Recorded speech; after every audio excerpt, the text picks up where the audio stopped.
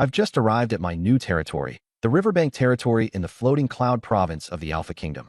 A convoy escorted by 500 soldiers brought me to this desolate little town. In the carriage, a green-haired, twin-tailed elf lowly named Tisna was sound asleep, leaning on me. "Are we there yet?" she mumbled groggily. "Yes, we're here. Go back to sleep," I said, gently stroking her silky smooth back. Her skin was so soft it felt like water might drip from it. You might not believe it, but I'm a transmigrator. 50 years ago, I reincarnated straight into a dragon egg, a hybrid of a red dragon and a gold dragon, which, by all logic, shouldn't even be able to reproduce together. There weren't any adult dragons around when I hatched, so I'm guessing my mother was a red dragon.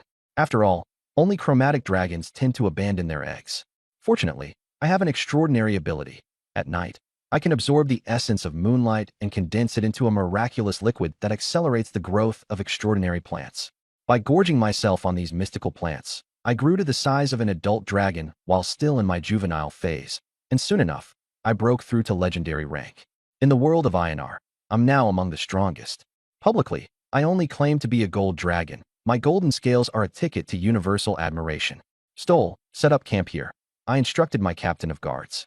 "Yes, my lord," he replied. "These 500 guards were a gift from the king. Not that it matters.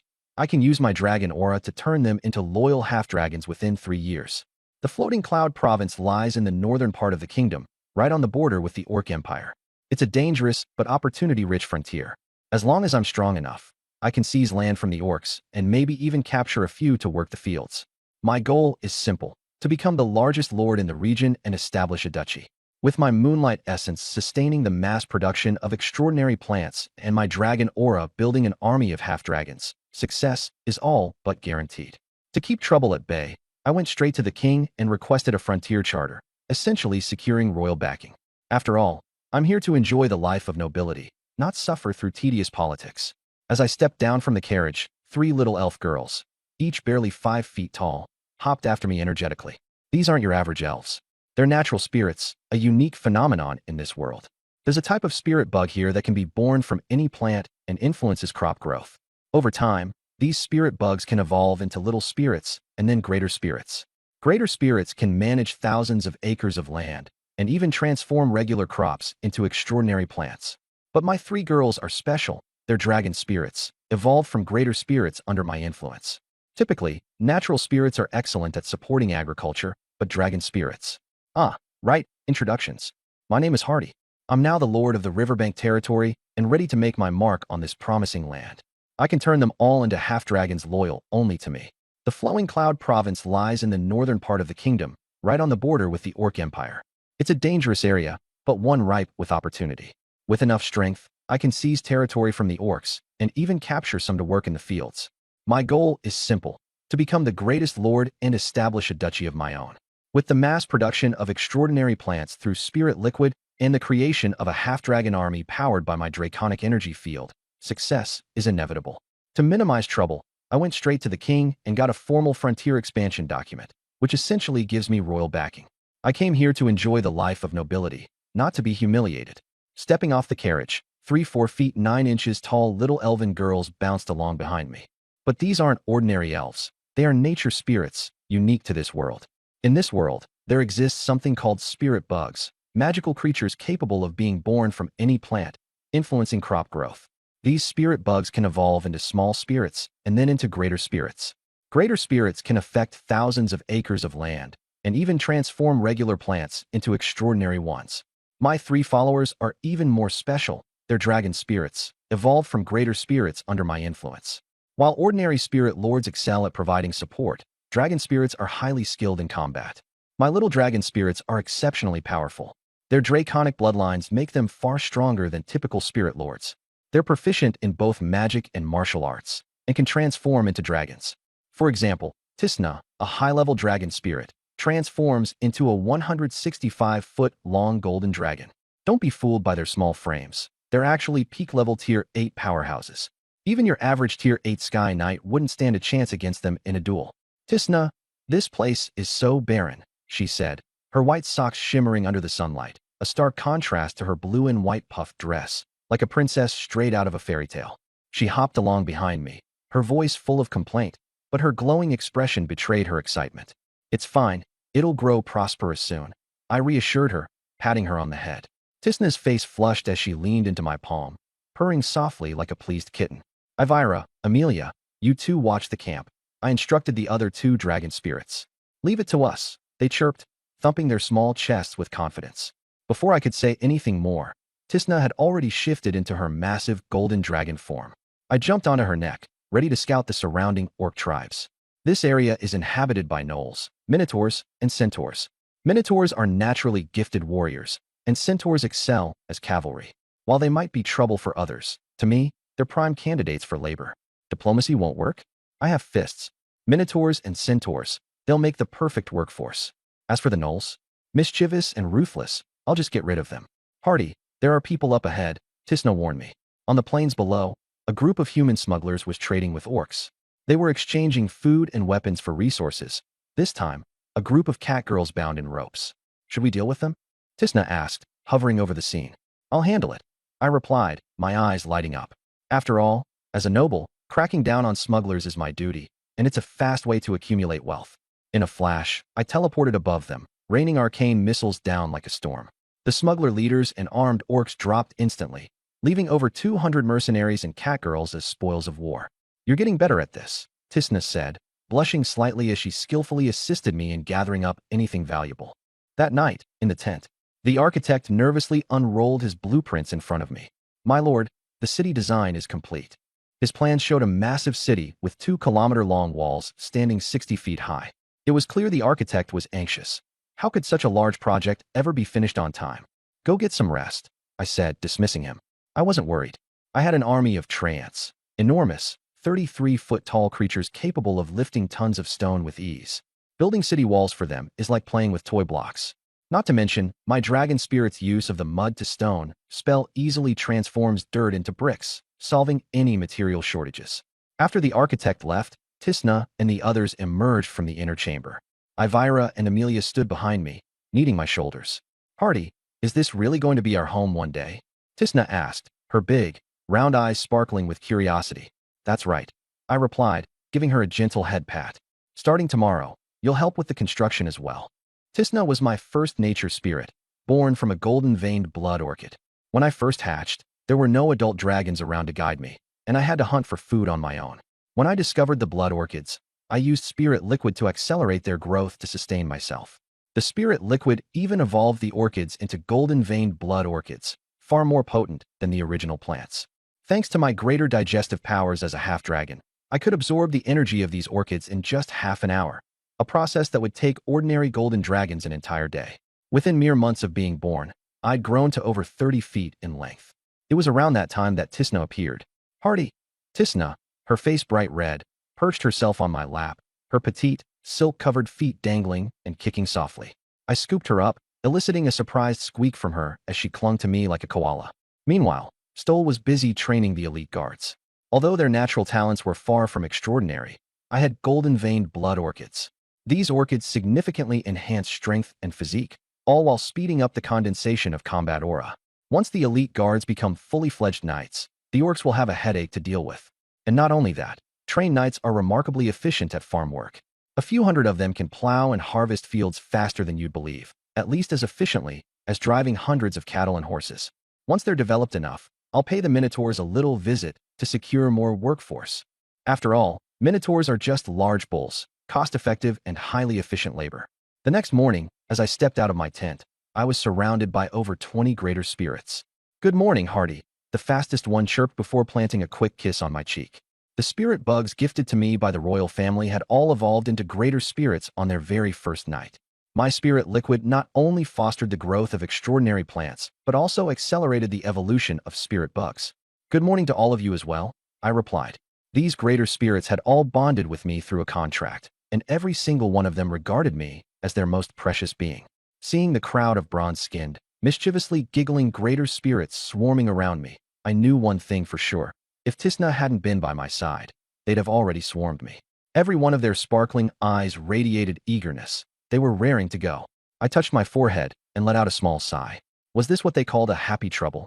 As soon as I told them I needed help casting the mud-to-stone spell, the adorable little fairies lit up with excitement. Leave it to us, Hati. We'll do our best. Should we go capture some orcs? They eagerly waved their tiny, delicate hands, practically jumping at the chance to help. As greater fairies, their magic level was on par with that of fourth-tier mages. Casting mud to stone was a walk in the park for them. More importantly, this was about building their future home. How could they possibly complain about the effort? I made my way to the outskirts of the abandoned town. There, Stoll and his personal guard were busy digging up dirt, ready to transport it for Tisna and the others to transform into bricks. Reaching into my bag, I retrieved an oak seed, planted it firmly into the soil, and dripped a bit of life essence onto it. Instantly, the seed transformed into a towering tree over 30 meters in height. While it was an ordinary oak species, the infusion of life essence aged it 1,000 years, imbuing it with a pure and vibrant spirit. Awakening ritual. I cast my druid spell on the colossal oak tree. The ancient boughs creaked and groaned as the tree began to morph. In the end, it transformed into an enormous 20-meter-high treant, its trunk now carved with the face of a wizened elder. Treebeard greets you, master. The treant knelt on one massive knee. I had to crane my neck just to meet its gaze. This thing was as enormous as a 7-story building, its body thick and formidable. That's huge, Avila and Emily murmured, their mouths agape. But I wasn't done yet. Calling upon the reserves of 2,000 drops of life essence I'd gathered over half a century, I set about awakening an army of treants. Each treant required 5 drops of essence. All at once, I summoned 50 of them, 10 mighty oak treants and 40 ironwood treants. The latter boasted iron-like bark, impervious to orc axes. When the architect beheld these towering creatures, his legs nearly gave out. "Oh Lord," he stammered nervously. "Treebeard is their leader," I explained calmly. "They'll assist you in building Deer Harem's walls." Deer Harem, the name of our new city. The walls were to be constructed to fortress standards, 18 meters high, 10 meters thick. That afternoon, Tisna and her fellow greater fairies started fortifying the foundation with magic, while the treants hauled in massive stones, each weighing nearly 20,000 pounds, as if they weighed nothing at all. The architect could only gawk, dumbfounded. With this kind of efficiency, we'd be ready to start building the walls by tomorrow. Later that evening, Tisna snuggled into my arms like a koala bear. As a nature fairy, she had never feared my golden dragon form. "Tisna, tomorrow I'll be heading to Vaneburg," I said, stroking her smooth back. "I'm leaving the territory in your care." Vaneburg was the capital of the Luyun province and home to a bustling slave market. The frontier needed population growth. The kingdom was far too poor to provide much support. Orc raids every year left the land drained, and tax revenue was a joke. If we wanted development, buying serfs was the only viable option. At the break of dawn the next day, I departed with 200 personal guards.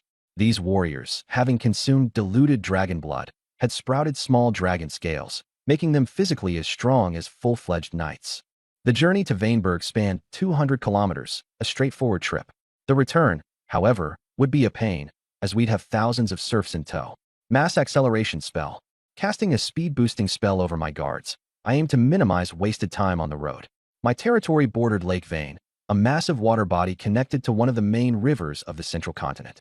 Were it not located right next to the Orc Empire, this region would have been unimaginably rich and prosperous. Unfortunately, life here was anything but easy.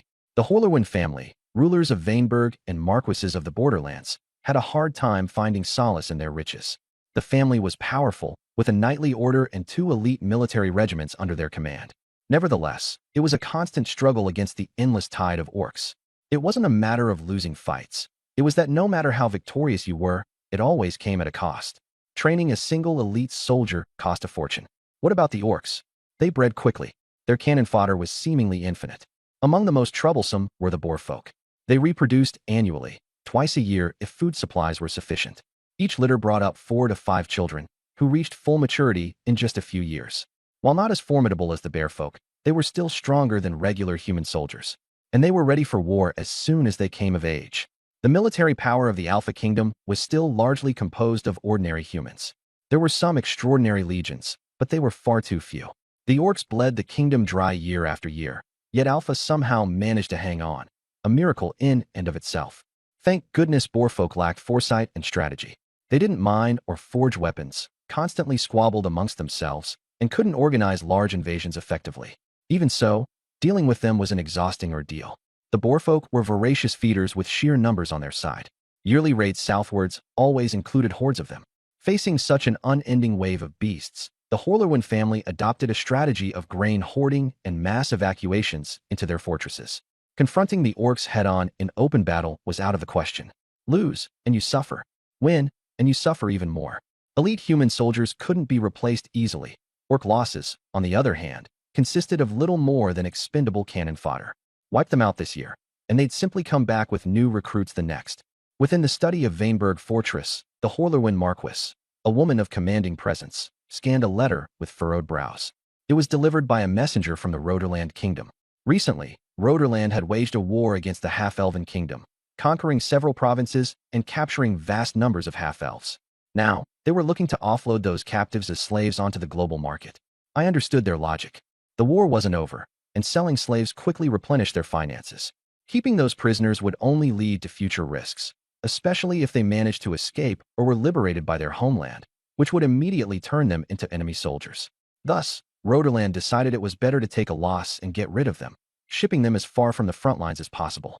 Instead of selling them locally, where half-elven spies might facilitate their rescue, they arranged for transport to the northern and southern continents of the world. Central human kingdoms weren't particularly unified. In fact, many neighboring states were happy to see Roderland weakening itself, even if it meant buying discounted half-elves to make a profit. Roderland nobility, wary of sabotage, opted to ship their captives far and wide. Their requirements weren't ambitious. Just get something in return. Just cover the shipping fee. Worst case, let's just sell it and call it a loss. In the letter, asked the Marquise if she's interested in half-elf slaves. I wouldn't mind buying a few if it's a small amount, but the timing is off right now. These half-elves have just lost their homeland. To them, Roderland Kingdom and Alpha Kingdom are the same. It's all humans, all enemies. The Marquise does need more people to populate her territory, but these half-elves are unstable elements. They can farm, but they can't be soldiers. After considering the issue, the Marquise decided to pass on the opportunity. Even though the price is seriously cheap, regular male slaves cost 3 to 5 gold coins, with female slaves fetching about the same. Beautiful or specially trained ones. Sky's the limit on those prices. Half-elf slaves, being exotic, are usually even more expensive. A few dozen gold coins wouldn't be surprising under normal circumstances. But right now, ordinary half-elves are going for just 3 gold coins. Attractive female half-elves cost a bit more, but not by much. From the tone of the letter, buying in bulk could lower the price even further. The Roderland nobles are sly with this tactic. It's so cheap that it's bound to tempt someone. Buying a few dozen would cost only a few hundred gold coins.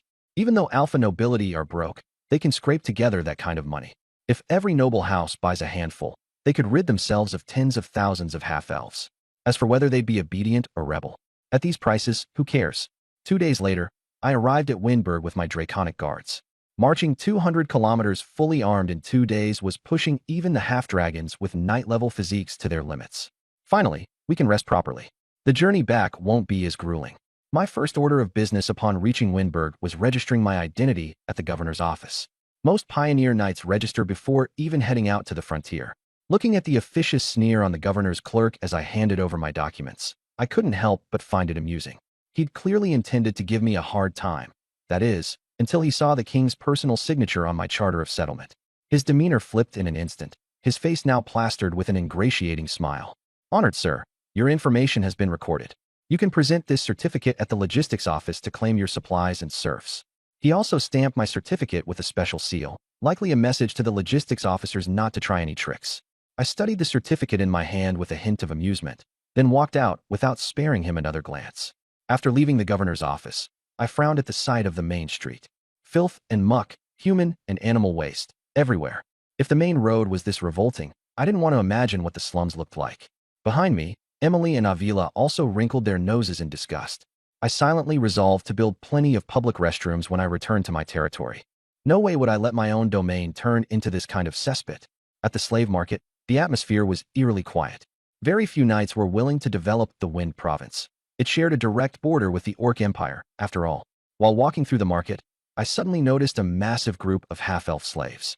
Their faces were vacant, their expressions hollow, and the prices? Outrageously low. Money was never an issue for me. Thanks to my unique abilities, I could cultivate extraordinary magical plants using spirit elixirs from the moment I hatched. My rate of growth far outstripped the norm. While other wormlings were still relying on their parents for food at 3 or 4 years old, I was already 10 meters long and hunting independently. By the time I reached my teens, I had a body length of 40 meters, the equivalent of a fully grown dragon. Through constant adventuring, I had accumulated a fortune of over 1 million gold coins. I could have made more, too, if I hadn't spent 20 years asleep after overindulging on magical delicacies during my breakthrough to legend status. Influenced by my red dragon and gold dragon lineage, I refuse to prey on common folk. Instead, I target the wicked, pillaging wealth from evil organizations. Including magical equipment, my total assets could buy 500,000 human slaves. If we're talking half-elves, the number would be even higher. But here's the thing, I hate spending money.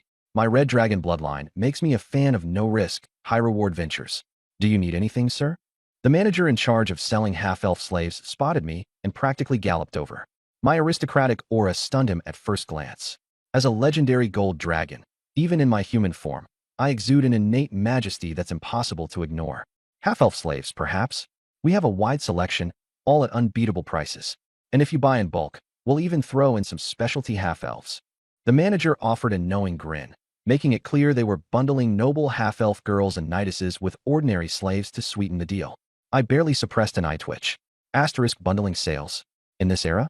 Really? Asterisk. The manager proceeded to show me their inventory. Blacksmiths, carpenters, tailors, brewers. They had everything. I felt a strong urge to buy, but paying for it just soured my mood. How much is the friendship of a legendary gold dragon worth? If I could get this deal on reputation alone, it'd be ideal. I want to speak with your master, I abruptly said. The manager wasted no time fetching Count Snow. Count Snow, a court-appointed noble and the king's advisor, initially showed up looking irritated. But upon seeing me, his expression underwent the usual shift to overly polite. After the obligatory pleasantries, he asked, "How many half-elf slaves does Sir Hardy need?" I raised 5 fingers. 50,000, along with plenty of skilled workers. The Count's eyes widened, pupils constricting at the figure. 50,000 slaves? That's a 200,000 gold coin deal. However, his expression quickly turned troubled. Sir Hardy, these half-elves harbor intense animosity toward humans. With 50,000 slaves, an uprising would be catastrophic. You'd need at least several thousand professional soldiers to keep them under control. I lounged on the sofa, recognizing his hesitation. He was worried that a half-elf uprising within the Alpha Kingdom would fall on him to clean up. But come on, I'm a legendary gold dragon. You think I'm afraid of a bunch of half-elves far from home? Leaning back and folding my arms, I locked my gaze on Count Snow.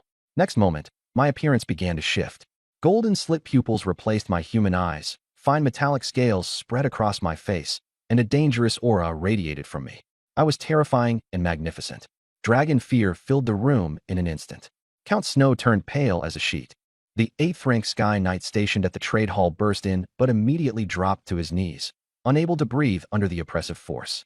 Though my experience in combat as a legendary dragon is limited, my aura alone is enough to rival others of my kind. The dragon fear dissipated as quickly as it came, but in those brief seconds, Count Snow was drenched in sweat. As for the Sky Knight, even more pitiful, he collapsed on the ground, panting heavily, his eyes filled with terror. Legendary, Golden Dragon. Earl Snow's trembling voice broke through the air.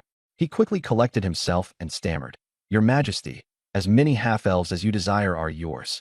To express my deepest apologies, I'll give you a 50% discount on all transactions today. Plus, a special gift when you leave." 50% off? Not bad. I replied, my mood instantly lifted. Earl Snow breathed a sigh of relief, grateful that golden dragons belonged to the benevolent alignment. So long as compensation was adequate, they wouldn't hold grudges. Since I was getting everything at half price, I decided to buy more. I had enough half-elf civilians and craftsmen. This time, I needed several thousand half-elf warriors. Half an hour later, outside the Merchants Guild, "Your Majesty," Earl Snow said respectfully, "the remaining 50,000 half-elves will be delivered to your territory within 40 days.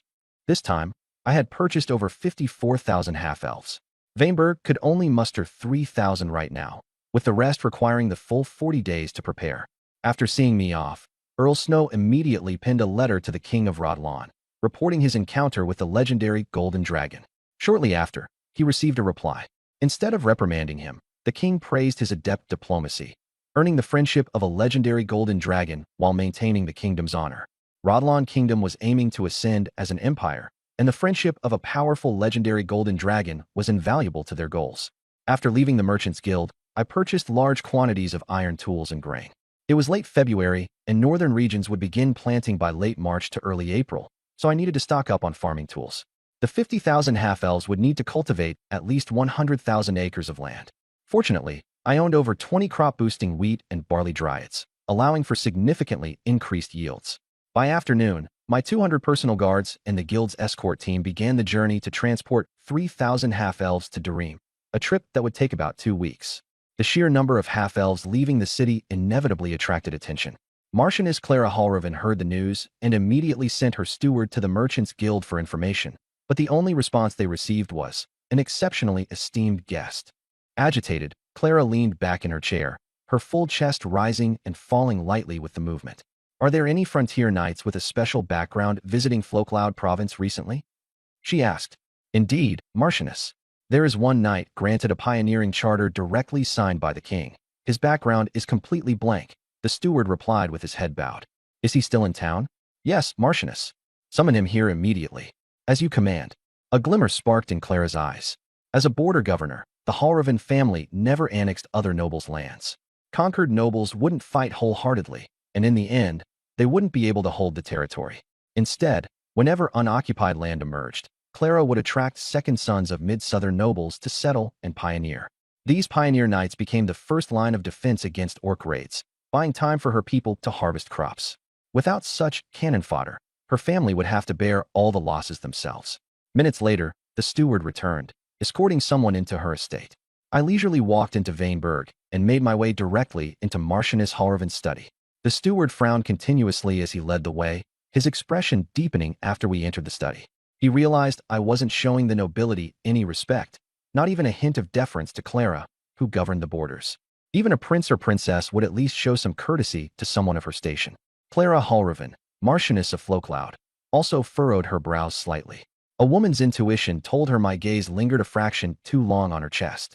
She wore a cerulean velvet gown embroidered with intricate gold vine patterns. The sunlight illuminated her alabaster skin, making it even more radiant. The tailored dress hugged her curvaceous figure tightly. By nightfall, within the small bedroom connected to the study, Clara rose to her feet unsteadily. As a border governor, her talent was average, but sheer resources had propelled her to the status of a fifth-tier silver knight. Resources that could have nurtured 4 to 5 silver knights. In Flocloud province, all the silver knights combined were barely more than a few dozen, over half of whom were from the Halraven family. Baronial families simply lacked the resources to cultivate silver knights. Beyond funding, major nobles intentionally withheld training legacies. Clara had leveraged ample resources to become a silver knight for self-preservation. Every year, the invading orc empire sent assassins targeting major nobles. Even if she couldn't defeat an assassin, at least she could hold out long enough for reinforcements. But now, her legs were still trembling. What happened in the afternoon had been utterly insane. Her face flushed red as she took a deep breath, then turned to me. "Lord Hardy, are you satisfied?" Even now, her mind was spinning, unable to recall exactly what had transpired. At one point, she had even wondered if magic was involved. But given the situation, she decided to maximize the benefits. To share a bed with a legendary golden dragon. If not for her own unique status, she might have even boasted about it outright. I waved a hand gently, a breeze lifting her into my arms. Her body tensed at first, then softened, her jade-like arms wrapping around my neck and the majority of her body pressing against mine. "Darim will take route along the kingdom's border and help relieve the pressure on Vaneburg," I said, wrapping an arm around her waist as my other hand caressed her cheek. "When the Orc Empire launches a large-scale invasion, I will ensure that the Halraven family legacy continues unbroken." Clara, in her early 30s, had maintained herself well. As a silver knight, she looked no older than 27 or 28, with skin as delicate as a young girl's. Honestly, this promise wasn't a significant concession. Even without today's incident, I had already planned to establish Darim in the northern borderlands. While the orc armies could contend with 8th-tier warriors, they didn't stand a chance against a legendary dragon. If I wanted to retreat with my people, they wouldn't be able to stop me. Unless, of course, the Orc Empire truly intended to annihilate Alpha Kingdom, in which case, humanity's nations would unite and crush them. The orcs had learned this the hard way 2 centuries ago when they nearly faced extinction. For Clara, however, the promise was more than enough. She hadn't truly sacrificed much, and truth be told, she had thoroughly enjoyed herself.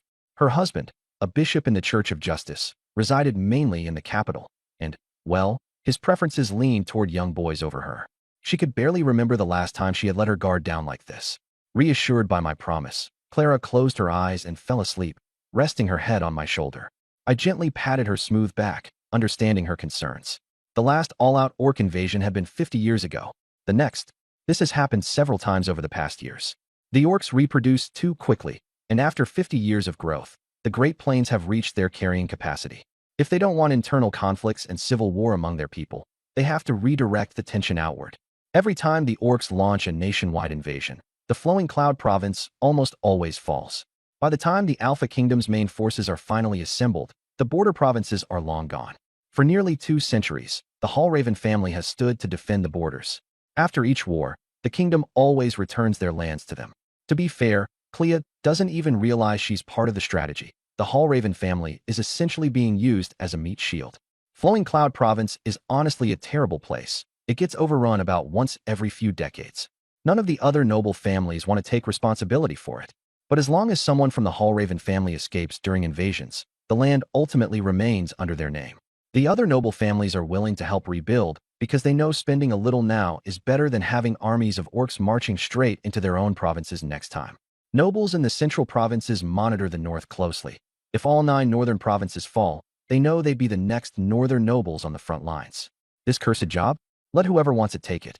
No thanks. As the night descended and the stars twinkled, I sat in the study at Waynister Castle. I sat at the head of the table, staring at the map of Flowing Cloud Province Clea had handed me. It was far more detailed than the one that had come from the king. The map highlighted various mines, including their locations and material quality. I noticed a sizable iron mine on the western side of Dehiram, but the area was crawling with monsters, goblins, kobolds, and gremlins. There are 2 distinct types of kobolds in this world. Orcish kobolds belong to the Beastman Empire. They literally have dog heads and are at the bottom of the societal hierarchy, much like orc pigs. Monstrous kobolds, however, resemble miniature dragonfolk. Their heads are dragon-shaped, their bodies are covered in scales, and their statures are squat, just 3 feet tall. Despite their small size, they are intensely devoted to dragons. If another noble wanted that mine, they'd have to mobilize a whole army to clear it of monsters, with additional forces stationed regularly to defend it. Monstrous kobolds breed absurdly fast, 2 to 3 clutches per year, laying 2 to 4 eggs at a time. Eggs hatch in months, and within a few years, the kobolds are ready for war. Luckily for me, this was a simple problem to solve. All I had to do was transform into my true dragon form and make a brief appearance. The kobolds would surrender immediately, handing over the mine in exchange for the privilege of serving me. Effortless acquisition of iron and free labor. Sure, there are downsides to monstrous kobolds, but free is free. Clea has always been envious of my natural gifts. She couldn't wrap her mind around why kobolds worship dragons. Knock, knock, knock. The sound of someone rapping on the door interrupted my thoughts. Come in. Clea's commanding tone returned, her voice carrying the regal authority of a marchioness. A few heavily armored knights entered, carrying a large pot of elven buggrass. Put it here, Clea instructed, pointing to the side of the desk. The knights complied and quickly left without so much as glancing up. I approached the pot, examining the buggrass. Earlier, when Clea had just regained consciousness, I'd struck a deal with her. I promised to help one of her family's elf bugs evolve into a great elf in exchange for 10 different kinds of elf bugs. I wanted these elf bugs to bolster my growing territory. Peanut elf bugs for oil, birch elf bugs for timber, grape elf bugs for wine production. Clea had her doubts, but agreed to the deal. My terms were clear: payment only upon success, nothing owed if I failed. What she sent was barley elf buggrass, a variety capable of increasing yield for 300 acres of barley. A middle-tier choice, not bad. Not amazing either. I concentrated for a moment, condensing a single drop of glowing green spirit liquid. With precision, I let it fall onto the plant. The next second, the bug grass grew wildly. The small elf bug quickly began its evolution. Clea was absolutely stunned, her mind racing to process what was happening in front of her. Truth be told, a single drop of my spirit liquid could instantly evolve any elf bug into a great elf. However, that level of power would draw far too much attention. Helping an almost ready elf break through its evolutionary bottleneck seemed more plausible. In just minutes, what was once a foot-tall elf bug had transformed into a 5-foot great elf. Clea, I evolved. The great elf gawked at itself in disbelief. Clea, meanwhile, was bursting with excitement, nearly trembling with joy. A great elf buggrass could drastically increase agricultural output, boosting yields for up to 4,000 acres. Without it, those fields would produce no more than 390,000 pounds of grain. With its help, however, Clea could harvest 1.6 million pounds, an over 4-fold increase. The grass also produced spirit barley, a rare resource for cultivation. watching Clea's chest rise and fall in her exhilaration. Well, let's just say it was quite a sight. I leaned back in my seat, arms crossed. Honestly, my estate already had countless great elves. Unless something truly rare like a dragon elf or an elf lord appeared, I wasn't easily impressed. Lord Hardy, thank you, Clea said earnestly. The Hallraven family will deliver 15 elf bugs to you. If we don't have the specific ones you need, I'll find them elsewhere. She voluntarily offered 5 more than she initially promised, clearly trying to cultivate favor. Her gaze brimmed with ambition, no doubt hoping for more great elves in the future. Clea walked over to my side, placing her hands on my shoulders to massage them. Lord Hardy, is there anything else you need? Smart. She wasn't overreaching or requesting too much at once. Instead, she was showing her worth. No, I responded lazily. Then let me help you relax, she purred softly, leaning in to kiss me. At some point, her clothes had slipped away. Clea had made her decision. She would become my mistress unapologetically. As for her husband, a man obsessed with young boys who had only come home 15 times in 18 years, she couldn't care less. With a flushed face and burning cheeks, she grasped my face and made her feelings unmistakably clear. More than 10 days later, I left Waynister Castle and returned to Dehiram. As my massive form broke through the clouds, descending upon Dehiram's outskirts, I spotted the first batch of half-elf slaves being delivered. Roar!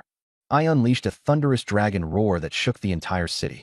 The half-elf slaves all gazed upward, their eyes locking onto me in awe and terror from the ground below. I landed heavily, towering over the ground with my 200-meter-long body glittering like a golden mountain. The ground trembled violently as I landed, causing half-elf slaves to lose balance, many tumbling to the ground. Lowering my colossal head, I let my golden, slitted eyes sweep across the trembling crowd of 3,000 half-elves. Only moments ago, they'd been brimming with defiance as they eyed my personal guards. Now, some were petrified, others fainted in fear. Clearly, they were all thinking, wait, wasn't our buyer supposed to be a human? What the hell is a golden dragon doing here? If they'd known earlier that a golden dragon was their master, they wouldn't have dared to resist. I am Hardy, I declared, my voice amplified by powerful waves of dragonic might. From this day forward, I am your master. My voice, infused with the force of draconic majesty, swept across the entire scene. In my tone and demeanor, I embodied more of a tyrannical red dragon than a benevolent golden one. Watching the half-elves kneel one after another, I knew that Durarum was about to soar to greatness. Just 2 days ago, the second batch of over 6,000 half-elven slaves arrived at Fort Vane and were already on their way here. Count Snow also mentioned that in 4 to 5 years at most, the kingdom of Rodron would destroy the half-elven kingdom. By then, the price of half-elven slaves would skyrocket, so I should stock up now. Under the pressure of my dragon's might, the 3,000 half-elves gave up any thought of resistance. A slight regret. I'd initially planned to send the unruly ones to the Bloodclaw tribe to mine. For the half-elves, submitting to a dragon was far better than submitting to those who destroyed their kingdom. Looking at my mountainous form, even if they had thoughts of defiance, they'd have no choice but to swallow them. Within the crowd, there were a dozen or so half-elven noble maidens, gifts from Count Snow. Though the long journey had left them disheveled, their every gesture still bore the unmistakable grace of nobility. The noble bloodlines of the half-elves were pure, and they were all attractive. If not for the elven blood in them limiting their physique, they would have been flawless. Of course, there were exceptions. I locked my gaze on these trembling noble maidens. They'd be perfect as managers to help me oversee the populace. At the very least, they were literate and could follow orders. Loyalty? That's simple. I'll transform them into half-dragons. That solves everything. As for the other half-elves, I wouldn't waste my dragon blood on them. With the dragon's force field present, they'd naturally start to develop dragon-like traits in a few months, becoming my most loyal vassals. The noble maidens, unaware of my intentions, only felt their spines shiver as I stared at them, as if falling into an ice cellar. But a few minutes later, their initially terrified faces took on a different look. They bowed to me devoutly, and then began to work, sorting craftsmen, organizing the commoners to build houses, cooking meals. In the past 10 days or so, Treebeard and the others had completed the outer city wall. Now, they and the High Elves were constructing a 400-meter square inner fortress, a building that would serve as my future palace and as the headquarters for my personal guard. The half-elves gradually busied themselves. I looked toward the direction of the Orcish Great Plains. Tisna, have the half-elves set up stables and a few large livestock barns first, I commanded, remaining in my dragon form. Understood. Tisna promptly responded. Durarum currently lacked livestock and warhorses. Though I could purchase them from Fort Vane, why buy when I could simply take?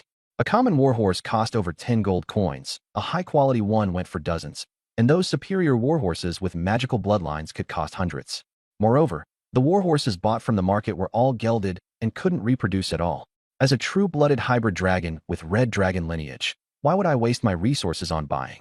I could always borrow some from the Orcish Great Plains. Once the stable was ready, I'd pay a visit to the nearest orc tribe to borrow livestock. For orcs, farming was as arduous as ascending to the heavens, but raising livestock?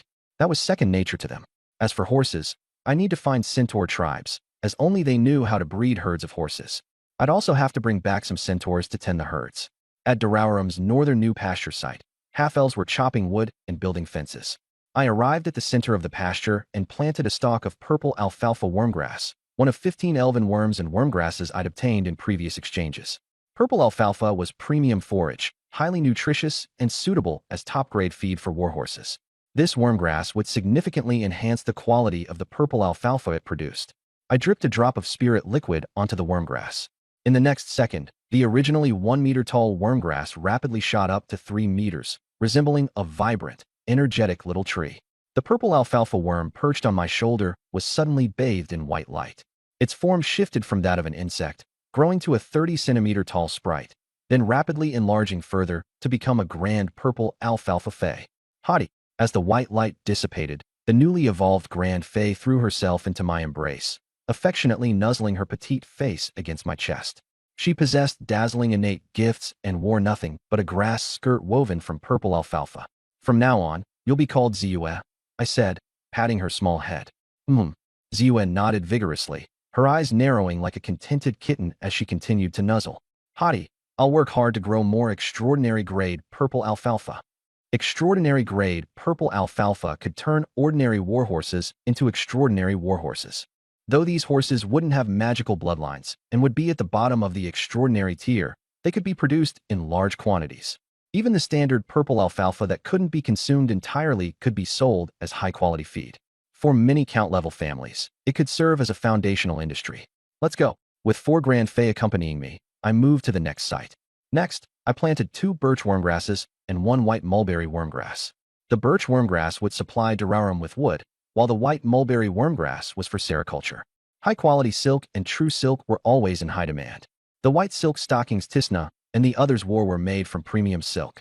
Outside, a single pair would cost 5 gold coins, more expensive than a half-elven slave. The other grand elves in the castle also favored wearing white silk stockings. While it was pleasing to the eye, the cost was steep and the consumption high. Clearly, I needed a way to achieve self-sufficiency. Night fell. I rested my head on Tisna's fragrant, soft lap as Amiri and Avira knelt by my side in revealing camisole nightgowns and white silk stockings, massaging me gently. These styles weren't my invention. They already existed in this world. Stockings were initially worn by male nobles for riding and dueling. It was only later that women adopted them more commonly. In the Alpha Kingdom, nobles seldom wore them like this, simply because they were poor.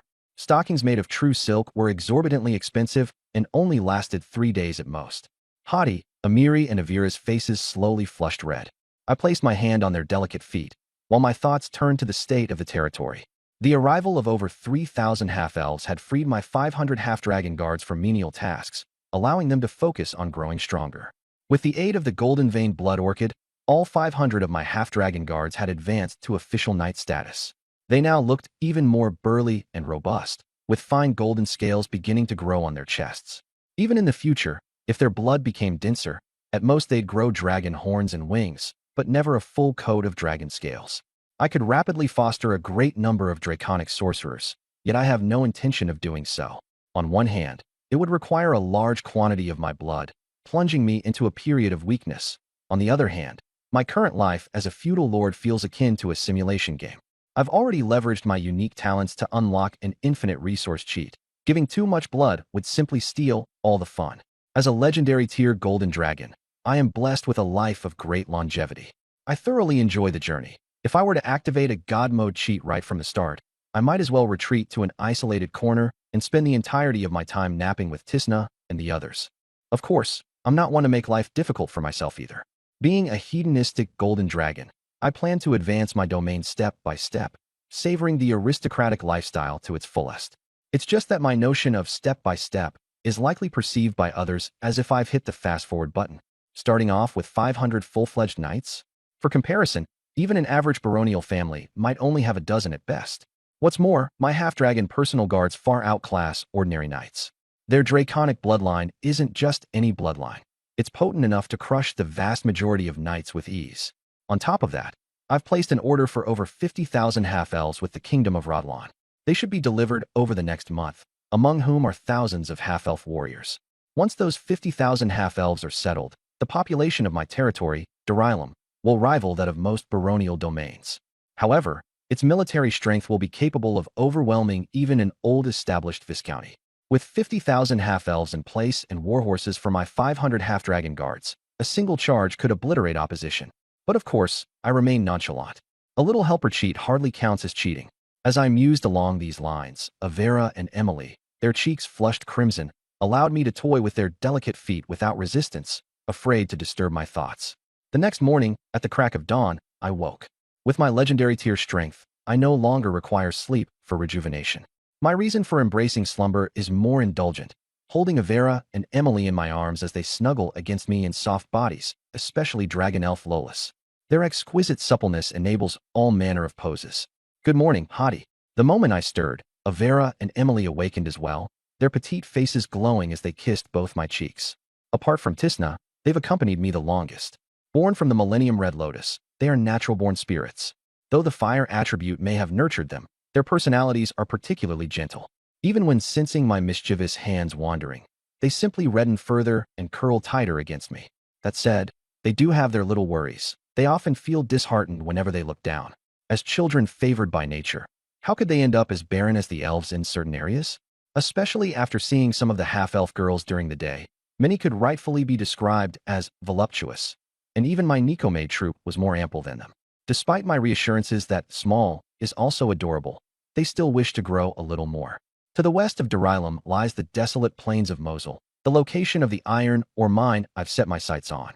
For any noble domain, iron goods are of critical importance.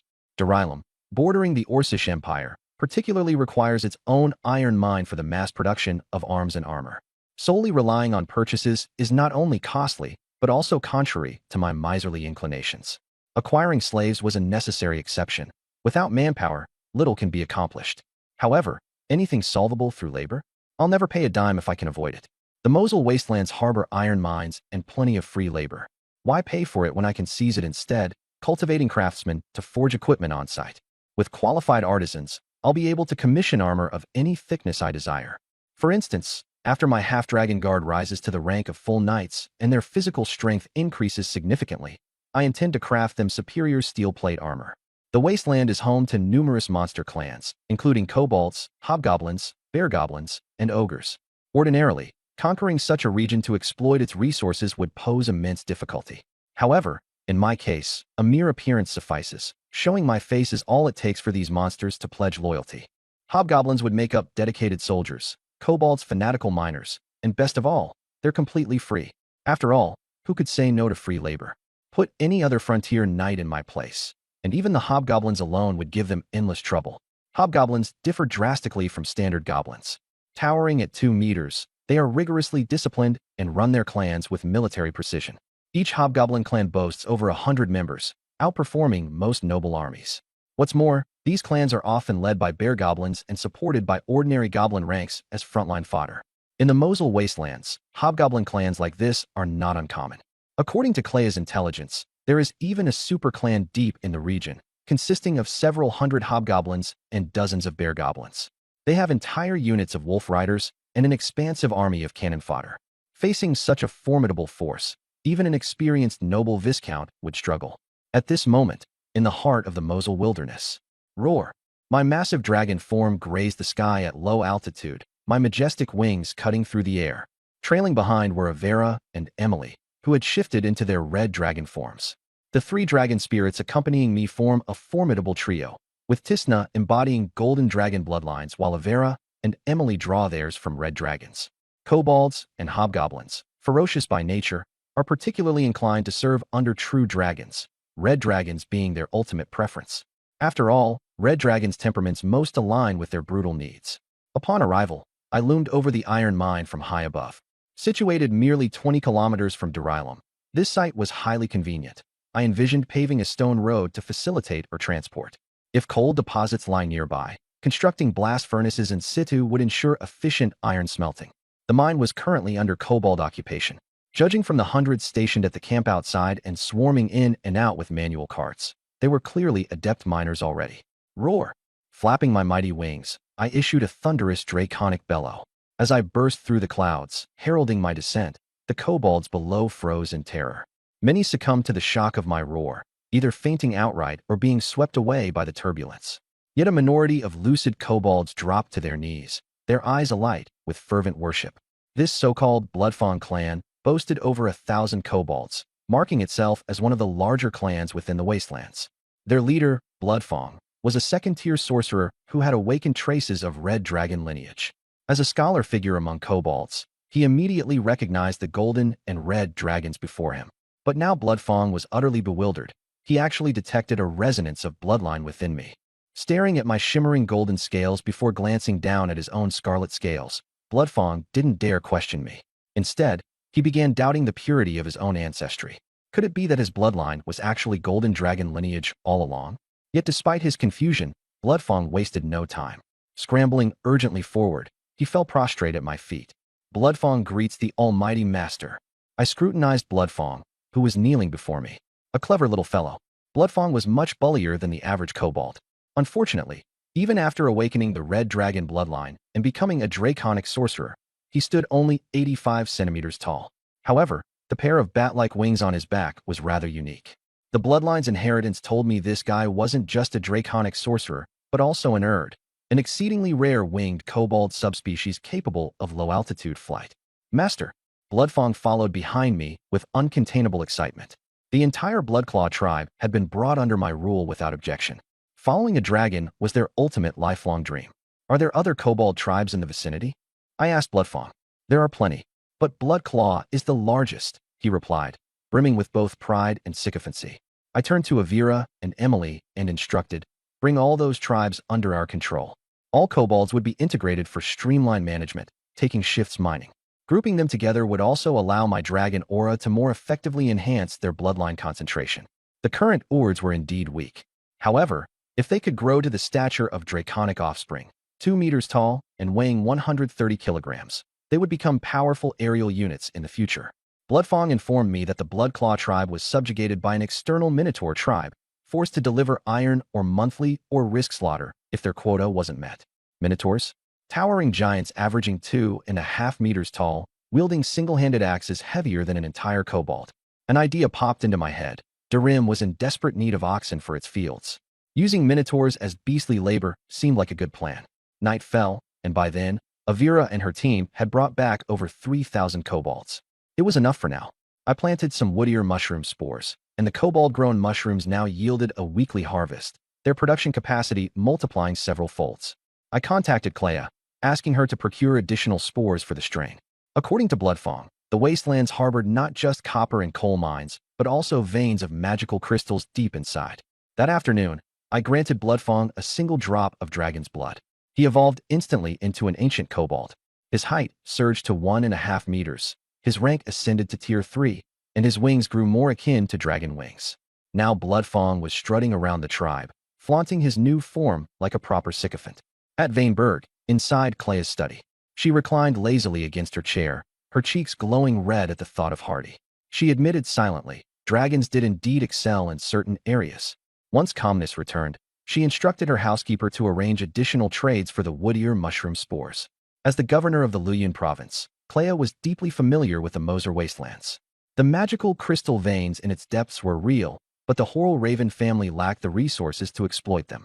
The costs were extraordinarily high and compounded by threats from magical creatures and the Orcish Empire. If orc tribes decided to sabotage their operations, any upfront investment would go up in flames. But knowing that this vast wasteland might soon become Hardy's backyard filled Clea with envy. Kobolds were poor fighters, but exceptional miners. Their dragon-worshipping fervor drove them to labor ceaselessly, without rewards. With so many untapped veins, even selling raw ores could rake in 200,000 or 300,000 gold coins annually. If the resources were processed into steel equipment, yearly earnings could easily surpass $1 million. In the Alpha Kingdom, There was no shortage of demand for arms and weapons. Only delayed payments were an issue. Whenever orcs invaded, the nobles inevitably became the kingdom's creditors, stuck with piles of IOUs that wouldn't be repaid for 20 or 30 years. Apart from kobolds, the wastelands housed goblins and hobgoblins. The militarized hobgoblins were naturally born soldiers. If I were to claim control of the Moser wastelands and assemble all the hobgoblins, I could swiftly form a formidable infantry division. Given a few decades of development, a fully armed hobgoblin heavy infantry corps would be at my disposal. Clea couldn't help but feel fortunate. The one claiming this territory was a legendary golden dragon, and this dragon happened to share an intimate connection with her. With my reign over the wastelands, the Horal Raven family might even gain benefits from it. If, on the other hand, an evil red dragon had moved in, Clea was certain she wouldn't have a single night of peaceful sleep. Neither would the governors of neighboring provinces, for that matter. While contemplating how to extract more benefits from me, the magical equipment I had left her suddenly shimmered briefly. Clea placed her hand on it, and my voice resonated in her mind. Locate the whereabouts of cloud giants. Offer greater sprite evolution as reward. The device allowed for a message of only 20 words, so I conveyed my meaning succinctly. Cloud giants generally resided atop mountain peaks, places completely inaccessible to ordinary beings, making them difficult to locate. But the reward I offered was something Clea couldn't resist. If the Horal Raven family could secure a few greater sprites, Vaneburg would be impervious during the next Orcish invasion. Orcs weren't fools. When they realized a fortress was too difficult to conquer, they typically moved on to easier targets. Thus, Clea resolved to mobilize every contact her family could muster to search for them. Cloud giants had fair white or pale blue skin and were far more civilized than other giant species. They possessed skills in weaving, forging, animal handling, agriculture, and construction. In terms of raw power, they ranked among the top within giant kind. A full-grown cloud giant, purely through strength and physical prowess, could rival a Tier 5 Silver Knight. Trained, they became even stronger. Some among their ranks were spellcasters as well. It was a well-known fact that golden dragons loved recruiting cloud giants to act as castle guardians. I remembered this only after Bloodfang mentioned that wild giants once roamed the Moser wastelands. Hence I decided to seek some cloud giants as servants. The arrangement between golden dragons and cloud giants appeared equal on the surface. Cloud giants maintained and protected the castle, while golden dragons offered their guardianship. However, in reality, due to the overwhelming might of golden dragons, the dynamic was more akin to that of master and servant, especially when a golden dragon ascended to become a legendary being. I didn't have particularly high demands. Securing just a few hundred would suffice. On the battlefield, a few hundred cloud giants would be far more terrifying than several bearfolk heavy infantry regiments combined. Moreover, cloud giants excelled at breeding griffins. If luck was on my side, I might even assemble a Griffin Knight Corps. After the Bloodclaw tribe was subjugated, Durim dispatched 2 greater sprites alongside 10 ironwood treants to construct a stone-paved road connecting Bloodclaw to the western gate. The following day, dozens of half-elf craftsmen set off for the Bloodclaw tribe. Since the area contained coal mines, I planned to set up blast furnaces nearby. Such intricate work couldn't be handled by kobolds. It required the skill of the half-elven artisans. Blast furnaces yielded pig iron, which was too brittle for direct forging. By employing the steel refining process, I could convert it into steel, a material vastly superior to both cast iron and wrought iron. However, while I understood the theory behind it, extensive experimentation was still necessary. Half a month later, at the beginning of March, I had completely taken control of the entire Mosul wasteland. This piece of land spans 170,000 square kilometers, just slightly smaller than the Flowing Cloud province. But the land is terribly barren, probably due to the excessive number of buried mines. After occupying it, the kobolds under my command grew from a few thousand to tens of thousands. Even that number was a result of me not incorporating all of them. Otherwise, it would have increased by an additional 20 to 30,000. With such a massive base of numbers, I managed to assemble a kobold mage corps composed of over 100 scaled sorcerers. While most of them are quite weak and limited in the number of spells they can cast each day, it's still a considerable achievement. I also formed 5 squadrons of Urds as an aerial kobold force. 500 Urds rising into the sky simultaneously is a rather grand sight. During the occupation, I casually disposed of all the ogres. These creatures are innately brutal, low in intelligence, and difficult to domesticate. In the end, the ones ultimately recruited into my ranks were primarily the mining proficient kobolds, along with goblins, hobgoblins, and the slow-witted but obedient beast goblins who follow the orders of hobgoblins. Oh yes, there were also over 3,000 minotaurs. These minotaurs belonged to a tribe that regularly collected protection fees from the Bloodclaw tribe every month. The Bloodclaw tribe was merely their first stop. They were supposed to continue to other places after that. But this time, they encountered an immovable force. More than 500 boisterous minotaurs marched into the Bloodclaw tribe, only to find themselves facing. I had reverted to my true form as a golden dragon. While a young golden dragon might appear elegant, noble, and even adorable upon reaching adulthood, especially after breaking into the legendary rank, it exudes nothing but an overwhelming sense of majesty and oppression. As an exceptional entity over 200 meters long with a wingspan exceeding 500 meters, my presence brought an unspeakable sense of terror to the Minotaurs. And so, I gained another 500 or so Minotaur vassals wielding massive battle axes. With their guidance, I ventured into the Orc Empire's territories, taking control of the remaining Minotaurs as well. Faced with my gargantuan form, how could the Minotaurs refuse? They obediently relocated to the border of the Mosul wasteland. This location was ideal, not too far from my territory, making it convenient for them to herd. Apart from herding, the Minotaurs were also assigned to transport extracted or to the Bloodclaw tribe using Kodo beasts. Kodo beasts are colossal beasts of the plains, measuring 8 meters in length and 4.5 meters in shoulder height. They resembled enormous lizards covered in sturdy scales, with horns for battering atop their heads.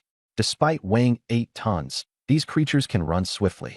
Their stamina is exceptional, well-suited for long-distance travel, and they can even perform short sprints. To the Minotaurs, the Kodo beasts serve as both mounts and livestock. At specific times, they are slaughtered for food, and their scales are used to craft protective gear. During their transport, hobgoblins always accompany as guards, though they're actually acting as supervisors. Hobgoblins have a natural inclination to follow dragons, and their loyalty to me far exceeds that of the Minotaurs, so I entrusted them with monitoring the newcomers. Standing in my true form, I looked down upon the Bloodclaw tribe as the diligent kobolds below worked like diligent ants, orderly building houses. Interestingly, with me towering here, it seemed their work ethic improved significantly. The Bloodclaw tribe now boasted over 10,000 kobolds. I summoned architects to plan the construction of a kobold city. According to my vision, all mined minerals in the Mosul wasteland would be processed into ingots here before being transported elsewhere. This would become an industrial city. 10 blast furnaces were already built outside the tribe. Each could smelt 2 tons of pig iron at a time. Honestly, Dararim couldn't utilize this capacity, yet since its craftsmen were still in training. Even with an assembly line system where each craftsman was only responsible for one procedure, it would take 3 months to train a regular half-elf into a competent craftsman. This period wasn't just about learning a craft, but also about adapting to high-intensity, high-temperature environments. I watched as the kobolds opened the blast furnace outlet, pouring orange molten iron into containers. The molten iron naturally cooled and met quality standards, then was sent to crucibles for stirring to increase its carbon content, transforming it into steel. Though kobolds worked diligently and endured hardships, their lack of intelligence and strength proved subpar. While they did manage to produce acceptable steel, its quality remained inconsistent, sometimes overheated into wrought iron, which could only be used to forge farming tools. At least it wasn't entirely wasted.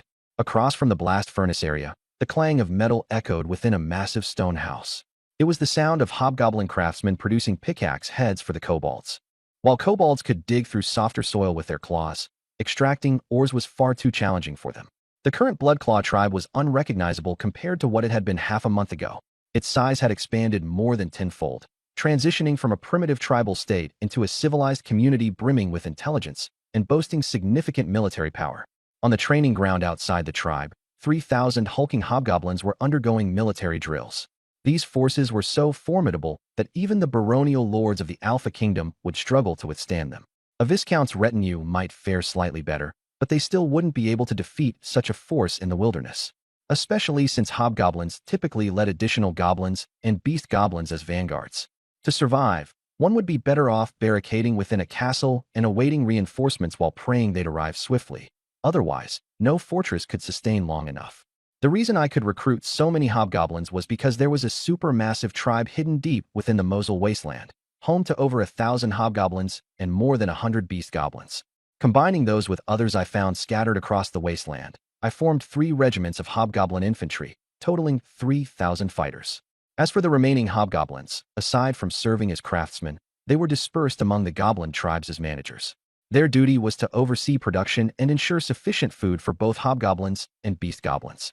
After taking over the entire Mosul wasteland, I issued orders strictly prohibiting ordinary kobolds and goblins from freely mating and spawning. In the absence of war and with the abundance of food supplied by the 8 giant spirit mushrooms, their numbers could balloon alarmingly if left uncontrolled.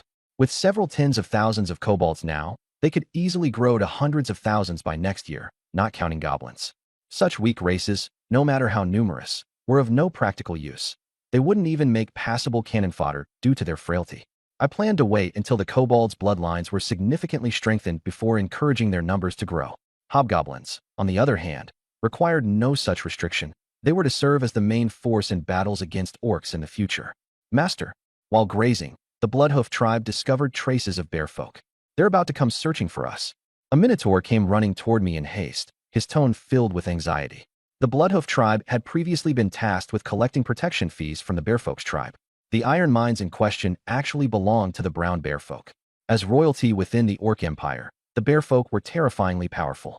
Their suspicions had been piqued since the iron tribute failed to arrive on time. Given the weight of the Kodo beasts, the trails they left behind were impossible to hide. If the bearfolk arrived, Kane dared not imagine. Bearfolk. I turned my gaze toward Kane. I investigated the legacy of dragons. This world's bearfolk include brown bears, black bears, polar bears, and even the eastern black and white bear. Honestly, I'm more interested in the black and white bear, but unfortunately, there are none in the Beastman Empire. Bearfolk are indeed born warriors, but they're far too proud. They won't submit as easily as kobolds would. As a royal tribe, the bearfolk boast at least 8 legendary warriors. I'm unafraid of facing a single legendary opponent, but a 1-on-8 fight would be troublesome. Luckily, this suit of golden dragon scales I have is my greatest shield. Metallic dragons are particularly united. Gold dragons like me especially enjoy the favor of Bahamut, the dragon god. If I can't beat them, I can always summon help.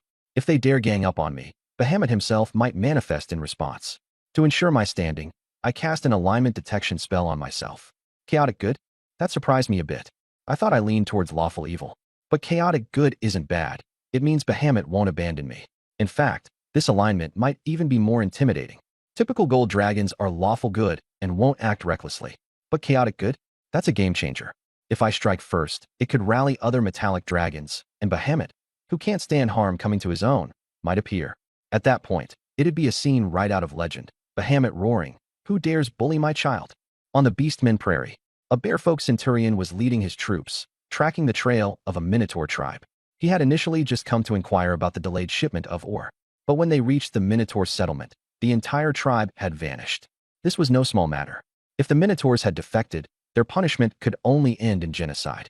As they pursued the trail, a massive golden dragon scale descended from the sky, striking the centurion directly on the head. The centurion wasn't killed, just dazed. "Boss, look at this." A subordinate picked up the scale. The moment he saw the golden dragon scale, the centurion's expression drastically changed. He could feel the overwhelming aura it emanated, filled with the dragon's oppressive majesty. A dragon scale falling from the heavens, coupled with the disappearance of the Minotaur tribe. "Retreat. Pull back now." The centurion turned and ran full speed, desperate to report this to the chieftain. In the heart of the bearfolk settlement, an 8th-rank bear chieftain examined the golden dragon scale, his face grim. He was, at the end of the day, just a typical ruler. Why was he dealing with something of this scale now? The chieftain could clearly sense the terrifying power radiating from the dragon scale. Most likely, it belonged to a legendary gold dragon, an entity far beyond his ability to handle. Taking out a magical artifact reserved for emergencies, he prepared to inform the Bearfolk Royal Court. At the Bearfolk Royal Court, the clan leader fell silent as he read the report. A legendary gold dragon? Moser Wastelands? That desolate place known for its iron deposits and little else? Logically, he found it implausible for a legendary gold dragon to appear there. Yet, he couldn't afford to gamble. Perhaps it was just a deceitful red dragon brandishing a gold dragon scale to intimidate them. After all, the treatment of legendary gold dragons versus red dragons differed markedly. A legendary gold dragon had an entire circle of allies and Bahamut backing them. Any provocation would spell disaster. A legendary red dragon, on the other hand, was nothing more than a walking treasure trove in the eyes of the Beastman Empire. That same evening, 2 legendary bearfolk were dispatched to the Moser Wastelands. When I sensed the arrival of the 2 legendary bearfolk, I immediately cast alignment detection on myself again. The 2 warriors were completely dumbstruck. Chaotic good gold dragon? What the hell? Seeing that my golden dragon scales were genuine, they both only had one thought: run. killing a legendary gold dragon? They didn't have that kind of audacity. If word got out, even the Beastman Empire couldn't protect them. Not to mention whether they could even win. What? Did they think I'd stick around if things went south? I can fly, after all. One of the bear folk, staring at the chaotic good radiance emanating from me, appeared to short-circuit entirely. The other reacted faster, grabbing his companion and shouting, "Run! This guy's not right." They abandoned the Moser wastelands altogether. A barren land like that wasn't worth clashing with a chaotic good legendary gold dragon. In her room at Vaneburg, Clea stood silently. Lately, she'd noticed her body changing. Her clothes were becoming shorter, and her height had increased by 3 centimeters. She was already in her 30s. How could she still be growing? Moreover, she looked younger. Ordering her maids to leave, she sat alone on the sofa. The fire in the hearth burned unusually warm and bright. Absent-mindedly, she extended her hand into the flame, only to find it didn't hurt. On the contrary, it felt pleasant. Startled, she jumped back several steps, her heart racing. Reflecting on it, these changes began happening soon after I'd left a few days ago. Growth spurts, flame resistance. Her face flushed in embarrassment. Was she becoming a draconic sorcerer? The reason? Perhaps she had consumed too much of something. As a legendary gold dragon, my blood and bodily fluids were infused with highly concentrated draconic magic. It wasn't entirely impossible. But how could she explain this when the Horwin family had no history of draconic sorcerers? Picking up the magical artifact I left her, she decided to confirm her suspicions. A draconic sorcerer? How is that possible? When the message reached me in Durim, I had just finished receiving the second group of 8,000 half-elves, including 1,000 warriors. Leveraging my status as a legendary gold dragon, I easily won their loyalty and used diluted dragon blood to transform the warriors into draconic vassals. Now, Durim housed more than 10,000 half-elves. The first group was building houses, while the second was cultivating farmland. With the help of the Minotaurs, efficiency was high. Leaving Tisna to guard the settlement, I flew directly to Vaneburg. Clea's room. She hadn't expected me to arrive so quickly. Lord Hardy. She turned to greet me, completely unaware that she was standing nude before her mirror. The body of a 5th-rank silver knight was already well-maintained, but with her awakening gold dragon bloodline, her skin had become delicate and radiant, glowing as though one could squeeze water from it. Clea was only momentarily shy before she naturally walked towards me, her tone composed. "Lord Hardy, you came so quickly. I've prepared nothing." I glanced at her body. If not for my curiosity about her becoming a draconic sorcerer, I might have teased that her preparation seemed plenty adequate. "Don't move." I grasped her wrist, my eyes shifting to pale golden slits. Her form transformed in my gaze, appearing as a blurry figure, but the changes in her spine were unmistakable. Particular vertebrae were beginning to shift into draconic wing bones. "You're indeed awakening as a draconic sorcerer," I informed her. "But it's still in its early stages." Clea furrowed her brows slightly. At first, the signs of change had left her panicking. It wasn't something she could easily explain to others. But now, calm and collected, she found herself filled with anticipation about growing into a powerful draconic sorcerer. Hearing my explanation, a glimmer of determination sparked in her eyes. It seemed she had an idea forming. Nightfall arrived, and Clea hosted an elaborate banquet, bringing with her 2 elegantly adorned companions, Lady Anna and Lady Helen. Both were widows of barons, their husbands killed by orcs a decade ago. Now, they served as Clea's trusted aides. "Sir Hardy." The 2 ladies curtsied gracefully, their low-cut gowns accentuating their alluring figures. Clea leaned closely against me, her intimate gestures shocking the 2 ladies, who widened their eyes in astonishment. Clearly, they hadn't expected Clea to be so forward. "Don't you like the gifts I prepared for you?" Clea asked tenderly, gently wiping a bit of sauce from the corner of my lips. The next day, Clea awoke from her deep sleep around noon. The first thing she did was to sense the changes in her bloodline. Becoming a dragon blood sorceress not only enhanced her power, but also significantly prolonged her lifespan.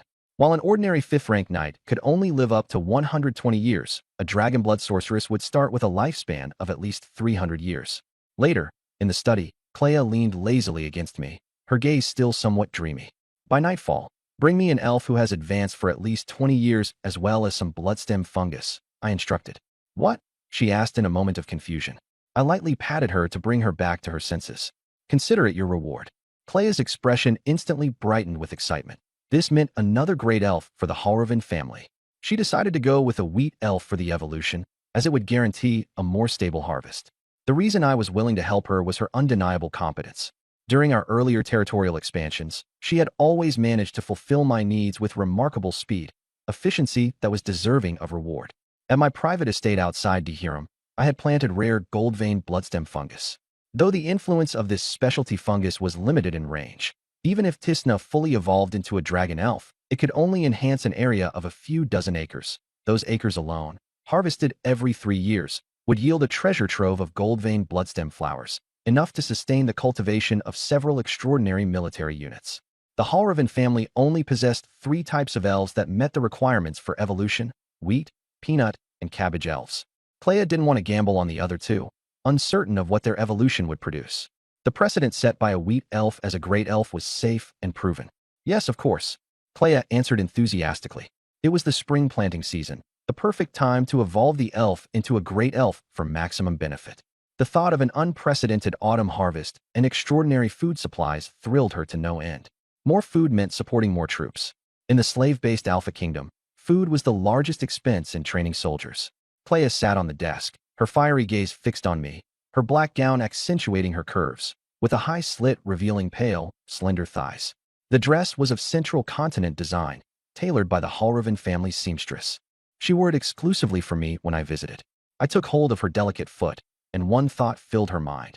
Only by staying close to me could the Halraven family strengthen itself and ensure survival against the looming invasion of the Orc Empire.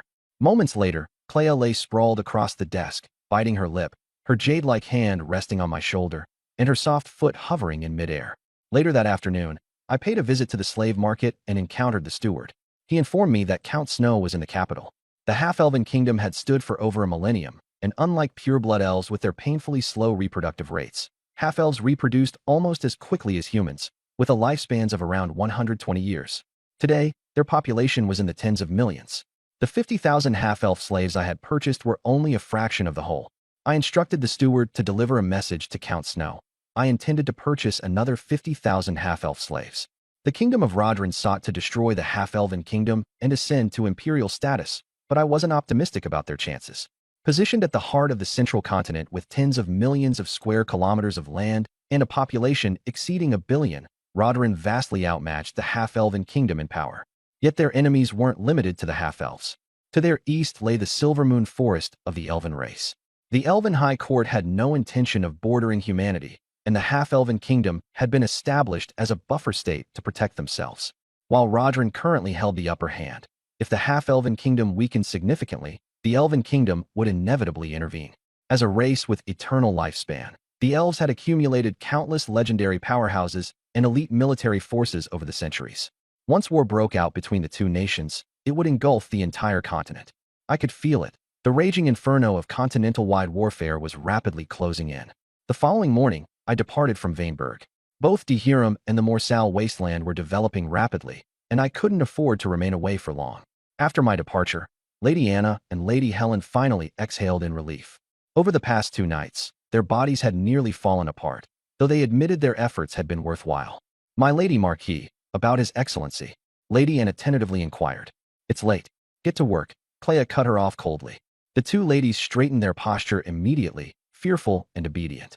They knew my identity wasn't theirs to pry into, yet they couldn't stop themselves from wondering, would they ever have the chance to meet me again? I returned to Dehiram swiftly. In the 2 days since my absence, the half-elves had already cleared a fair amount of land.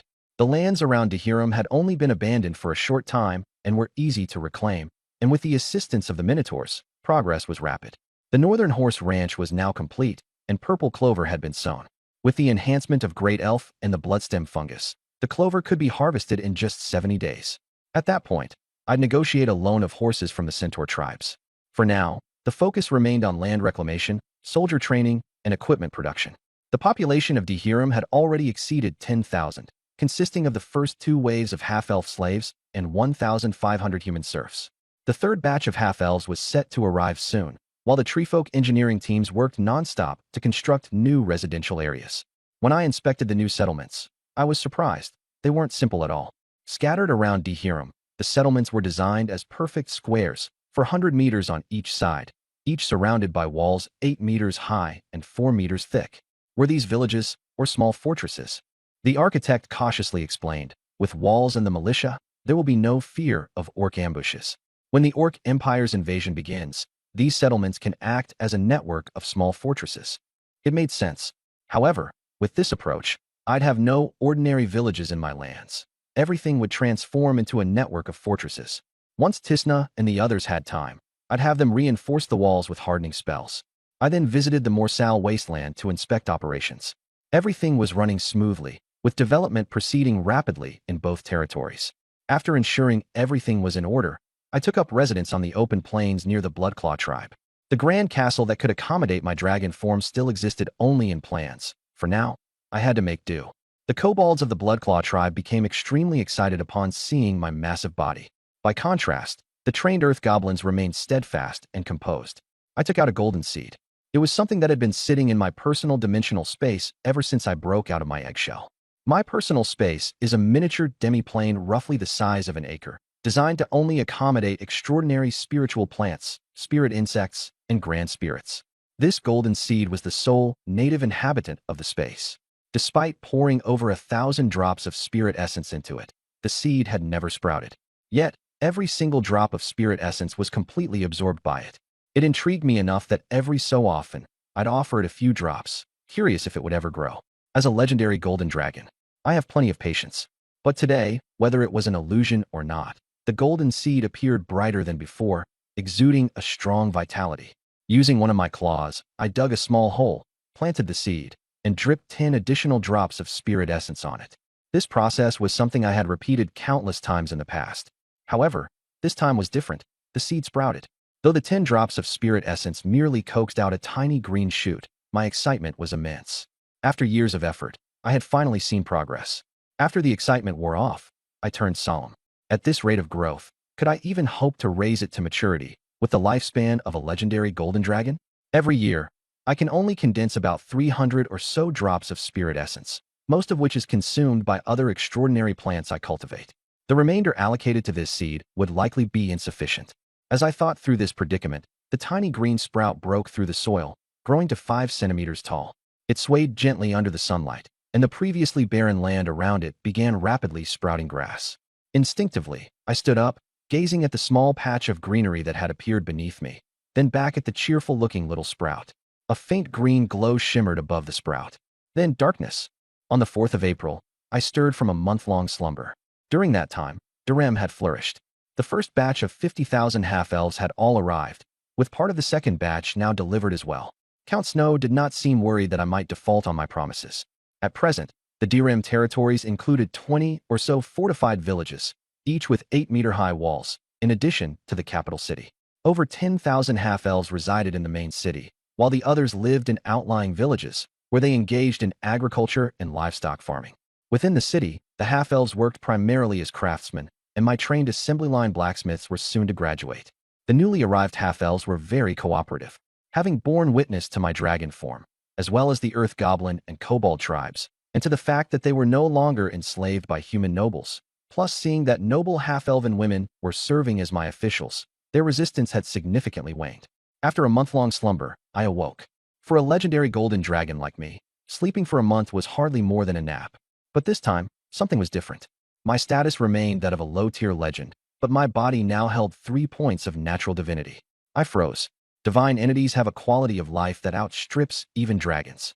Consider creatures like the phoenix, which possesses the ability of rebirth through flames, or the Quetzalcoatl, which is legendary the moment it reaches maturity. The question was, where did these 3 seamlessly integrated points of natural divinity come from? They had directly transformed me into a divine being. No matter how powerful a dragon, it cannot absorb divinity directly. Beneath gods, all are mortal. Even legendary dragons are still mortals. But now, having become a divine being, all of my resistances saw a major boost. Magical, physical, negative energy, and mental resistances all significantly enhanced. Because this was natural divinity, my druidic magic grew substantially more powerful. All my specialties in this domain reached their peak. I could now summon legendary elemental spirits as natural allies, or even raise entire elemental armies at will. My health regeneration and lifespan also received incredible extensions. Spells related to scrying or curses were ineffective against me. My strength had effectively doubled, and the ceiling of my potential had been lifted. If I were to sleep for a few centuries, I could awaken as a Saint Tier or even High Saint Tier entity. For a long moment, I stared down at the tiny sprout, now only 5 centimeters tall. It swayed gently in the breeze, as if greeting me. From it, I sensed pure joy and intimate affection. Instinctively, I lowered my body back down to its original position. Looking at the tiny sprout felt like gazing upon the whole of nature itself. The 3 points of natural divinity, it had given them to me. Somehow, in a manner beyond my comprehension, it had perfectly fused this divinity into me. 1,000 drops of spirit essence in exchange for 3 seamlessly integrated points of divinity. This was the best deal I had ever made since hatching. At the sprout's invitation, I stayed with it for 3 more days. During that time, I became entirely accustomed to my new powers and summoned a friendly wind elemental spirit, forming a contract with it. Now, if I encountered 2 legendary bearfolk, I could subdue them with no effort. Upon leaving, I looked back one last time at the little sprout swaying in the wind, as though waving goodbye. Hardy. Returning to Durham, Tisna ran toward me, excitedly throwing herself into my embrace. Every evening, she would join me at the grassy plain, unwilling to leave until dawn. Avila and Emily would often do the same. Hardy, it feels like something about you changed? Tisna sleepily rested her small head on my shoulder. As a nature elf, she could sense the aura emanating from me, a presence that she found deeply comforting, urging her to stay as close as possible. I just gained a few benefits, I said, smiling as I held the little elf girl who now clung to me like a koala. A moment later, we were in the office. Despite her petite stature, Tisna was none other than Durham's chief administrator. Hardy, the second batch of half-elves has started arriving in succession. Count Snow also came, so I gave him the gold coins you left in the castle, she said, sitting on my lap, her cheeks slightly flushed. Count Snow came, I asked, surprised. She nodded. She still remembered the befuddled look on Count Snow's face. Be it the paved roads, the grand stature of Durham, or the 8-meter-high walls of the fortified villages, everything had struck him as absurd. Durham was immaculately clean, with no excrement to be found in the streets, a level of cleanliness that led the Count to believe he had somehow wandered into an elven or dwarven city. In this world, only elves maintained this level of cleanliness out of love for nature. Dwarves, on the other hand, were forced to, since their cities were nestled within mountains. Leaving waste around would quickly turn their confined spaces into unbearable cesspools. I didn't pay much attention to these details, simply noting them down. Next time I visited Wainburg, I would make sure to pay Count Snow a proper visit. Tisna suddenly said, Hardy, while you were sleeping, I established the White Raven Knights. I even had someone teach them the White Raven swordsmanship. The White Raven swordsmanship is renowned across the multiverse, standing equal to Steel Soul and Iron Heart as one of the 3 supreme sword arts. This swordsmanship is not particularly strong in a one-on-one duel, but it belongs to the category of command-based swordsmanship. When combined with formations, it wields immense power. The fully developed White Raven swordsmanship enables coordinated positioning, synergistic attacks, mutual protection among teammates, triggering tactical strikes, maneuvering to assist others, and repositioning to block pathways. The half-elf warriors of the Knights had previously learned a bit of its basics. Now, they are formally studying it, with the addition of the golden pattern blood orchid I provided. Among the 4,000 White Raven Knights, the lowest rank is that of trainee knight, while those who joined in the first batch have already become full-fledged knights. Tisna also told me that Dirim has completed its spring plowing, planting the cereals of wheat and barley elven fungi in various regions. Currently, the formal army consists only of the Half-Dragon Guard and the White Raven Knights. However, all villages are protected by militia patrol teams that safeguard the fungi fields. Over the past month, Clea also sent word that the Horlevan family discovered traces of cloud giants in the knightly kingdom of Bretonnia. Bretonnia lies to the west of the central continent, directly south of the Alpha Kingdom. It is home to the best knight academy on the continent and the Holy Grail Knights. The Holy Grail Knights number just over 100, but every one of them is a legendary knight. 200 years ago, when the Orc Empire invaded the Alpha Kingdom, it was the knightly army led by the Holy Grail Knights that first arrived to provide aid. The Orcs thought that behemoths, bearfolk, and rhinofolk could hold back the Knights' army, but in the face of the Holy Grail Knights, they were as fragile as paper. Even when the Orc legendary warriors tried to pin down the Holy Grail Knights, the knightly army still had vast numbers of Tier 6 and Tier 5 knights. Although Orcs are innately strong, they were stripped of extraordinary abilities. Most of them are just ordinary Orcs. The entire knightly army of Bretonnia possesses extraordinary power, and the leading several thousand knights are all silver-ranked. With their lances, they skewered behemoth heavy infantry like candied hawthorns, wiping out Orc legions numbering in the tens of thousands in a single clash. Elite legions of hundreds of thousands of behemoths, bearfolk, and rhinofolk were harvested like wheat. The Orc Empire's legendary warriors ended up as sacrifices offered by the Holy Grail Knights to their goddess. Initially, the Orcs had reached the gates of Alpha's royal capital, but were forced back to the Orc grasslands by the Knights in a single battle. Even the head of the behemoth Beast Emperor was brought back in triumph. Since then, Alpha's nobles have enjoyed studying at Britannia's Knight Academy. Some have even converted to the worship of the Lady of the Lake. The Lady of the Lake is the faith upheld by Britannia's knights. When I read the news, I was momentarily stunned, then glanced at the dragon spirit girl in my arms. During our past travels, we had visited Britannia and gained some understanding of this foremost kingdom in the central continent. Britannia's knights are paragons of faithful believers, and they always shout for the Lady of the Lake when charging into battle. The strength of the Holy Grail Knights comes partly from rigorous training and partly from the waters of the Grail. After drinking the waters of the Grail, they gain powerful resistances, and even Tier 8 Sky Knights have a chance to break through to the legendary level. To become a Holy Grail Knight, one must at least possess the power of a Tier 8 Sky Knight, and then embark on a pilgrimage with the effigy of the Lady of the Lake. A pilgrimage represents abandoning everything and walking the path of the Grail.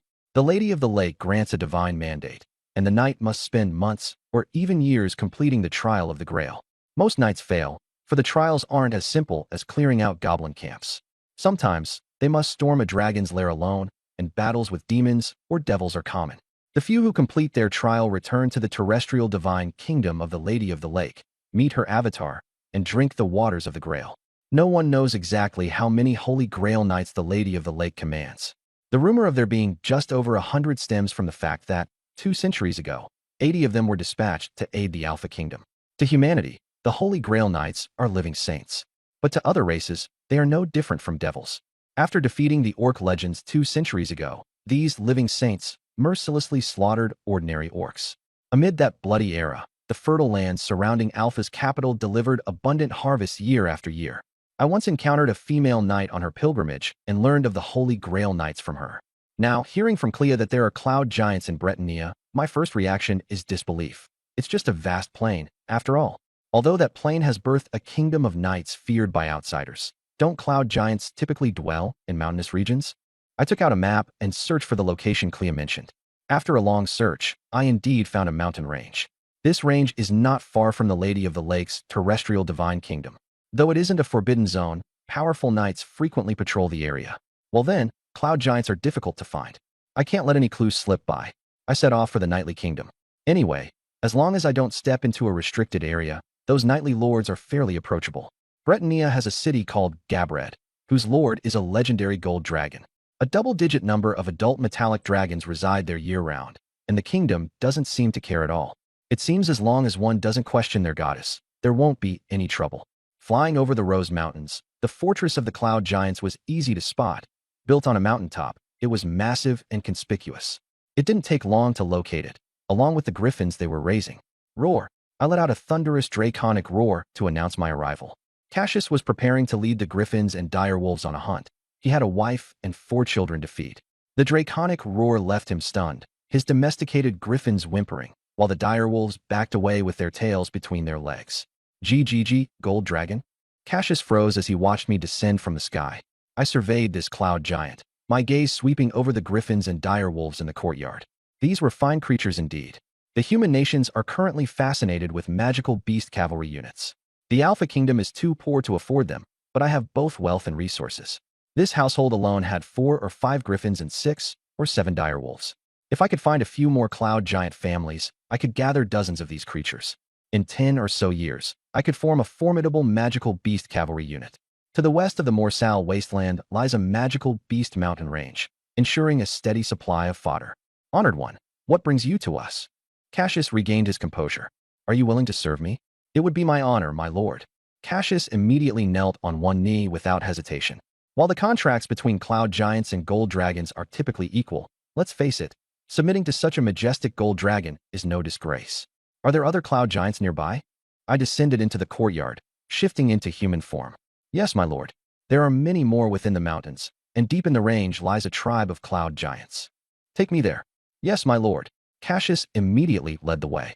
Throughout the afternoon, under Cassius's guidance, I visited 8 cloud giant families, all of whom joined without hesitation.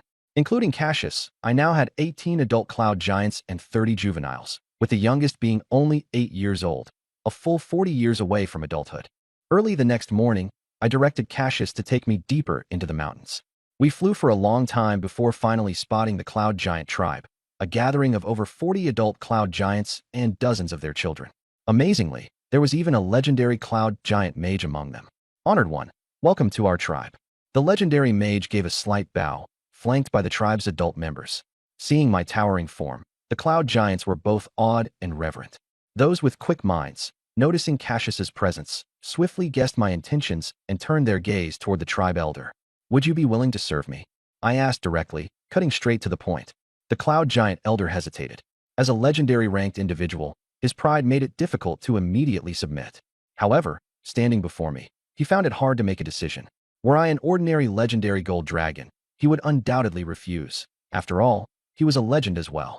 His tribe also boasted 3 8th-tier warriors and 4 8th-tier mages, plenty of strength to handle most threats. But meeting me today had shaken the very foundation of such confidence. I watched the scene with a deepening sense of anticipation, turning my gaze briefly toward the lake nymph in my thoughts. While the cloud giant elder wrestled with his decision, I suddenly radiated a burst of natural brilliance, imbued with the aura of yet another legendary being. The elder instantly recognized it. This was a targeted summoning spell, and what's more, it summoned a legendary entity. He immediately bowed deeply, saying, "Honored one, it is my privilege." Seeing this, the other cloud giants all knelt on one knee in unison. "Now pack your things. You'll accompany me back to my domain tomorrow," I said, scanning the gathered giants. "As you wish," they replied in unison. This was an incredible haul, nearly 60 adult cloud giants, including a legendary mage. And that's not even mentioning the fact that mages outnumbered warriors in their ranks, a prospect that promised an abundance of magical equipment in the future. The only complication would be the size discrepancy with human-made equipment, requiring the giants to exercise extra care while enchanting. As the cloud giants busied themselves with packing, I felt an unfamiliar sensation and instinctively looked skyward. Then came a voice, gentle like a melody, resounding in my ears with sacred overtones. Standing tall, I turned my gaze toward a distant direction, the earthly divine realm belonging to the lake nymph. She was calling out to me. Dragons hold a wealth of knowledge passed down through bloodline inheritance, and there were legends of her within that vast reservoir of lore. It was said she was once a holy maiden elevated to godhood, but in truth, she was not human at all. Instead, she was an ancient spirit of nature. In the misty, ignorant dawn of time, she had been a primordial deity.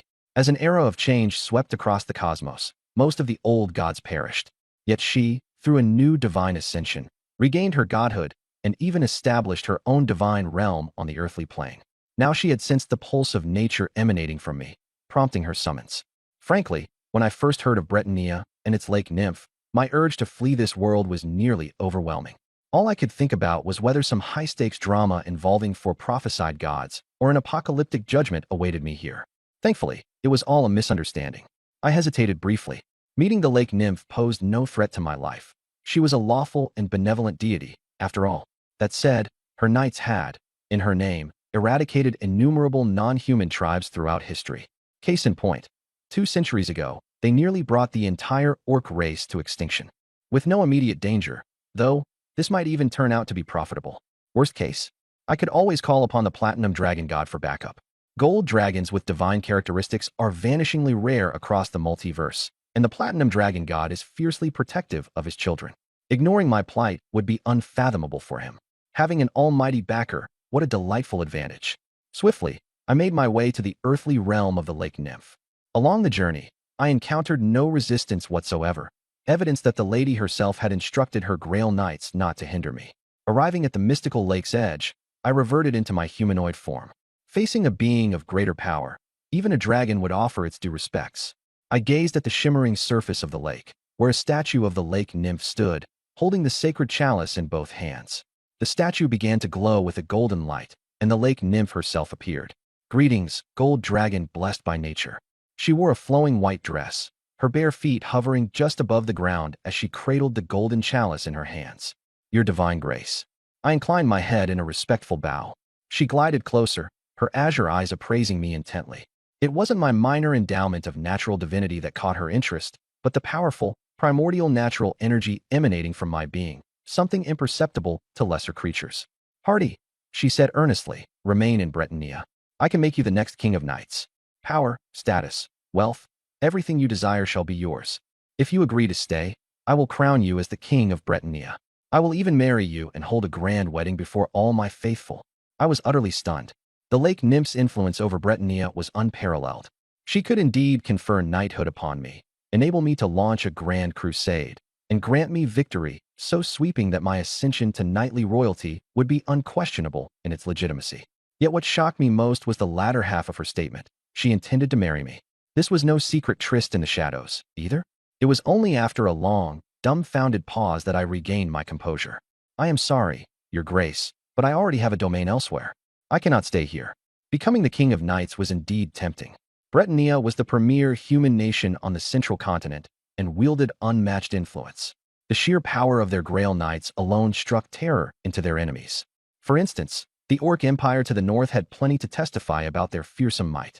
When Grail Knights charged, their swords could effortlessly annihilate hundreds of mighty beast folk, such as bearmen or rhino-men, in mere moments, striking multiple times per second. A full-scale charge of the Grail Knights across a battlefield created a sweeping tide of blade light, reducing even the mighty behemoth brigades, lauded as the continent's strongest, to mincemeat in an instant. Has Britannia been quiet in recent decades? That's only because all its neighboring non-human tribes have been hacked to pieces and turned into fertilizer. The survivors have scattered deep into the mountains, devolving into primitive societies. And what about marrying the lake nymph? I won't deny it, it was tempting. The lake nymph's features were strikingly delicate, her skin smooth and fair, and her figure curvaceous in all the right ways. Her white gown clung to her form in a way that elegantly highlighted her graceful silhouette. Looking further down, her slender ankles and dainty feet were also exposed, so finely sculpted one could describe them as masterpieces. Which reminded me of something curious. Despite the overwhelming power of the Grail Knights, their adversaries loved to mock the sacred chalice, calling its water the lady's foot water. After all, every time the nymph appeared, she was barefoot. Just like now, her fair and delicate bare feet lightly stepped onto the grass. Only upon closer inspection would one notice that she was actually hovering slightly above the ground. Half a month later, in the Britannia capital city of Galan. Although I declined the offer to stay in Britannia, I still agreed to spend some extra time here at the Lady of the Lake's invitation. Who could resist the tempting rewards she offered? Large amounts of Britannian specialties and flawless gems. Thus, I stayed temporarily, touring the major cities under her personal guidance. The Lady of the Lake had deeply rooted herself in this land since ancient times, almost becoming one with it. Therefore, her true form could descend here with ease. At this moment, we were seated in a luxurious carriage pulled by 4 elven horses, slowly entering the capital city. The Lady of the Lake was observing me with keen interest. After spending half a month together, her curiosity about me had only grown. "You truly are an anomaly among dragons," she said, "willing to invest hundreds of thousands of gold coins into developing your territory. I've lived for so long and know full well how miserly dragons can be." I gazed outside the window. This was the second to last stop on our journey.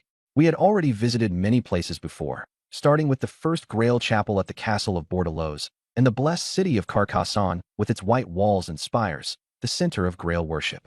Now, we had arrived at the Britannia capital. This city boasted the continent's most renowned Knight Academy, which attracted nobles from all over to study every year. As a public institution, it didn't force students to change their beliefs, though, of course, those who worshiped devils or demons wouldn't be admitted. Enrolling in the Knight Academy required rigorous examinations, with tens of thousands eliminated each year. Yet, every enrollment season still saw crowds swarming in. Registration occurred in February, and classes began in March. I had obviously missed this year's window. Inside the Knight Academy, I sat in the carriage, lifting a corner of the curtain to glance outside. The Britannia Knight Academy was indeed worthy of its reputation as the continent's foremost academy. It sprawled across dozens of square kilometers, even having dedicated training grounds for warhorses. On the main road, many young men and women rode past on horseback. Some of the Britannian nobles proudly rode half-blood elven horses, lifting their heads with pride whenever passers-by looked their way. Elven horses were a Britannian specialty, magnificent warhorses bred through magic, known for their speed, endurance, intelligence, and most importantly, their ability to form a mental bond with their rider. They were the dream of all knights, though rarely exported. Only half-breeds were sold occasionally. Lilith leaned against me and, noticing where I was looking, smiled and said, "When you leave, I'll have the Grail Knights prepare a pure-blood elven warhorse for you." "Ahem, could you make it a stallion?" I asked, a little embarrassed. I had already refused to settle in Britannia, so making requests now felt rather shameless. But I truly needed a stallion. With a stud horse capable of breeding, paired with high-quality mares, I could breed half-blood elven horses myself. Near the Beastman grasslands where Dehilum was located, acquiring hundreds of mares wouldn't be difficult. Of course, Lilith replied, her tone tinged with teasing and indulgence. She understood my intentions perfectly. After agreeing, she lazily leaned back into my arms, resting her head on my shoulder. The natural aura emanating from me seemed particularly appealing to her. Whenever she leaned on me, she appeared to sense the essence of all nature. I glanced at her profile, feeling my heart race. I had to admit, undergoing divinity twice had made Lilith impossibly flawless. She was incredibly forward now, clinging to my arm as she leaned against my shoulder. Since the beginning of our travels through Britannia, she had been nothing but kind to me. But I couldn't completely let my guard down. This was no ordinary woman. To have lived from ancient times to the present and personally established the most powerful nation, she certainly wasn't simple. A gift offered on a silver platter was fine to accept, a friendship worth forging, but vigilance must not be discarded. The carriage stopped near the training grounds. I disembarked first, then extended a hand to help Lilith down. Normally barefoot, she wore high heels today, which made her figure even taller and more elegant. "Shall we, my knight?" she said naturally, taking my arm. We strolled along the edge of the training grounds, watching the young knights train under the blazing sun. Pride shone on Lilith's face. These very knights had spread her faith from Britannia to other human nations. Although the goddess of justice remained the dominant religion, the Lady of the Lake had become an undeniable force. Occasionally, I glanced back at the guardians trailing us from afar. The young trainees on the grounds surely had no idea that these fully armored protectors were all Grail Knights, with the 4 leading them even at the sanctuary level. The total number of Grail Knights far exceeded the 100 or so mentioned in legends. It might easily be double that. In terms of developing one's domain, perhaps I could learn a thing or two from Lilith. Suddenly, my steps halted. In the distance, on the training grounds, was a petite young boy, shorter than his peers but agile and powerful in his movements. Even at a young age, his aura marked him as a high-level knight, with the potential to graduate as a great knight. The most striking aspect, however, was his striking resemblance to Clea. He shared about 70% of her features, making him a rather beautiful boy. I recalled Clea mentioning that her child studied at the Britannia Knight Academy. Could it be him? Yet, I didn't approach. My position was far too awkward. How would I introduce myself? That I was a close friend of his mother? That would surely come across as provocation. Lost in thought, I didn't realize the Lady of the Lake had followed my gaze. Her eyes lit up, as though she had unearthed something interesting. In the afternoon, she led me to the stables behind the academy. As soon as I entered, I was captivated by the sight of the war horses. There were hundreds of purebred elven horses here, along with even more Britannian war horses, hybrids of elven horses and local breeds. These large, high-endurance steeds were the perfect mounts for heavily armored knights. In addition, there were also Royal Pegasi and Royal Hippogriffs. Royal Pegasi, originating from the Silver Ash Mountains, were intelligent and loyal, reserved for the Grail Knights. Royal Hippogriffs, with their horse-like bodies and eagle-like heads, served as the mounts of Britannia's aerial knight corps. No griffins? I asked, surveying the area but noticing the absence of these airborne predators. Many kingdoms used griffins to form aerial units, particularly the Kingdom of Rodland, famed for boasting the finest griffin knight corps on the continent.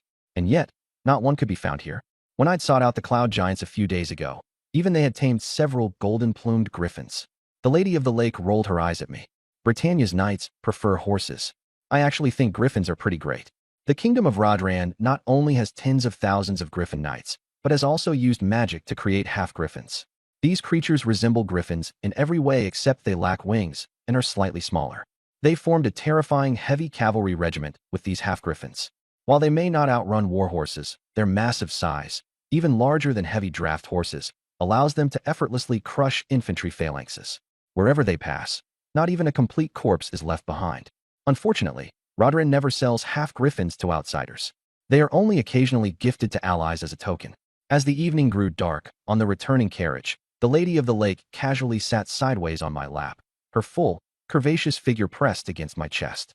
"My knight, with only the Kingdom of Alpha, you cannot defeat the Orc Empire. If you wish, I can bring Britannia into the war.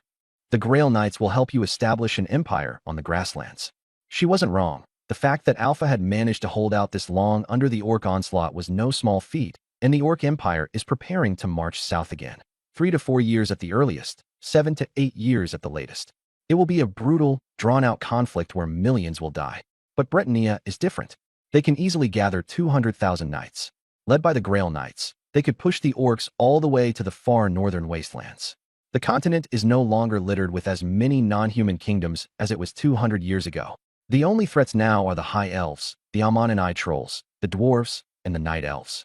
But even these races are not united. The nobles of Britannia are devout followers of the Lady of the Lake.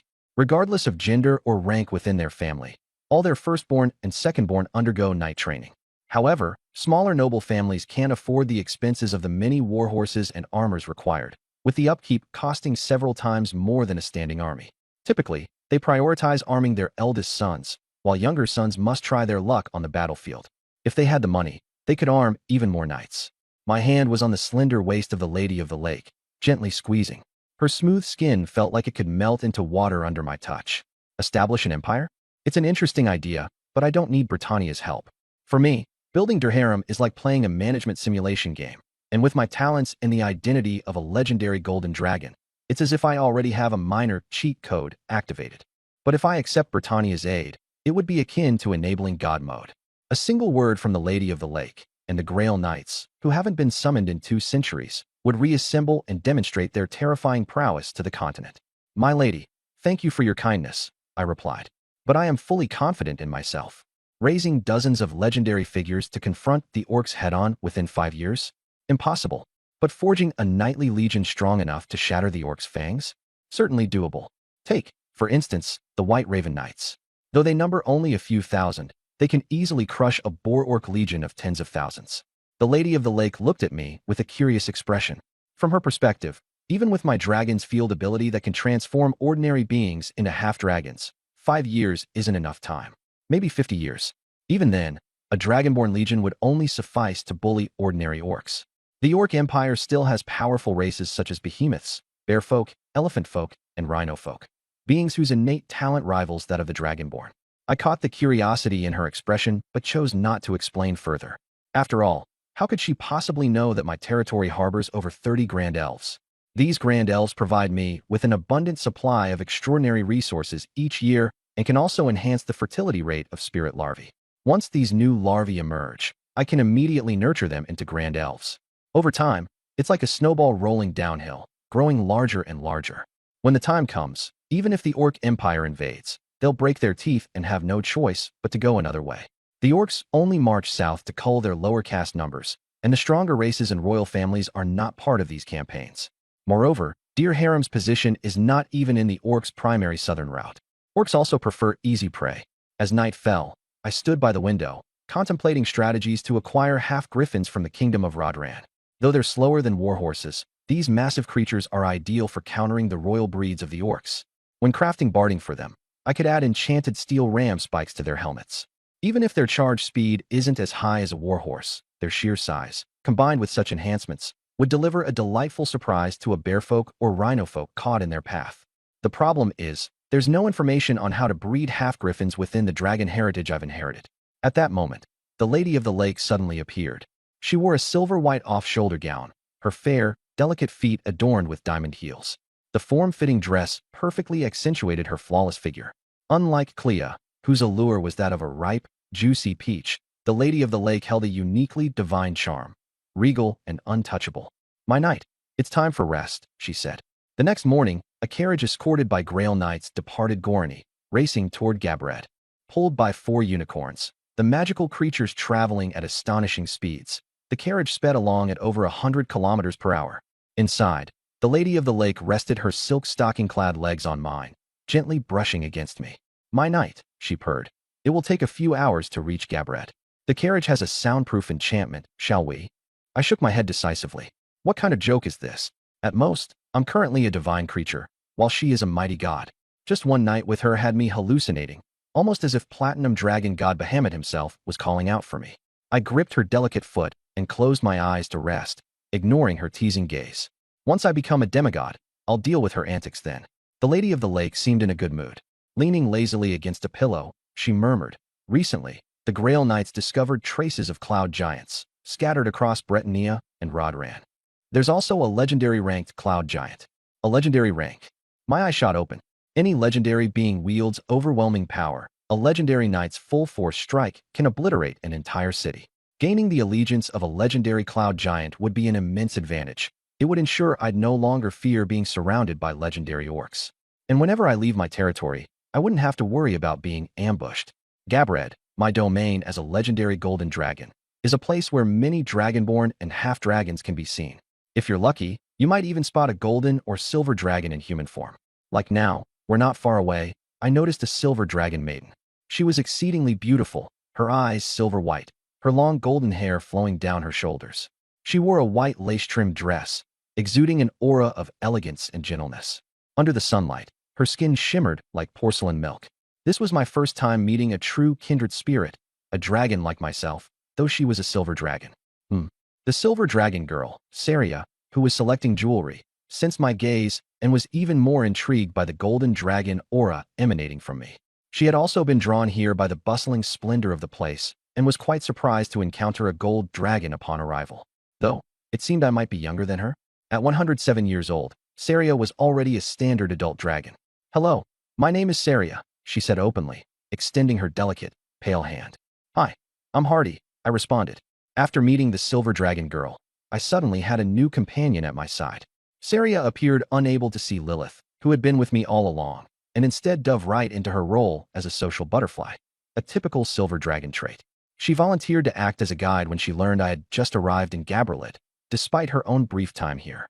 Among dragonkind, gold, silver, and red dragons are the most powerful common breeds. Red dragons are known for their taciturn and domineering nature. Gold dragons are proud and sparing in their words, while silver dragons are classic chatterboxes. Saria, in particular, exhibited striking extroversion, acting like an old friend even though we'd only just met. Fortunately, her voice was crisp and pleasant, her features were quite lovely, and she was the first of my kind that I'd met. Otherwise, as a half-blooded gold and red dragon, I might have silenced her physically by now. A recently adult silver dragon doesn't typically have much wealth. As we passed a jewelry shop, I purchased some accessories for Tisna and Avila, while the silver dragon girl lingered nearby, gazing longingly as I pulled out nearly 5 figures in gold coins. Saria looked at me in puzzlement, apparently unable to understand how someone younger than herself could possess personal wealth. What she didn't know was that this gold was provided by the Lady of the Lake, who had also given me many flawless gemstones. Any of those gems could easily fetch thousands of gold coins and were top-notch materials for spellcasting. Night fell, and in the luxurious inn, the Lady of the Lake stood before the mirror, gazing at the necklace I had just put around her neck. A satisfied smile graced her lips. Even though it had been bought with her wealth, she didn't mind at all. "Thank you, my knight," she said, turning to look at me with her gentle, affectionate gaze. I simply said, since the beginning of our journey, she had been addressing me this way. At first, I tried to correct her, insisting that I wasn't her knight. As a golden dragon, I had my own beliefs, though I wasn't particularly devout. No matter how often I explained, she would repeat it the next time. Eventually, I stopped trying to explain. After all, from a certain perspective, I was indeed her knight. Barefoot, the Lady of the Lake approached me and sat naturally on my lap, her slender, pale arms softly wrapping around my neck. "Still thinking about that silver dragon from earlier?" she asked softly. "Yeah," I nodded. I'd noticed during the day that Saria's bloodline wasn't ordinary. There were traces of celestial and starlight energy around her, suggesting she was a variant silver dragon who controlled the power of starlight. This type of silver dragon was exceedingly rare, but now and then, dragons with unique abilities would emerge among our race, so I was curious, though not entirely surprised. Being newly adult, Saria was already at the 8th tier and nearing its pinnacle. Her bloodline's potency surpassed that of an average gold dragon, and she would likely reach legendary status in her prime. Normal gold dragons require old age to achieve the legendary rank, and silver dragons take even longer. I myself am also a variant dragon. My unique trait lies in my superior digestion. I can rapidly convert food into nourishment, which is why I've grown exceptionally fast. As we chatted, I mentioned to the Lady of the Lake that I would be leaving tomorrow. This time, she didn't try to stop me. She had known this day would come and felt confident that we'd meet again soon enough. Since the separation was only temporary, there was no need for her to hold me back. However, before parting ways, she wasn't about to let me go so easily. The following morning, I sought out Saria to bid farewell. She was reluctant but promised to visit my domain after her travels were over. By the time I returned to Decrame, it was already late April. This journey took more than 20 days. During the first half of the month, I traveled through Britannia with the Lady of the Lake and obtained over 100 pure-blood elven horses, both stallions and mares, so they can breed on their own in the future. In the following days, I used the Holy Grail Knight's intelligence to search for cloud giants, even going all the way to the Kingdom of Rodland, where I found more than 200 adult cloud giants and 2 legendary mages. Including the first batch, there are nearly 300 adult cloud giants and over 400 children, for a total population of nearly 800. I need to consider whether the Beast Mountain range can support so many cloud giants. Adult cloud giants are over 8 meters tall, and the stronger they are, the taller they become. The legendary mages are over 15 meters tall and require a huge amount of food. They also brought tamed griffins and dire wolves, and these big guys need to eat meat too. I'm planning to have the minotaurs raise more kodo beasts, cattle, and sheep. Just hunting is enough to feed the current cloud giants. But if I want to form a Griffin Knight order, things get a bit difficult. Not enough pasture? No problem. I can have Klaya bring a few purple alfalfa elf insects and cultivate them into great elves, and that'll be enough. At this moment, hundreds of cloud giants were standing on the wasteland in family groups. The adult cloud giants all felt curious. Normally they lived with their families, and even if there were tribes, they were never this large. The children were even more excited. Respected Your Highness, building a tribe and hunting don't require so many cloud giants. Do you need some to follow you to your territory? The legendary cloud giant warrior Tider asked respectfully. Tider was a legendary high-ranking warrior, 25 meters tall. When I first tried to subdue him, he demanded a fight first. Then, I pinned him to the ground and beat him senseless. He was indeed very strong, with storm giant bloodline in his body, and in battle, he could summon thunder to form golden spears. Very cool, but unfortunately useless against me. My divine nature granted me immunity to massive amounts of damage, whether physical or elemental. My body size far exceeded that of other dragons, giving me terrifying strength. Tider still thinks back on it and feels his worldview collapse. He is the only cloud giant who knows I possess divinity. He believes I may have awakened an ancestral dragon bloodline. There was once an ancient dragon lineage thousands of years ago that could become demigods in the era of the elder dragons. Although they have now gone missing, occasionally a dragon can awaken that bloodline through atavism. In his view, my enormous size could only be explained that way. Taken together, these reasons made Tider, who possessed Storm Giant bloodline, decide to submit. Storm Giants value their promises, and, once they make a decision, they do not easily change it. Then select some Cloud Giant mages to come with me, I said. After thinking for a moment, I spoke. On the way back, I had already made arrangements with Tidel and the other Cloud Giants. They would help me mass-produce magical equipment. The Cloud Giant mages naturally wouldn't refuse. This job was far too easy for them. They already knew how to forge magical gear. Now they only needed to enchant the equipment that humans had made. The only thing to watch out for was not crushing the equipment flat. As for the payment, I didn't say anything, and they didn't dare ask. Cloud Giants weren't stupid. Who would dare demand gold coins from a golden dragon over 200 meters long? They knew how hard it was to pry even one coin from a dragon's grasp. Actually, I was planning to pay them wages. In any case, on the war-ridden continent of ENR, magical equipment was never hard to sell. After selling it, I could just give the Cloud Giants a share. Your Highness, I'll go gather the tribe at once, Tidel said respectfully. After settling the Cloud Giants, I led 50 Cloud Giant mages back to Dehirim at once. They would set up camp outside the city, which would be their workplace in the future. After 20 days away, Dehirim had become much livelier. The half-elf craftsmen had all graduated from training, and steel ingots from the Bloodclaw tribe were arriving non-stop. Now the armory could produce over 100 suits of steel plate armor every day. Soon, the Half-Dragon Guard and the White Raven Knights would be fully equipped, and they could even forge ordinary steel armor for the militia. Dehirim now had a population of over 100,000. The main force was the 4,000-strong White Raven Knights, and there were also more than 5,000 militiamen. Although the militia didn't have blood lilies, they could eat meat during training and have enough to eat in normal times. In the study, the 3 elf Loli, Tisna, Ivila, and Emily were all present. After listening to their reports, I immediately said, send someone to Vaneburg and take this list to the merchants. See which merchant guild can supply these materials steadily.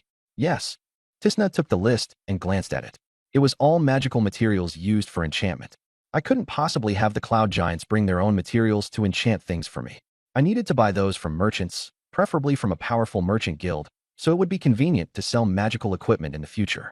After giving my instructions, I began checking the other figures. This spring plowing had opened up 170,000 mu of land, all planted with barley and wheat. There weren't enough great elves, so only about 100,000 mu were covered. At 400 pounds per mu, that would yield about 20,000 tons of grain. 20,000 tons sounded like a lot, but for a territory, it really wasn't much. I still wanted to buy more half-elf slaves during the autumn harvest to expand the population. If the yield was only this much, then when buying slaves I would also have to buy a large amount of grain. In the Kingdom of Alpha, bulk grain could only be bought from the southern provinces, and transportation costs were a major problem. I sighed. I had already worked very hard to increase production, even coming up with fertilizer based on memories from my previous life. But in areas covered by great elves, the land lacked nutrients, and the fertilizer's effect wasn't obvious. The main problem with the low yield was still the seeds. This year we used seeds bought from outside. Next year, with high-quality seeds selected from our own harvest, the yield should improve. In fact, compared with other pioneers, Hiram was already pretty good. Many founding knights who had arrived earlier than me had territories of only 2,000 or 3,000 people in total, all squeezed into small fortresses, and they still didn't know whether they could survive the autumn invasion of the orcs. The grain problem troubled everyone. After returning to Dirium, my life became easy again. I left all government affairs to Tisna and the others, and only major decisions required my personal involvement. Those half-elf noble girls helped a great deal, managing the territory in an orderly fashion. Every day, I would inspect the territory, take a nap beside Little Green Sprout, and in the evening keep company with Tisna and the others, or go to Wine Castle to see Klaya. Life was simply too comfortable. Meanwhile, Dirium was quietly growing stronger. In the Mosal wasteland, a huge cloud giant tribe appeared. They occupied the land near the Monster Mountains and began trying to farm. In truth, this wasteland was no longer as barren as before, all thanks to the Little Green Sprout I had planted earlier. In another decade or so, this place might become a prosperous land. The kobolds changed the most. Under the influence of the Dragon Force field, the Bloodclaw tribe became stronger. Those scale mages and winged urds now had an average height of about 1 meter and were no longer frail. Though they were still far from the dragon-blooded beings I had hoped for, at this rate, a few years would be enough. I found it incredible. Even if I was a legendary dragon, the Dragon Force field shouldn't have been this strong. I could only attribute it to the blessing of divinity. From late April to early June, I fed Little Green Sprout a drop of spirit fluid every day. It grew from 5 centimeters to 20 centimeters. Although there was no new divine reward, it allowed me to successfully break through to the mid-tier of the legendary rank. Prince Hardy, long time no see, Count Snow said with a smile as he stood up. I felt a little helpless. We had clearly only met half a month ago. For a golden dragon like me, half a month was like taking a nap. This guy was at it again. His enthusiasm was not only because of the half-elves, but also because his merchant guild had become Dirium's supplier of magical materials. Every month, he provided large quantities of enchanted materials and then purchased our magical equipment. The Kingdom of Rodlon was preparing to continue its war against the half-elf kingdom, and they knew the elf kingdom would join the war sooner or later. So they urgently needed magical equipment, especially our standard issue. I had nearly 200 cloud giant mages under me. Once they learned that making equipment could earn gold coins, their enthusiasm exploded. At least 1 item per person per day, that was 6,000 items a month. And the output was far more than that. Count Snow had made a name for himself before the king because of this deal. Exchanging the half-elves that Rodlon needed to deal with for magical equipment was an even greater contribution. The last time we met, he had given me gifts worth 100,000 gold coins. On the surface, he seemed to have paid a lot, but he earned even more. He had gone from a court noble to a landed noble.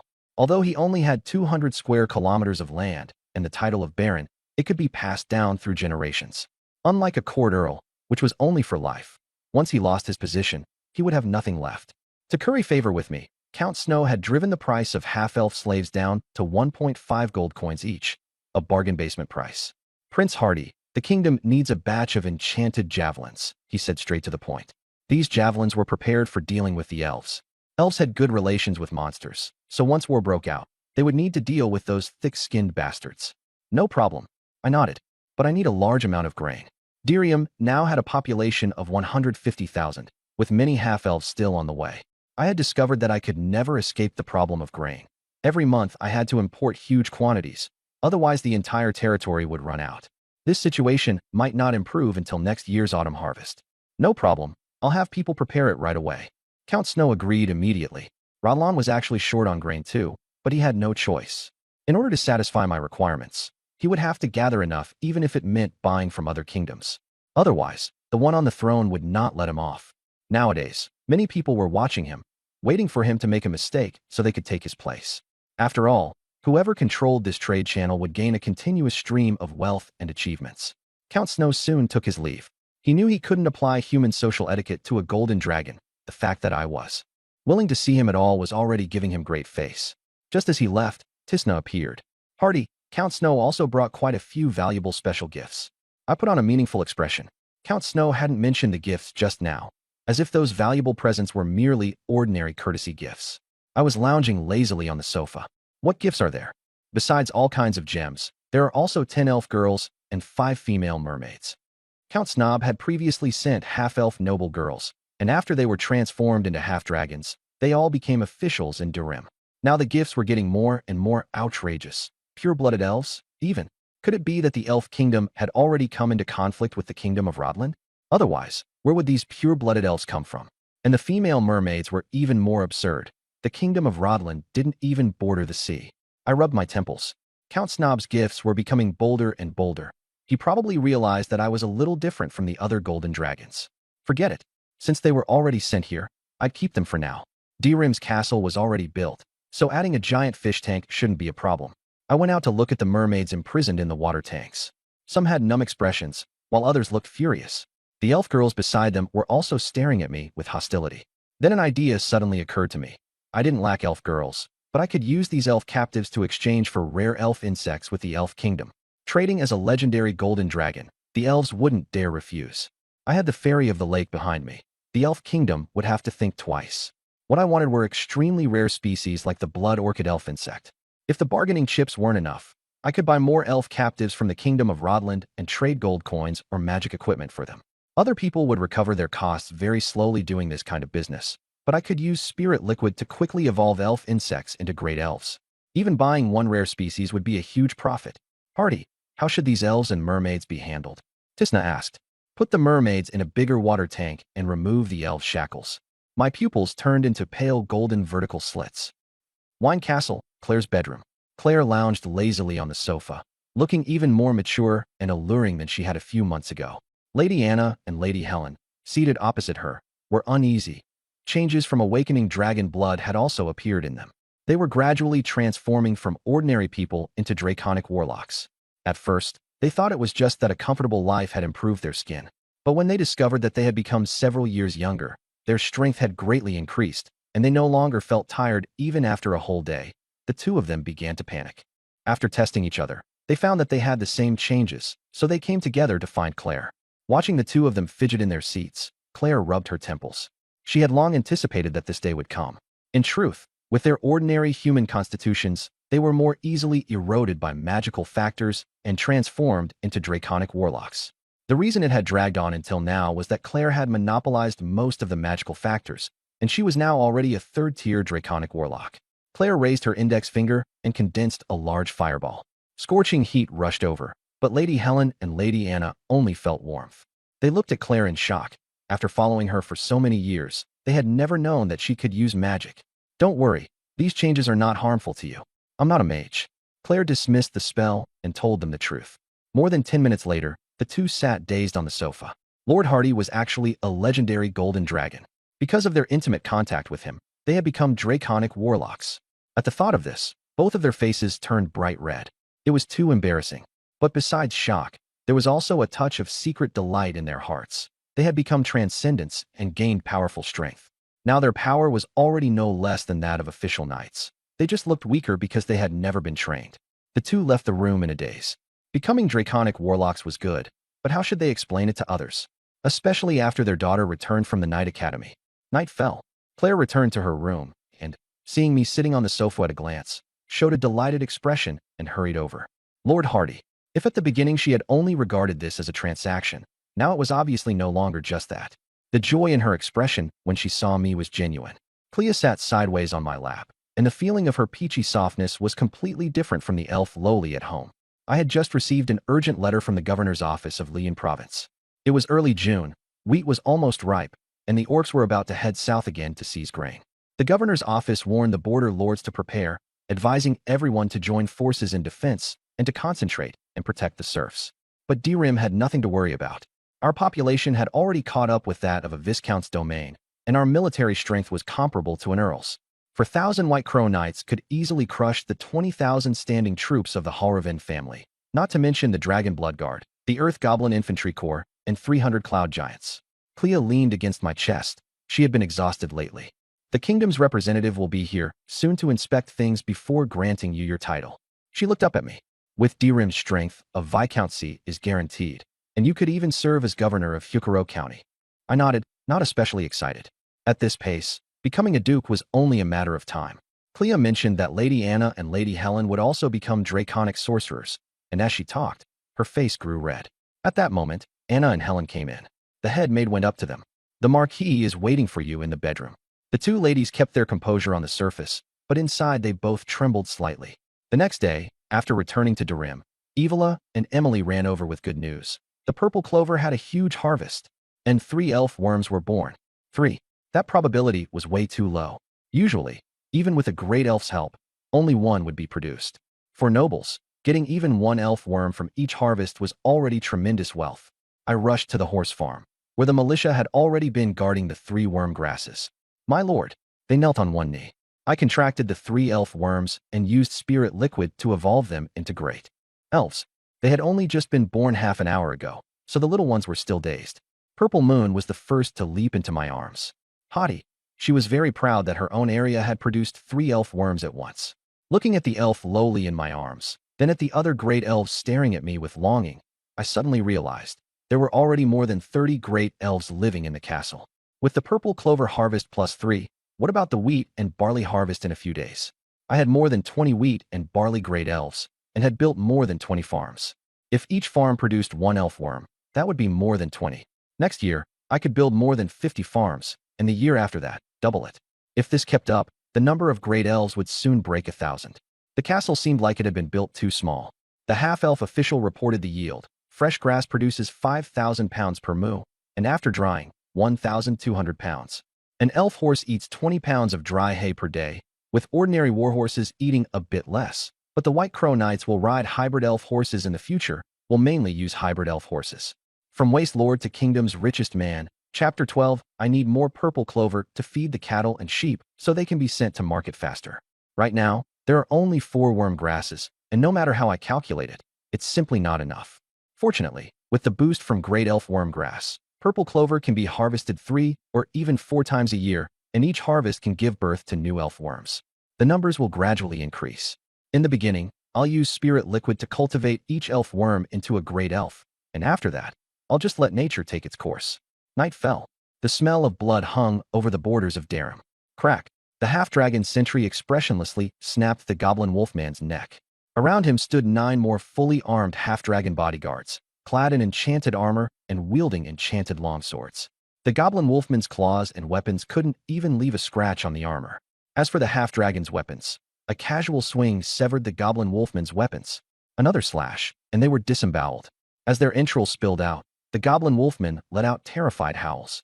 The half-dragon warriors kept cutting them down like chopping melons and vegetables, wiping out most of the goblin wolfmen within minutes. Captain, we deliberately let one escape as planned. It'll lead us to the nest. Follow it.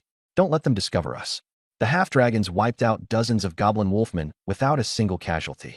But they didn't regard this as a victory. The goblin wolfmen were too weak. In the distance stood several hundred fully armed hobgoblins. Tonight's target: wipe out this goblin wolfman tribe completely for me. Somewhere on a barren plain of the Orc Great Steppe, a goblin wolfman whimpered as it ran back to the tribe. Before the guards could even react, a mass of unfamiliar auras appeared in the distance. It was the half-dragon bodyguards and the hobgoblins. The Orc Empire could invade south at any moment, so I ordered the guards to eliminate the goblin wolfman tribe in advance. Whoosh, whoosh, whoosh. The guards sounded the alarm. Unfortunately, before reinforcements could arrive, they were killed by the grinning hobgoblins. The hobgoblins were frenzied and bloodthirsty. After months of training, they had long been eager to kill. The half-dragons charged into the tunnels and began slaughtering without restraint. The goblin wolfman reinforcements were cut down in droves at first contact, with severed limbs and broken bodies everywhere. The goblin wolfman's morale collapsed.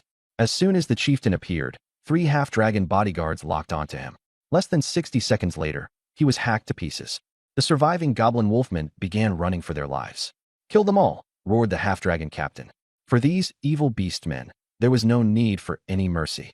A few days later, the wheat and barley around Darum could be harvested. The great elven worm herb made crops yield more and grow faster. Before the orcs even invaded, the half-elves were already harvesting grain. By the time the orcs marched south, the fields would be left with only stalks of wheat or newly planted vegetable seeds. Royal officials arrived in Darum for an inspection. They were responsible for reporting upward and deciding what title to bestow. But they had never been this speechless. The wide stone roads were one thing. But what were those villages comparable to small fortresses? Half-elves were everywhere. Anyone who didn't know better would think they had gone abroad. Was this still the kingdom of Alpha? When they saw the towering city of Darum, only numbness remained on their faces. All requirements are met. We recommend granting the rank of Viscount. The leading official said expressionlessly. No one had any objections. I didn't even show up. I only had a few half-elven officials host them. Being able to buy so many half-elven slaves and make them obedient was itself a sign of strength. Add to that the towering Darum and the fortress network. It was hard to believe all this had been accomplished in just 4 months. Knowing I had backing, they wouldn't take the initiative to provoke me. Before His Majesty the King set out, he had also hinted that they should just leave things at roughly this level. The officials exchanged glances. One of them, with his guards, rode at full speed toward Veen Fortress. Orc Great Plains. I was leading a campaign in person, bringing 500 half-dragon guards and 2,000 White Crow Knights, preparing to hunt down the Centaur tribe near Darum. Back when I first came to this land, I had already scouted the Orcish races near Darum. There were 3 in total. The Minotaurs had already pledged allegiance, leaving only the Centaurs and the Gnoll tribe. The Gnolls originally had 2 tribes, and I wiped them both out. When Darum was first being built, Gnolls would always come to harass us. At first, our forces were too small, so we could only defend. But after the White Crow Knights were established, we switched from defense to offense, and recently we even went straight to their lair and wiped them out. Gnolls were smaller and weaker than wolfmen. Against my half-dragon guards, those guys were quickly finished. Even if they fled into underground burrows, they still couldn't escape the pursuit of half-dragons with dark vision. The half-dragon guards completely outclassed the Gnolls in strength, speed, and equipment. Now, the target had changed to the Centaurs. However, Centaurs were different from Gnolls. If they were willing to submit, I could give them a chance. Centaurs were born cavalry. An adult male stood 3.2 meters tall, with a 1.1 meter human torso and a 2.1 meter horse body. That body structure made them qualified cavalry without training. They were also skilled with bows and arrows, one of the rare ranged troops in the Orc Empire. And they had their own civilization, unlike the Gnolls, who were so savage and bloodthirsty. If not for being born on the Orc Great Plains, with their intelligence, Centaurs might even have founded a nation like the half-elves. Precisely because they were talented and not all that savage, I was willing to take them as my servants. This Centaur tribe near Darum was not large, with just over 4,000 individuals surviving by herding. They raised cattle and sheep for food, and horses to sell for money. Don't be fooled by how the Alpha Kingdom and the Orc Empire were mortal enemies. In private, there were still many smugglers running back and forth between the two sides. Merchants exchanged grain and weapons for orc fur and steppe resources, and war horses were among the most expensive goods. Thanks to smuggling, the Centaurs lived quite well, much better than the Gnolls. The Gnolls had only slaughter and plunder in their heads, not only robbing humans, but also other orcs, so everyone hated them. Whenever the Orc Empire went to war, the Gnolls were cannon fodder. My army soon surrounded the Centaur tribe. Under normal circumstances, it would have been impossible to encircle Centaurs with 4 legs using just this many men. But when I revealed my true golden dragon form, and Evola and Emily transformed into red dragons as well, the soldiers' eyes told me everything. I had this. I flapped my huge wings and descended from the sky, landing heavily in the center of the tribe and toppling a cluster of tents with a thunderous crash. Every Centaur froze, staring at me with shock and fear. In truth, I had already tried to restrain my aura as much as possible. Ordinary horses were very timid. If I fully released my draconic might, what I'd bring back wouldn't be live horses, but horse corpses. For the sake of wealth, I did my best to look a little gentler. But I was too big after all, and still frightened quite a few centaurs. Some wanted to run, but when my gaze swept over them, their legs went weak and they collapsed. The centaur chief arrived, a male centaur over 4 meters tall. He dropped to his knees directly, holding high a chest filled with gemstones. Great Golden Dragon Lord, I am willing to offer all my treasure. Please calm your anger. As for the centaurs I had just crushed to death, the chief pretended not to see them. I stirred the gemstones in the chest with claws that could pierce his body, and the chief was visibly trembling. After all, if I applied even a little force, I could pierce him straight through. After rummaging through them, I showed a bored expression. These gemstones were of far too poor a quality, nowhere near the ones the lake fairies had given me. I withdrew my claws and stared at the chief. Submit or die? The chief froze, seemingly not expecting me to be here to subjugate them. In his impression, gold dragons only took kind beings as followers. This kind of forceful coercion seemed more like a chromatic dragon. Still, he was very perceptive and lowered his head. Master. With the chief kneeling, the other centaurs also knelt one after another. By evening, the entire tribe had begun migrating to the Mozar wasteland. They were to live together with the minotaurs on the border between the wasteland and the grasslands. The only downside was that the grazing routes would have to be farther away. But compared to their lives, that was nothing at all. The next morning, just after the gates of Dirium City opened, a caravan made up of more than 100 centaurs entered the city. The half-elves in the city had never seen centaurs before, and they couldn't help glancing over a few extra times, but soon hurried off to work. Everyone knew this place was ruled by a golden dragon, so it was normal for all sorts of strange followers to appear. The city guard didn't stop them, which meant these centaurs were fine. It was the centaurs' first time entering such a prosperous city, and they looked around everywhere while escorting the caravan. Only the centaur warrior at the front kept his eyes straight ahead. This fellow was nearly 4 meters tall, wearing plate armor and carrying a long spear, looking imposing and formidable. This group was the personal guard of the centaur chieftain, equipped with the very best gear.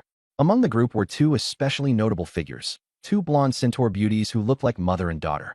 The elder one was named Maya, mature and alluring. The younger was Aaron, youthful and lively. Male centaurs were generally more than 3 meters tall, while females were only about 2.6 meters. Maya, despite being a 5th-tier expert, was only 2.8 meters tall, and her daughter Aaron was even shorter at just 2.6 meters. Maya's expression was cold. Being given away as a gift, how could she possibly be happy?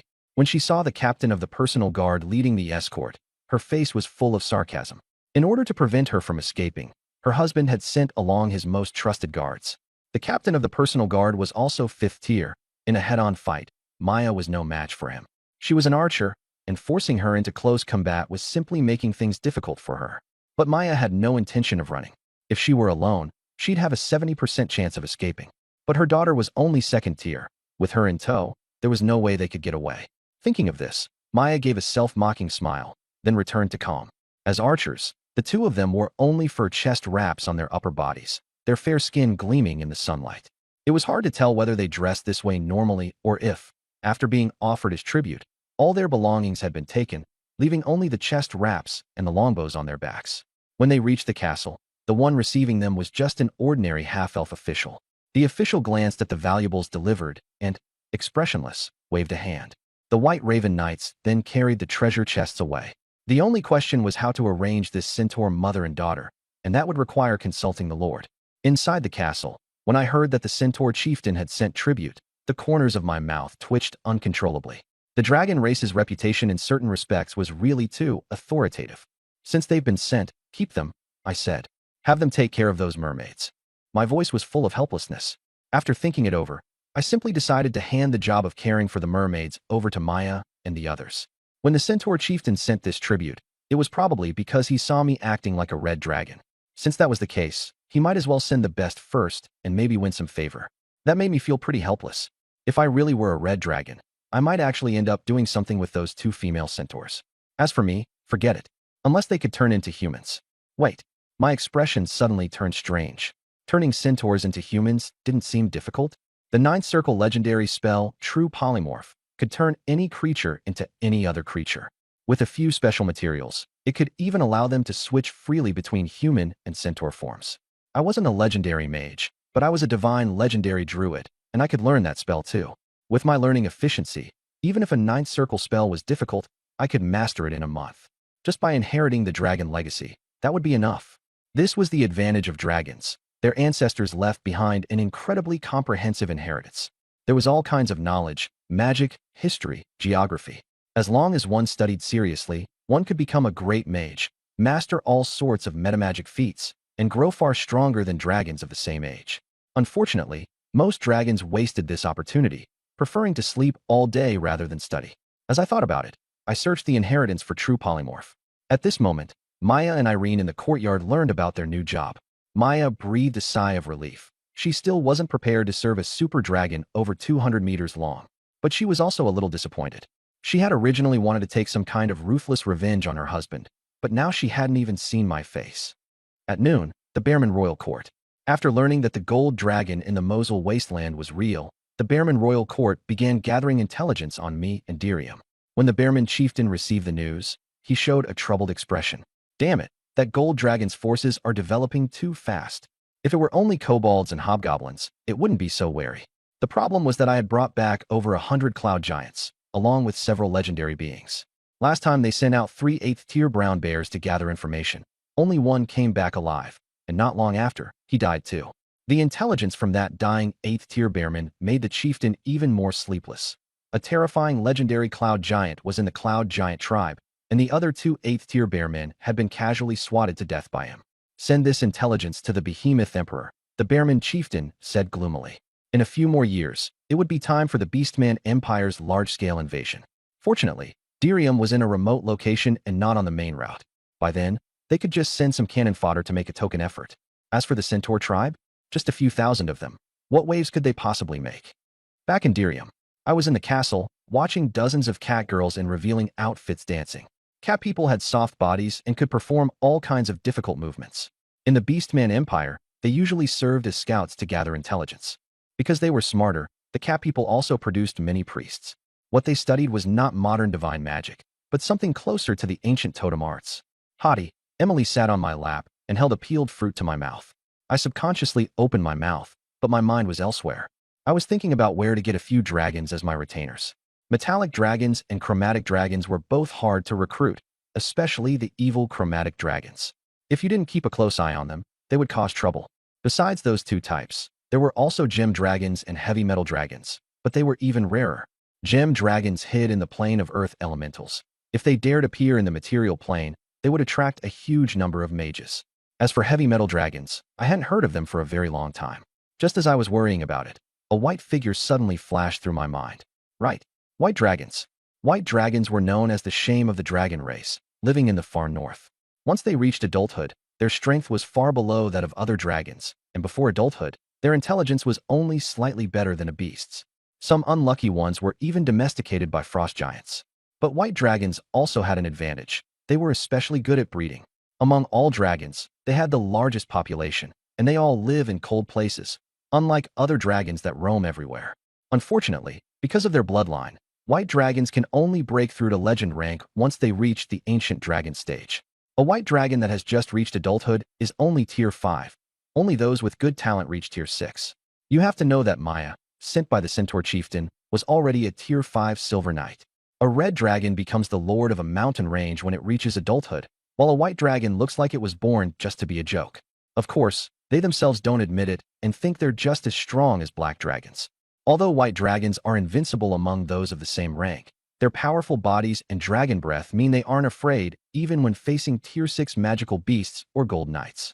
If they can't win, they can still run. But in places where intelligent races live, they still have to be careful or they'll be skinned and stripped to the bone. Take the Kingdom of Alpha, for example. Aside from the 9 northern provinces ravaged by the orcs, which noble family in the central and southern regions, as long as it's a count or above, doesn't have a few tier 6 gold knights and tier 7 earth knights? That kind of lineup is enough to hunt down an adult white dragon. Looking out at the snowy world beyond the window, I felt that white dragons were actually quite pitiful creatures. They should go to lower-level worlds to make a living, where there are fewer powerful beings and they could still strut around. Although lower-level worlds have fewer resources and weaker magic, dragons rely on their bloodline, so it doesn't matter much. In a place like that, white dragons might even be able to rule the roost and wouldn't have to hide and sneak around like they do in INR. Only in the far north, where magical beasts are scarce, can white dragons survive. If it were a large magical beast mountain range, even adult white dragons could become prey. Still, no matter how useless white dragons are, they're still dragons. Their dragon breath is great for clearing out minions, and if they study seriously, they can even become dragon mages. Suddenly, an idea came to me. Capture more white dragons and use them as blood banks. Dragon blood has many uses. It can be made into medicine, used as material, or even fed directly to kobolds. If the Urds often drink white dragon blood, they'll grow stronger quickly. They're not obedient? No problem. Just make the white dragons obedient. The far north lies beyond the northern edge of the orc grasslands, and there are many white dragons there. I decided to take a trip over there, and, on the way, Capture some white dragons to bring back. White dragons don't have to live only on ice fields. They can also grow healthily in the Moser wasteland or the magical beast forest. The more I thought about it, the more tempted I became. Capturing white dragons could increase Durem's strength and also give me something fun to do. Watching the territory develop is interesting, but if you keep looking at it all the time, it gets boring. The far north also has frost giants, mammoth men, special ice field magical beasts, and even the yak men, distant relatives of the minotaurs. This adventure was definitely going to be interesting. 2 days later, just as I was preparing to leave, a royal envoy arrived. The king formally granted me the title of Viscount, recognized my ownership of Durem and the surrounding 2,000 square kilometers of land, and appointed me as the governor of Hukuro County. A county governor is the boss of an entire county, and in all likelihood, the position can be inherited. As long as the family is strong enough, it can keep holding the post. In a place like the Kingdom of Alpha, where wars are frequent, nobles have to lead their own soldiers into battle. In wartime, armies are organized by county, with the county governor serving as the army commander. However, Hukuro County now only had a handful of nobles. Whether they could even gather enough for an infantry battalion was a problem. Being county governor only sounded impressive. After the conferment ceremony ended, the kingdom's officials immediately ran off. They knew the northern lands weren't safe, and the Orc Empire could invade southward at any time. "Hardy, I want to go with you too." Tisna threw herself into my arms, her eyes full of anticipation. She hadn't gone on an adventure with me for a long time. Last time we went to the Kingdom of Britannia, she wanted to come along but had to stay behind to guard the territory. I thought it over and nodded. All right, the far north is bitterly cold, so I need to capture more white dragons. I also need someone to watch the ones I've already caught while I'm out capturing more, so they don't escape. Tisna happily planted a kiss on my lips. The next day, I restored my dragon form and set out from Durem. This time I let Tisna ride on my back, since she flew slower than I did. I rushed at full speed toward the far north, which meant crossing the entire Orcish grassland. Along the way I saw all kinds of orcs, werewolves, lionmen, snakemen, scattered across different regions. This great plain was not just grassland, but also mountains, forests, deserts, and Gobi, with a total area of 16 million square kilometers, more than twice that of the Kingdom of Alpha. Every time the Orc Empire marched south, it would attack 3 human kingdoms at once: Alpha, Fierce Lion, and Nord. If the other 2 kingdoms hadn't helped share the pressure, Alpha would have fallen long ago. The Orc higher-ups had considered concentrating their forces to wipe out one kingdom, but their territory was too vast. It took more than 2,000 kilometers to travel from east to west. The Orcs were already in chaos internally, and forcibly assembling an army would take nearly a year. Food was also a huge problem. Boarmen, in particular, had no brains and would rob other Orc tribes for rations while marching. So now the Bears and Lion men in the west were responsible for attacking Alpha, while the Behemoth royal clan in the center attacked the Kingdom of Fierce Lion. Of course, there were also peaceful races, such as the golden-threaded monk, orangutan monkey orcs, highly intelligent and strong. They prided themselves on being a civilized race, but if you crossed them, they would still strike back. After several thousand kilometers, I reached the edge of the far north. Everything before my eyes was a vast expanse of white, with temperatures in the teens below zero. Going deeper would only get colder. That was why the orcs only marched south and never north. Even the bears couldn't endure such low temperatures. Just after entering the ice plain, I sensed ripples of battle. Flying over to take a look, I saw 3 adult white dragons locked in combat. White dragons were the weakest of the dragon race. Even as adults, they were only 30 meters long, a size smaller than gold or red dragons. The 2 male white dragons in front of me were ganging up on a female white dragon, fighting no differently from beasts, constantly pouncing, biting, and tearing at one another. Only then did I understand why red dragons were unwilling to be compared with white dragons. What an embarrassment. Suddenly, I noticed an 8-tier frost giant standing at the foot of a hillside, 20 meters tall. I instantly understood. Those 2 male white dragons had been tamed. Frost giants and white dragons were natural mortal enemies, but they would capture young dragons and raise them. Frost giant shamans would prepare special potions to reduce the white dragon's already low intelligence, stopping them from developing further. Young white dragons had extremely low intelligence and could only be considered slightly smarter beasts. They were terribly short-sighted, cared only about food and drink in front of them, and were very easy to deceive. Under normal circumstances, a white dragon's intelligence would increase with age. By the juvenile stage, it would improve noticeably, from an idiot's level to that of an ordinary person who was somewhat foolish. Still dumb? Yes, but for a white dragon, that was already a huge improvement. But higher intelligence also meant they were harder to tame. Juvenile white dragons would become proud, begin to resist, and even try to escape. So the frost giant shamans would use potions to lower the white dragon's intelligence, keeping them forever beast-like, turning them into hunting tools, and even using them to attack their own kind. Just like now, those two male white dragons were madly attacking their own kin. At the sight of this, even I, a gold dragon, felt fury welling up inside me. No matter how much of a disgrace white dragons were to the dragon race, they were still part of the dragon race. We could shame our own kind however we liked, but it was not for outsiders to do it. You dare use dragons like hunting dogs? Then be prepared to bear the wrath of dragons. I believed it. Even the most evil red dragon would strike immediately upon seeing this scene, because it crossed a dragon's taboo. Roar! I let out a thunderous dragon roar, and my massive body instantly burst through the clouds and descended upon the icy plain. My golden dragon body shone brilliantly in the sunlight. The three white dragons and the frost giant in the distance all stopped moving. Seeing me fall from the sky, the three white dragons trembled in terror under my dragon might, while the frost giant's expression changed drastically and he turned to flee. He had tamed white dragons for many years and knew this was a forbidden act of the dragon race. Killing white dragons, skinning them, eating their flesh, that was the law of nature. But treating white dragons like hunting hounds and taming them, that was courting death. Unfortunately for him, how could he outrun me on the ground when I was flying in the sky? Before he had gone far, I swooped down and, with pinpoint accuracy, my dragon claw seized his head and lifted him into the air. He was still struggling to survive. I applied a little force, and the head of the 8th-tier frost giant exploded like a watermelon. His corpse fell in freefall and slammed heavily into the ground. The two male white dragons were so terrified that they wanted to flee. Just as they flapped their wings, another golden figure descended from the sky. It was Thisna, transformed into a golden dragon. Though she was only a little over 30 meters long, to these white dragons she was already a monstrous existence. When her pale golden vertical pupils swept over them, the two white dragons immediately turned cowardly, whining pitifully in submission and obediently landing on the ground. The female white dragon was rather clever. She had already landed and lay flat on the ground, looking at me with reverent eyes. "Respected Highness, Yuna thanks you for your help and protection." She regarded me as an ancient dragon over 800 years old. No wonder, my body length was now over 200 meters, and my wingspan exceeded 500 meters. Even among ancient golden dragons, I would be considered a giant. She didn't even dare lift her head, almost pressing her forehead to the ground. I glanced at her indifferently, then turned my gaze to the two male white dragons. They trembled all over in fear, wishing they could bury their heads in the dirt. I fell silent. It wasn't that I didn't want to speak. I just didn't know how to communicate with these two intellectually challenged fellows. If their intelligence were normal, I could just subdue them directly and be done with it. But now, I regretted it. I shouldn't have killed the frost giant so quickly just now. At the very least, I should have asked him how he controlled these two white dragons. As I was thinking, the two white dragons suddenly seemed to regain some intelligence.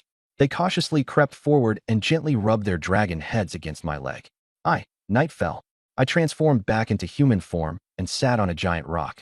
The white dragon Yuna lay beside me and said excitedly, "Prince Hardy, there are two adult male white dragons in the mountain range ahead, and to the west there is a large frost giant tribe, several hundred frost giants, along with several adult and young white dragons." I had said I wanted to recruit white dragons as retainers, and she had agreed without the slightest hesitation. Smart and tactful. As the first one to join voluntarily, I decided to make good use of her. This afternoon, I gave her the corpse of that 8th-tier frost giant. In the spirit of not wasting anything, it was the perfect thing to help her recover. White dragons and frost giants naturally hunt each other. White dragon hide has extremely strong frost resistance, and white dragon meat is an exquisite delicacy.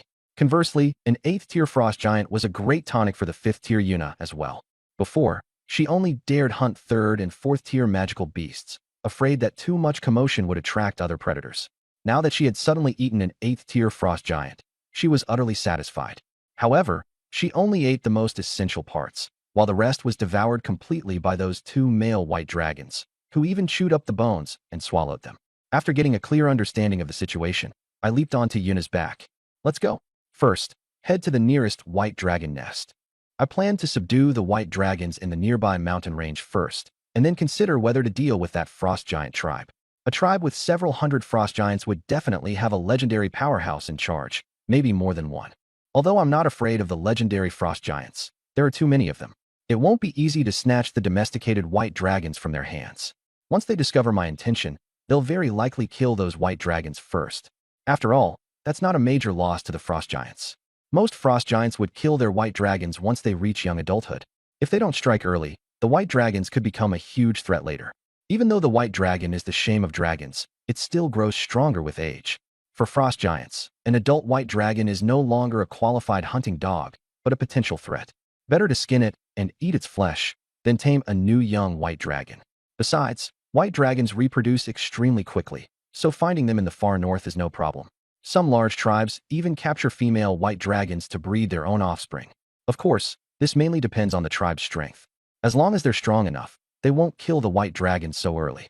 Some legendary frost giants even raise white dragons until the ancient dragon stage. Soon, led by the white dragon matron Yuna, we arrived beside a mountain range. Your Highness, this is the territory of an adult white dragon, Yuna said respectfully, excitement in her voice.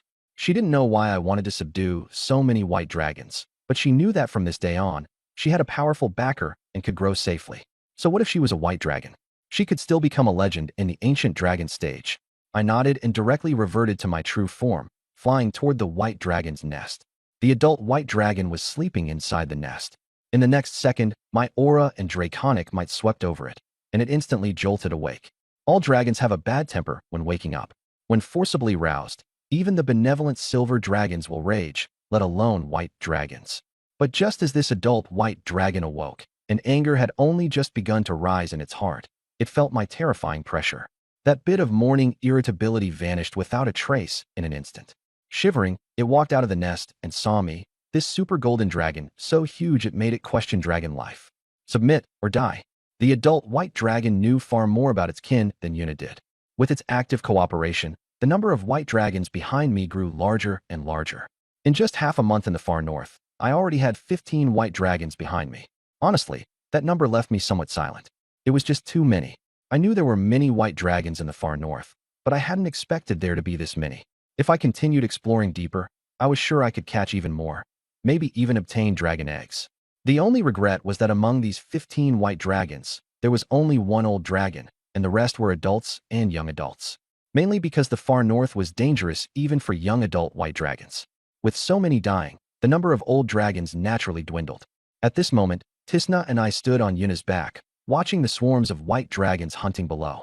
As the weakest of the 5 chromatic dragon types, white dragons, once they reach adulthood, may choose to travel with other white dragons.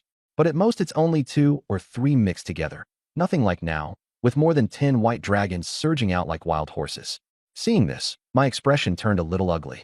These white dragons I had subdued had not been domesticated by frost giants, so their intelligence was normal. At the very least, they had the intelligence of ordinary people. But now they didn't seem like it. The culprit was the 2 adult white dragons I had subdued first. Because of the frost giants, their intelligence was still stuck at the hatchling stage. And thanks to special taming, whenever they hunted, they always charged out in the lead. Normally, that wouldn't be a problem. The issue was that they directly stirred up the other white dragons who also wanted to perform well in front of me, and then the dragon flock rushed out like a herd of untethered horses. It was like 2 huskies leading an entire wolf pack astray. At this moment, I didn't even know what to say, but I soon stopped bothering to think about it.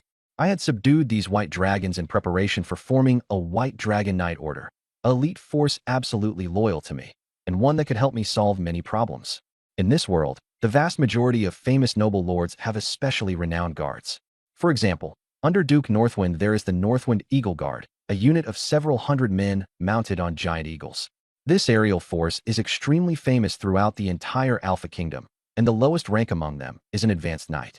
Right now, Dareem is also forming a Griffin Knight unit, using the golden feather griffins brought by the Cloud Giants. But how can Griffin Knights be as imposing as Dragon Knights? Once the White Dragon Knight Order is established, I'll use my talent to rapidly strengthen both the White Dragons and the Knights. As for whether the White Dragons will run away, we'll definitely sign contracts by then. I also plan to place the training grounds beside the Cloud Giant tribe, and Tettle will be very willing to help me teach these white dragons how to behave. A moment later, the White Dragon Pack excitedly brought back their prey. For them, this concentrated hunt was a rather novel experience.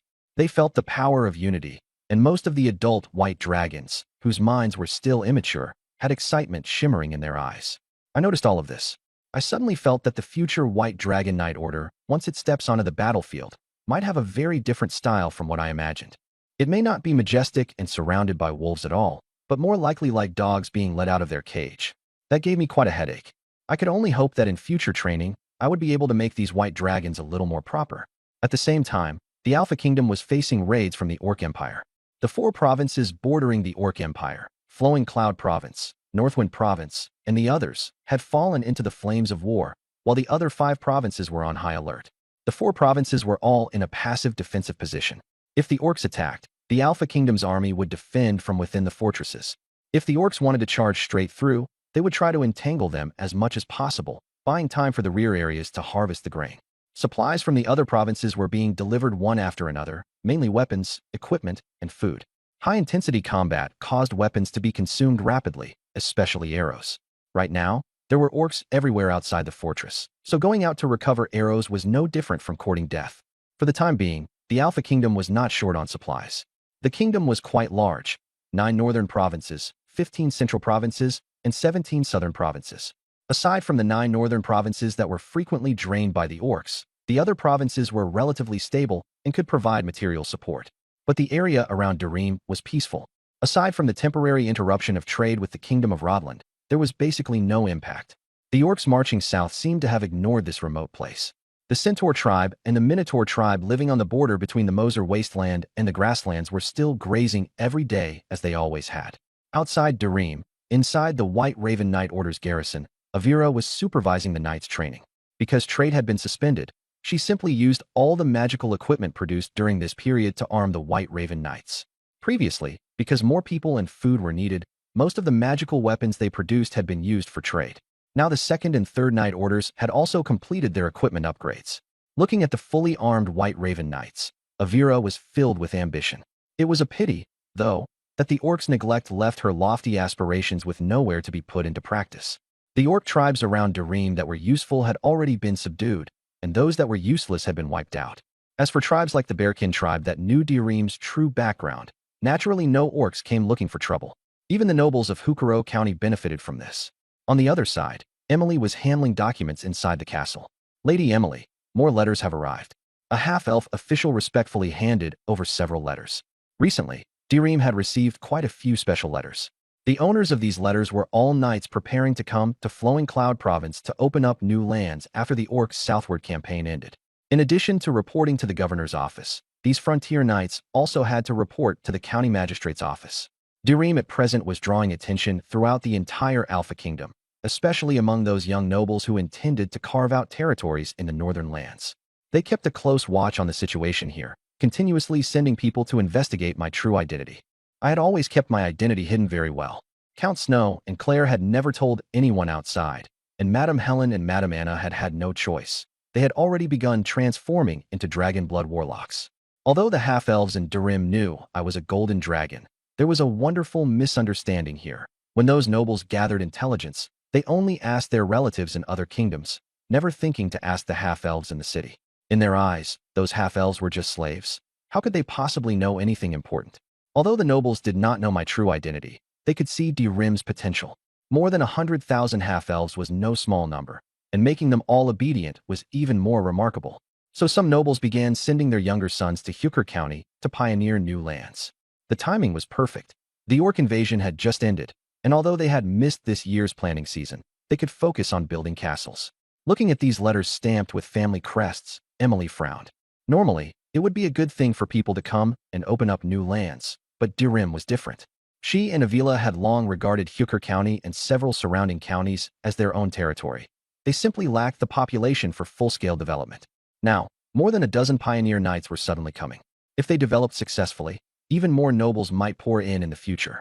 Emily was naturally unhappy, yet she had no reason to refuse. In fact, we could have focused on developing the Moser wasteland. The area near Little Sprout was already full of vitality, so grain cultivation would be no problem. The Moser wasteland covers 170,000 square kilometers, equivalent to an entire province. If it were fully developed, I would be the largest landowner apart from the royal family. Venberg received special reinforcements, the clergy of the Temple of Justice. During orc invasions, the Church of Justice would always send many priests to provide support. Their archbishop felt that if they did not change now, they would be out of a job. Losing an entire kingdom-level diocese and sending all their believers to other gods. Burning at the stake would be a lucky punishment for such a sin. So now the Church of Justice was giving massive support, and it did indeed increase the number of devout believers in the Flowing Cloud province. Your Excellency, Bishop, it has been a long time since you last returned here, hasn't it? Asked a high-ranking priest. Yes, it has been several years since I came back, Bishop Clovis said with a smile, nodding. The young priest looked at him with worshipful eyes.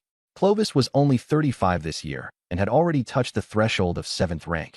In the future, he had the potential to become an archbishop. But Clovis had another identity as well, the husband of Marchioness Horov of Howl. Yet even he had almost forgotten it. Ever since being favored by the archbishop, he had been living in the royal capital and had paid little attention to his wife. Claire, in order to express her gratitude, had come to the Temple of Justice early to wait.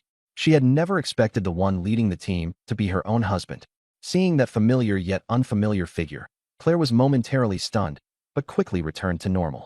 She had no intention of betraying me, not only because I could bring greater benefits to the Horov family, but also because, in her heart, my weight far exceeded Clovis's.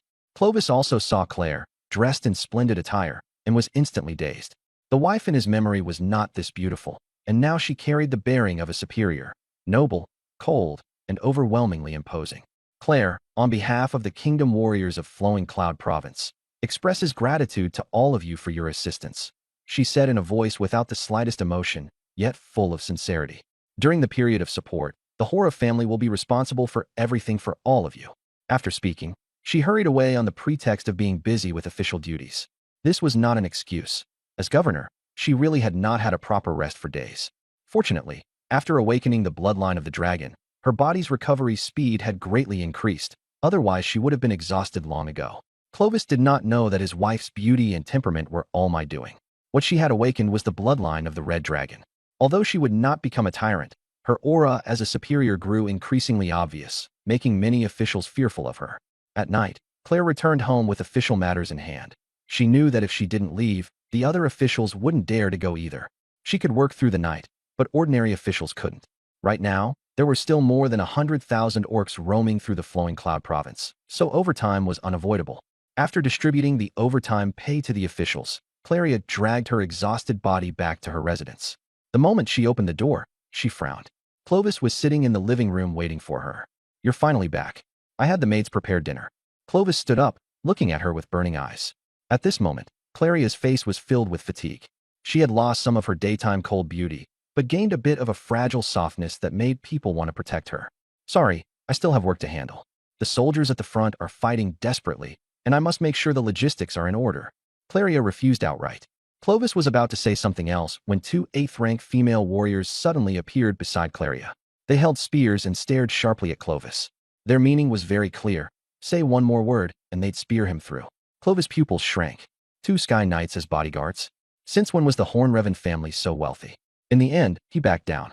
After all, the fault was on his side first. Being caught by his wife liking young boys was simply too embarrassing. Thank you. After Clovis left, Claria quietly thanked the 2 female knights. The 2 of them disappeared instantly. These were cloud giant warriors specially arranged by Hardy before he went to the far north, disguised as humans with transformation magic to protect her. Claria collapsed into a chair and rubbed her temples. Thinking of the cloud giant warriors just now, she couldn't help but think of Hardy. Her heartbeat quickened, and her hand unconsciously rested on her chest. Before, she had thought her feelings for Hardy were only fondness, a mutual exchange of needs. But now, she missed that boy terribly. She didn't know how long had passed before she stretched out her slender legs, and much of her fatigue vanished in an instant. Although her gaze was still a little dazed, her spirit had recovered to 70 or 80%. Claria took a deep breath and continued working through the documents. Now was the most intense stage of the orc invasion. Once they got through it, everything would be fine. The orcs who managed to seize food would retreat, and those who failed to do so would have already eliminated the weak, leaving enough food for the rest to survive the winter. The orcs were here to loot, not to fight to the death. On the other side, Clovis left Vienne Castle with a dark face. Staying there was humiliation for him. He might as well return to the church. A seed of unwillingness had taken root in his heart. He was only the second son of an earl, with no right of inheritance, and he was naturally inferior to Claria. But he was unwilling to accept that. He would work hard to cultivate and become a legend. By then, let him see whether his wife would still dare treat him like this. The far north. I had no idea what trouble Vienna Castle got into because of me. But even if I did, I wouldn't care. So what if Clovis had broken through to the legendary rank? To me, he was nothing more than a slightly bigger grasshopper. He had the goddess of justice backing him. I had the platinum dragon god backing me. Now I was taking the white dragons deep into the far north. Since I was going to form a white dragon knight order, the more white dragons, the better. That frost giant tribe from before was too strong and not easy to mess with. But the far north was so vast that there would always be weaker tribes for me to bully first. As for that huge tribe, if it really came to it, I'd have Tisna go back and bring Tedder to help. Don't be fooled by the fact that frost giants and cloud giants were both giants. Tedder would not go easy on them. Besides, I was only here to snatch white dragons, not to massacre frost giants. I had quietly observed that large tribe. It had 5 adult white dragons, 2 young adult white dragons, and 1 that was nearly ancient. If conditions allowed, I wouldn't mind making a grab. Move out. More than a dozen white dragons took to the air in unison, an imposing sight. I was very satisfied. Once the White Dragon Knight Order was established, I could have the Cloud Giants custom make enchanted dragon armor for them to increase their defense. I could also have the Cloud Giant mages teach them magic. Although white dragons inherited draconic knowledge, having a teacher was completely different from learning on their own. At the very least, they needed to learn shield and protection from energy. After all, among common dragon kinds, the white dragon had the weakest magical resistance. As long as they studied seriously, white dragons could also become powerful dragon mages. Of course, that was difficult. Without a teacher, with a white dragon's intelligence, it would be hard to learn complex spells. Usually, only after they reached 600 years of age, when their intelligence had improved, would they have a chance to learn powerful magic. In the blink of an eye, it was the end of August. There were already 67 white dragons following me, more than 50 adult white dragons, and 12 young adult white dragons. These young white dragons looked at me with worshipful eyes. Among the 5-colored dragons, red dragons were the most arrogant, and the others fell far behind. Because these white dragons were weak, they obediently followed me, not the least bit bothered by serving under a gold dragon.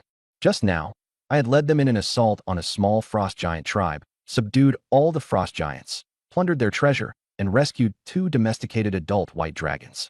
Most importantly, although I had taken the treasury for myself, I allowed them to loot treasure from elsewhere in the tribe.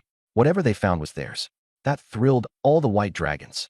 Although these young white dragons were too slow to snatch much in the way of gems, they had still obtained the first wealth of their dragon lives. The dragon race's obsession with gold coins and gems was something mortals could hardly understand.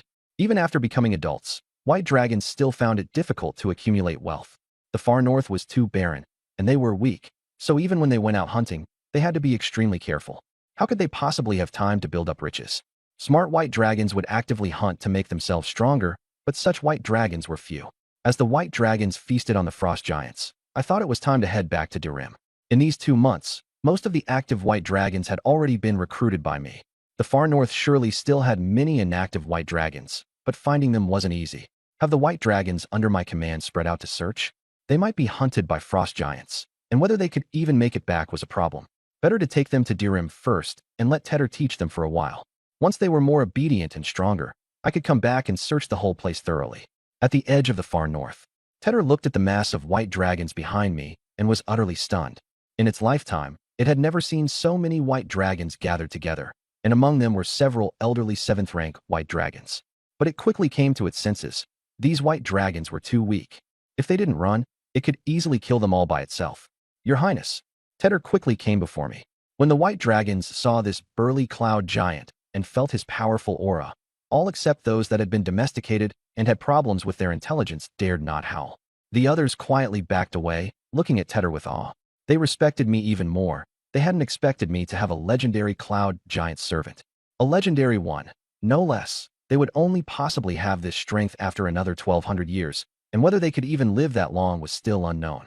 There's an ice giant tribe not far away. Hold off those legendary ice giants for me. I'm going to bring out all the white dragons inside. It was the very tribe from the beginning, with 8 white dragons.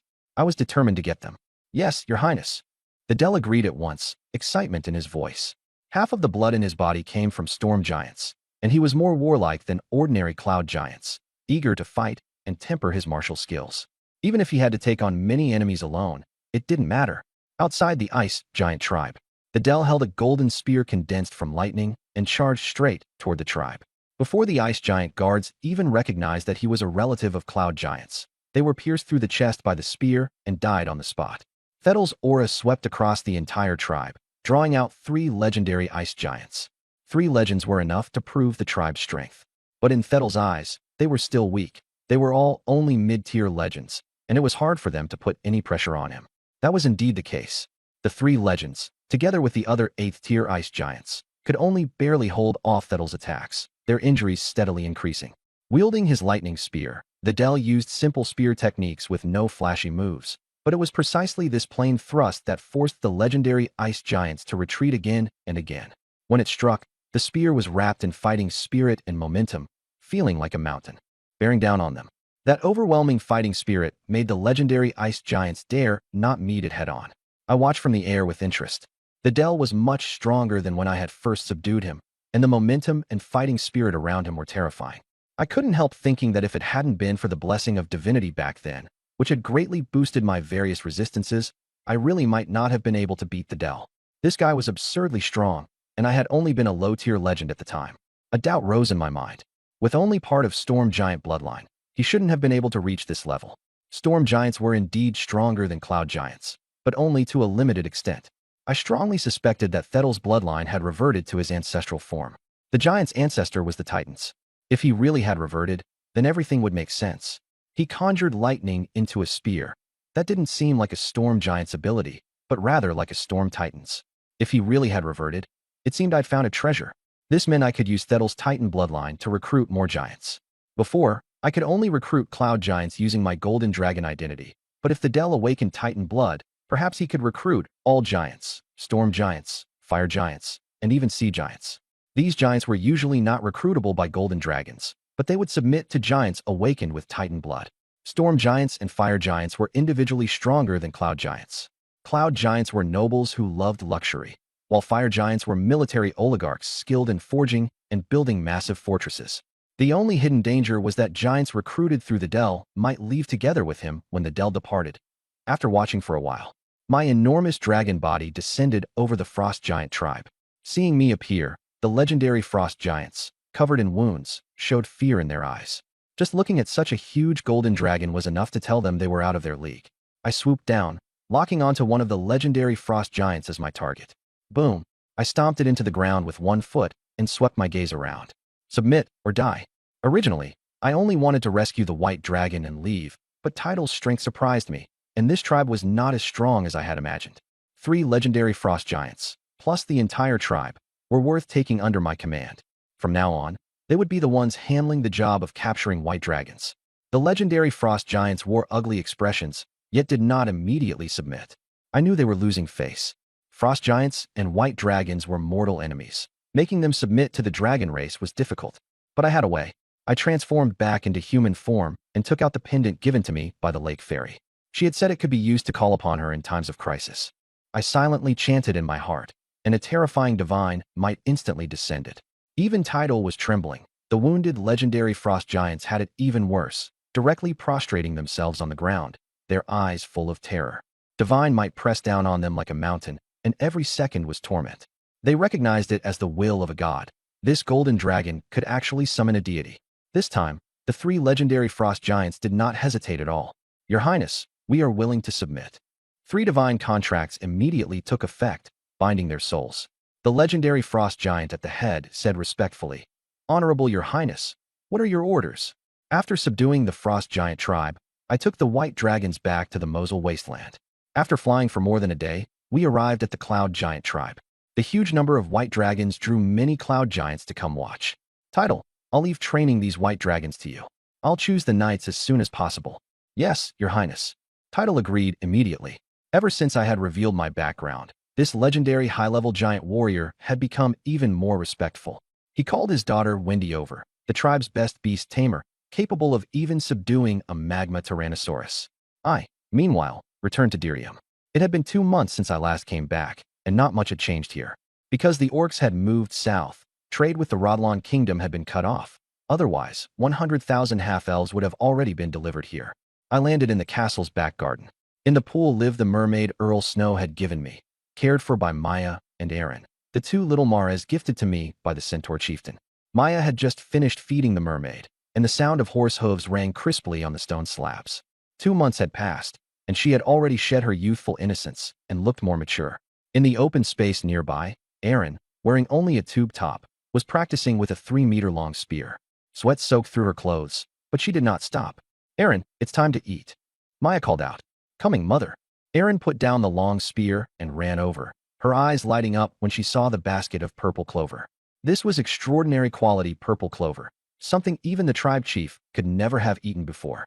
After eating her fill, Erin patted her belly. Mother, I'm going back to training. Just then, 2 rays of golden light descended in front of them. Maya recognized me and immediately pulled her daughter down to kneel. Greetings, master. Erin also knelt, but secretly sized me up. She was different from her mother. Maya was content with the status quo, but Erin had ambition. She wanted to establish her own centaur tribe. Now that she could eat extraordinary purple clover every day and receive cultivation resources every month, she believed she could become a 6th tier, even 7th tier powerhouse. If she could gain my permission, founding a tribe would be easy. I responded casually. As soon as I landed from the air, I noticed these 2 half-elf girls who had just finished lunch. I nodded casually. Emily and Tisna both understood that although I often acted domineering, as long as they didn't cross my bottom line, I was pretty easygoing with my own people. This contradictory personality was actually the result of the 2 kinds of dragon blood within me. Before leaving, I looked back at Maya and Erin, who were still kneeling on the ground. Over these past 2 months, I had been learning complete transformation, and now I was just a little short of mastering it. Come to the castle in a few days. Yes, master, the 2 answered in unison. Maya looked uneasy, while Erin was full of anticipation. Back in the castle study. Hottie, we missed you so much. Evelyn and Emily threw themselves straight into my arms, hanging on me like koalas. I missed you too. I held one in each arm. Their bodies were very light, and they carried a faint fragrance. Tisna didn't come in. She had already monopolized me for quite a long time and left the space to the sisters. She went to gather the officials and prepare a large-scale screening within the territory, selecting the half-elf girls with the best talent to form the White Dragon Knight Order. Tisna's standards were very high. At minimum, they had to possess high aptitude. High aptitude meant that, as long as they had the right breathing technique and sufficient resources, they could basically become a 6th-tier Gold Knight, and even have a chance to break through to a 7th-tier Earth Knight. In the Kingdom of Alpha, which was often bullied by the Orc Empire, an Earth Knight was already a top-tier powerhouse. Because of their elf bloodline, half-elves were more likely than humans to have high aptitude. It was just that most commoners never had the chance to come into contact with cultivation opportunities in their entire lives. Now that Tisna was going to test the aptitude of all half-elves, she would certainly find a batch of talents. Add to that the half-elf noble girls sent by Earl Snow, and the probability of them having high aptitude was even greater. In this world, talent can be inherited through bloodlines, and the descendants of nobles are often more likely to become strong. As for why they had high aptitude yet nearly had their country destroyed, because there were no resources. Not everyone was like me, with resources to spare. Without resources, high aptitude could only guarantee becoming a 4th-tier Grand Knight. Breaking through to Silver Knight would still require decades of bitter cultivation. The half-elf officials were highly efficient and immediately began screening everyone in Durim between the ages of 12 and 25. The White Dragon Knight Order only wanted girls with high aptitude, but the boys and girls with high or medium aptitude who were selected would be recruited into the White Crow Knight Order and forged into ace elites. I had already said long ago that I would establish the White Crow Battle Corps. As the population increased, the standing army would expand, but the White Crow Knight Order wouldn't grow by much. If the White Crow Knight Order was the elite, then the White Crow Battle Corps would be the ace among the elite, small in number, but once it appeared on the battlefield, it would strike fear into the enemy. This was my expectation for the White Crow Battle Corps, and it was also Tisna's standard. I returned to Dehiram, and on the second day, another 10,000 half-elves were sent over by the Kingdom of Radlan. By now, my territory had already established a mature resettlement system. Officials specifically in charge of these half-elves would assign them to various villages according to family units. These newly arrived half-elves were all stunned. Every official and resident they saw was actually a half-elf. If they hadn't known they were in the northern continent, they would have thought they'd gone back home. Very soon, they would understand what was going on. This time, Count Snow's deputy had brought the elf captives I wanted, dozens of them. Emily was in charge of the handover. With a wave of her hand, the White Raven Knights took the elves away. Lady Emily, Lord Snow couldn't come personally because he had matters to attend to. He asked me to convey to His Highness Hardy that next time, he will bring more gifts, the deputy said respectfully. This guy was being obviously sycophantic. After all, I was their super major client, someone they could not afford to offend. When Emily heard the word gifts, she frowned slightly. A few hours later, the The transaction was completed. The deputy left satisfied, carrying a large batch of magical equipment. This time, I had given them a lot of equipment, and they would have to bring back more half-elves to repay the debt. After all, they would just go capture them from enemy nations. After nightfall, several figures moved swiftly through the dark corners of Dehiram, heading straight for the central castle. They were covered in top-tier magical equipment, items that could conceal their presence, silence their footsteps, allow them to teleport 18 meters with mistwalk, and various enchanted weapons. This set of gear was worth at least several thousand gold coins on the market. General, the castle is protected by a magic array. It's too dangerous. We should wait for other strong members of the clan to arrive, a warrior said worriedly. These people were actually elves disguised as humans. With their small population and difficulty reproducing, elves had always faced the greatest problem. That was why they rarely initiated wars. Once a clansman was captured, they would definitely send strong fighters to rescue them. The minimum standard for a rescue team was at least a 5th-tier Silver Knight and a 6th-tier Gold Knight, led by an 8th-tier expert. If they encountered a formidable enemy, they would even dispatch legendary experts. As an immortal race, elves had far more legendary experts than other races. It was just that their population base was too small. No, you stay here. I'll go take a look, said the 8th-tier female elf at the head of the group, shaking her head decisively. For elves, spending the night in a human noble's castle was too dangerous.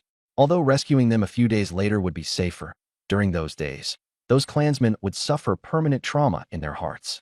She had seen too many of her clansmen turn into walking corpses because of this. At the same time, atop the city wall, I watched the group of elves outside the castle still arguing, completely unaware that they had already been exposed. Just as I was enjoying the show, 2 level 8 elves made their move. They decided to enter the castle and take a look. I turned to tell Avila and Emilia, go bring all those elves outside in here.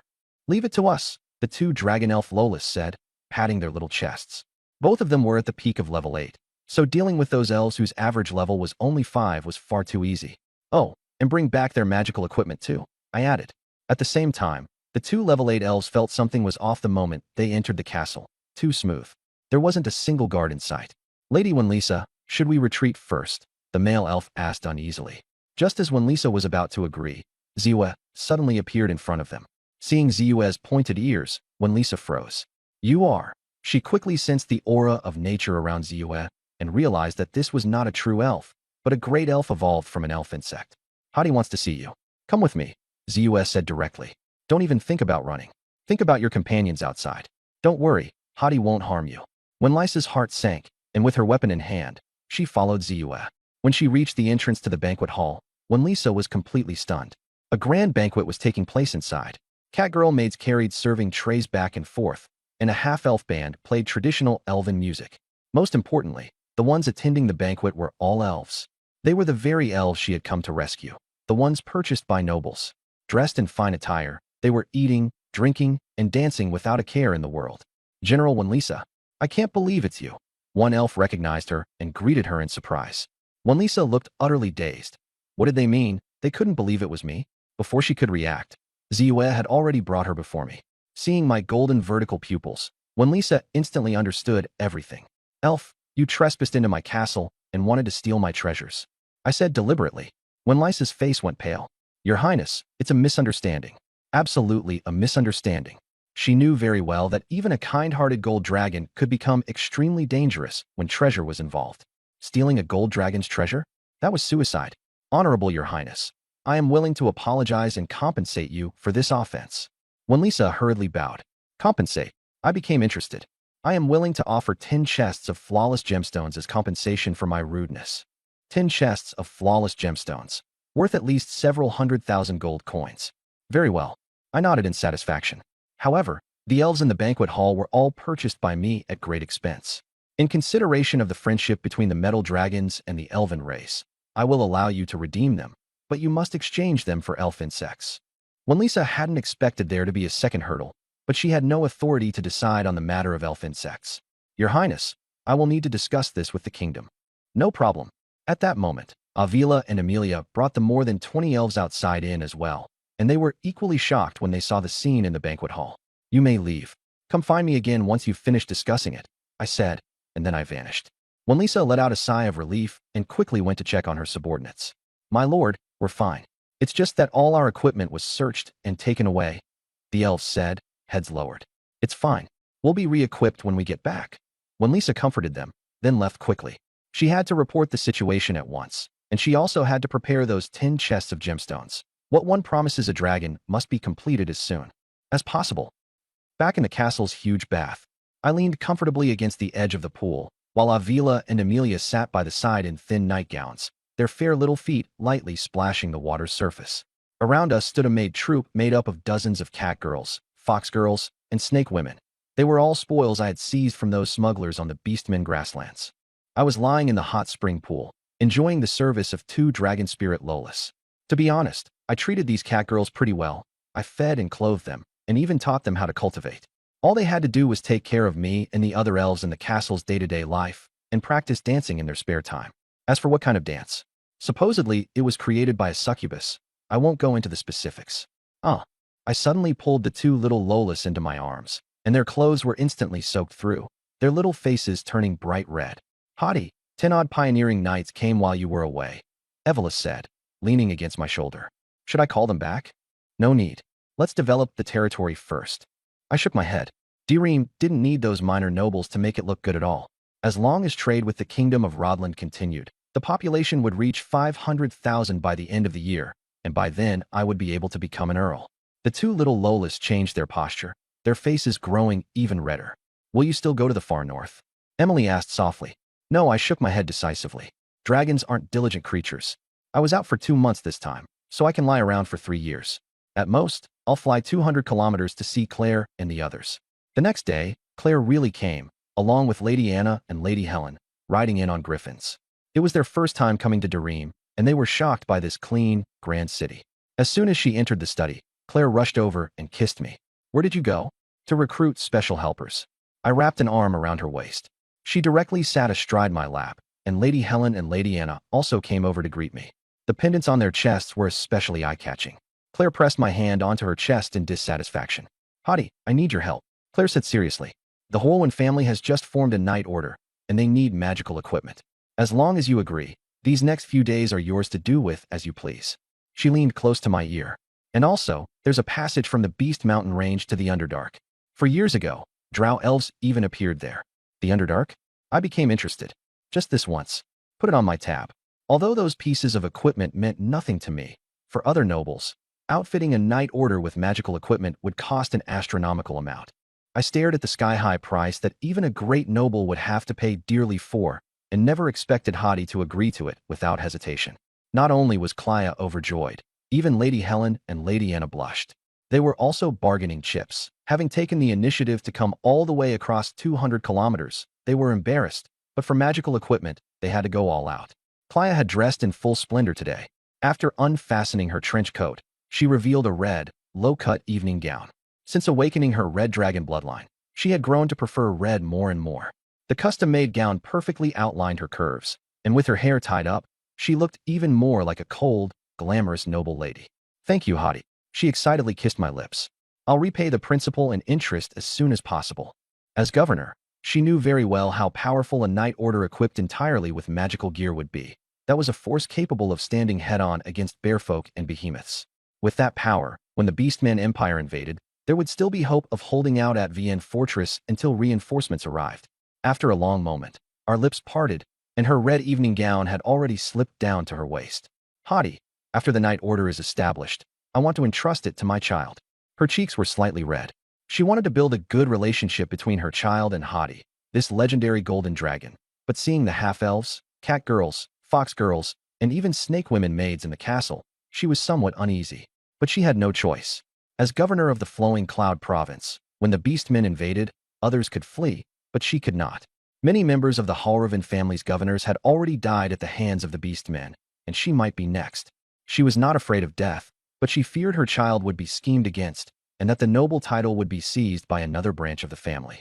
If she could get Hottie's help, then her child would be able to inherit smoothly. Her child?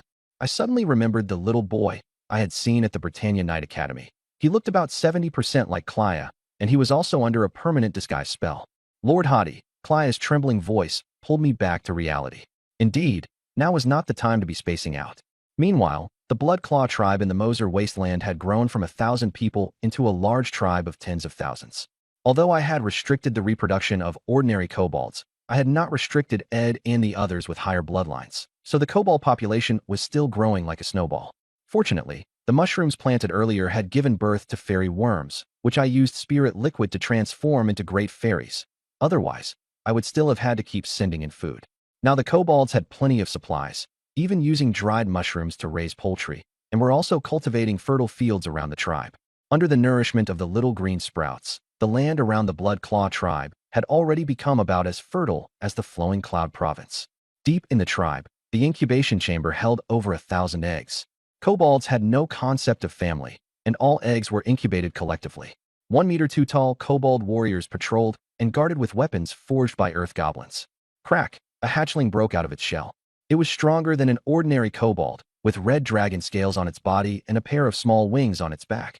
Not as slender as the other EDS, but sturdier. This showed that my dragon field was having a significant effect, so much so that even the hatchlings were born with higher bloodlines. More and more kobolds continued to hatch, and roughly 1/5 of them could grow wings. Among these more than 200 EDS, there were over 30 scale sorcerers. In the future, we might even amass a massive kobold sorcerer corps, even if they only knew little fireballs. Thousands of sorcerers gathering together would still be a terrifying force. At present, the Bloodclaw tribe already had more than 300 scale sorcerers. The strongest, Blood Fong, was now a tier 4 kobold, with true dragon wings growing from his back. These days he loved strutting around everywhere. After all, the actual administration of the tribe was handled by half-elf officials, so he was quite idle. Whenever I strolled around town with a bunch of kobold underlings, the earth goblins and bear goblins passing by would cast envious glances. My dragon field also affected them, but not as noticeably as it did the kobolds. Kobolds could complete their transformation in half a month, while earth goblins and bear goblins needed a full month. It couldn't be helped. The god of kobolds was originally created by the dragon god. Even the subordinates of those legendary 5-colored dragons had legendary kobolds. This race truly had potential. It just needed time to develop. Compared with the legendary dragons who have lived for hundreds or even thousands of years, my age is a disadvantage, but I have my own advantage. I can go looking for wild legendary cloud giants. There are still quite a few legendary cloud giants to be found in the world, but wild legendary kobolds? Not to mention the world of Iona, you couldn't find a few even across the entire multiverse. A few days later, 3 special adventurers paid the city entry fee and entered Durham. This city is so clean. There's no smell, and the buildings are so beautiful too. Annabelle, I love it here, the Shao, like adventurer exclaimed.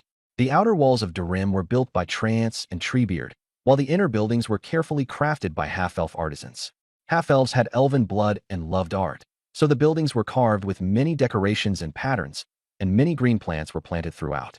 From the very beginning, I had demanded a sewage system be built and laws be enacted to keep the city clean, which was how the current Durham came to be. Elnus, keep your voice down. The boy named Annabelle frowned.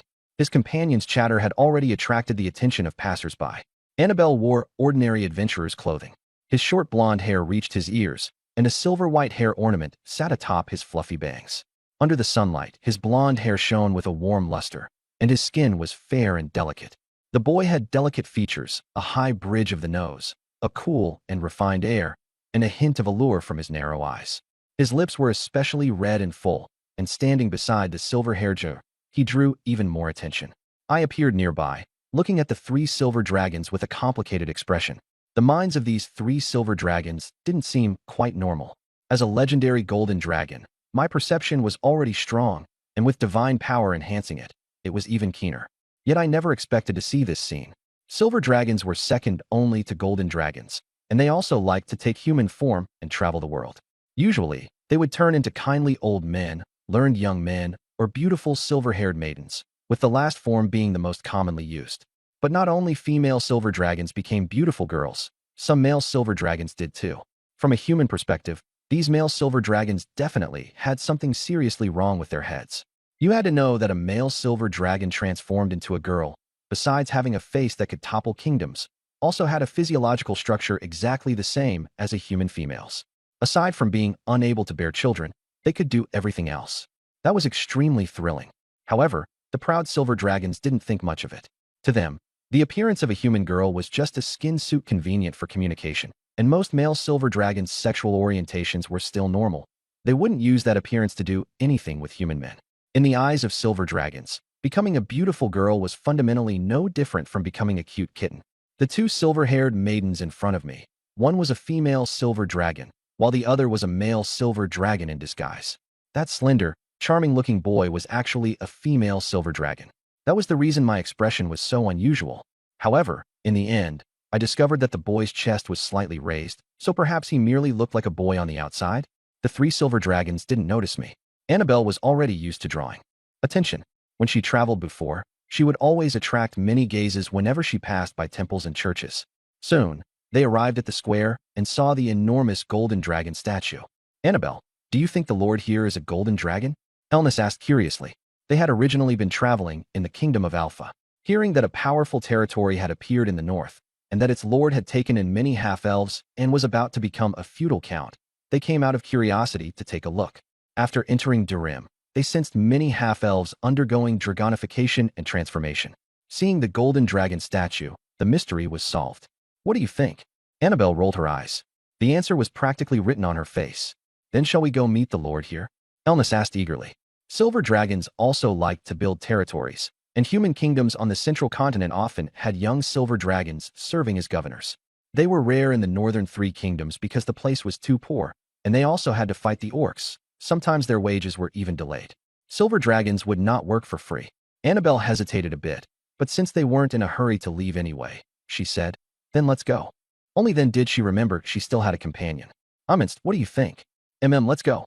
Iminst was the silver-haired girl transformed from a male silver dragon, quiet and restrained in temperament, unlike most chatty silver dragons. In the castle's reception hall, Annabelle and Elnis both slightly parted their lips when they saw me. Iminst also revealed an astonished look. Silver dragons have excellent memories, and they were sure they had seen me twice on the way here. They had originally thought it was just a coincidence, but they hadn't expected to disturb the owner of this place as soon as they arrived. What surprised them even more was that the Lord here was actually a legendary gold dragon, and he looked so young. They hadn't sensed the traces of time on me, but a normal gold dragon had to be over 400 years old to become legendary. Hello, Your Highness. My name is Annabelle/Elnis. My name is Iminst. Good day, Your Highness. They had originally assumed that the Lord here was, like them, just a newly adult metallic dragon, so they quickly adjusted their attitudes. Just call me Hadi. I was still very young at heart, and suddenly seeing so many silver dragons put me in a good mood, even if these fellows looked a bit unusual. Hadi. Annabelle smiled and changed her address, and when she smiled, her two little fangs were especially noticeable. My heart skipped a beat. Looking at Annabelle's exquisite face, I suddenly realized something. If the priests of the Church of Justice saw her, they'd probably go crazy. After all, those hypocritical bastards liked little boys, which was common knowledge in noble circles. Hardy, do you need a governor? Elnis suddenly stepped forward, her eyes blazing. I was a little surprised. Although silver dragons all wanted to find a place to serve as governors after coming of age, the requirements were very high. They had to serve a lord of at least ducal rank, preferably a 7th-tier transcendent. The lord couldn't belong to an evil alignment, and they had to be given sufficient authority. The conditions were so harsh that many silver dragons couldn't find a suitable place. You want to stay? Yes. Elnis nodded vigorously. Fine. If you perform well, I'll give you a fief. I turned to Annabelle. She bowed slightly. Your Highness Hardy, Annabelle is willing to serve you. Iminsight hesitated for a moment, then followed suit with a bow. Your Highness Hardy, Iminsight is willing to serve you. The dragon race's pursuit of power and wealth was etched into their DNA. Submitting to me, a legendary golden dragon, didn't burden them psychologically. Follow me. I took them to the municipal hall. Tisna was very surprised to see the 3 silver dragons. I asked her to show them around and familiarize them with the territory. In the afternoon, Tisna took them to tour Durim, the Mosul wasteland, as well as the Minotaur and Centaur tribes. The 3 silver dragons were stunned. When they saw the kobolds and the goblin infantry regiment, they frowned. Silver dragons disliked these magical beings that usually serve the 5-colored dragons. Hardy only has them engaged in production to provide Durim with mineral resources, Tisna explained. Then they saw the cloud giant tribe, and what shocked them even more was that there were actually dozens of adult white dragons next to it. These white dragons were brought back by Hardy too. Iminsight asked in disbelief. That's right. We're preparing to form a White Dragon Knight order. Elnis stared blankly at the White Dragon Knights who were training.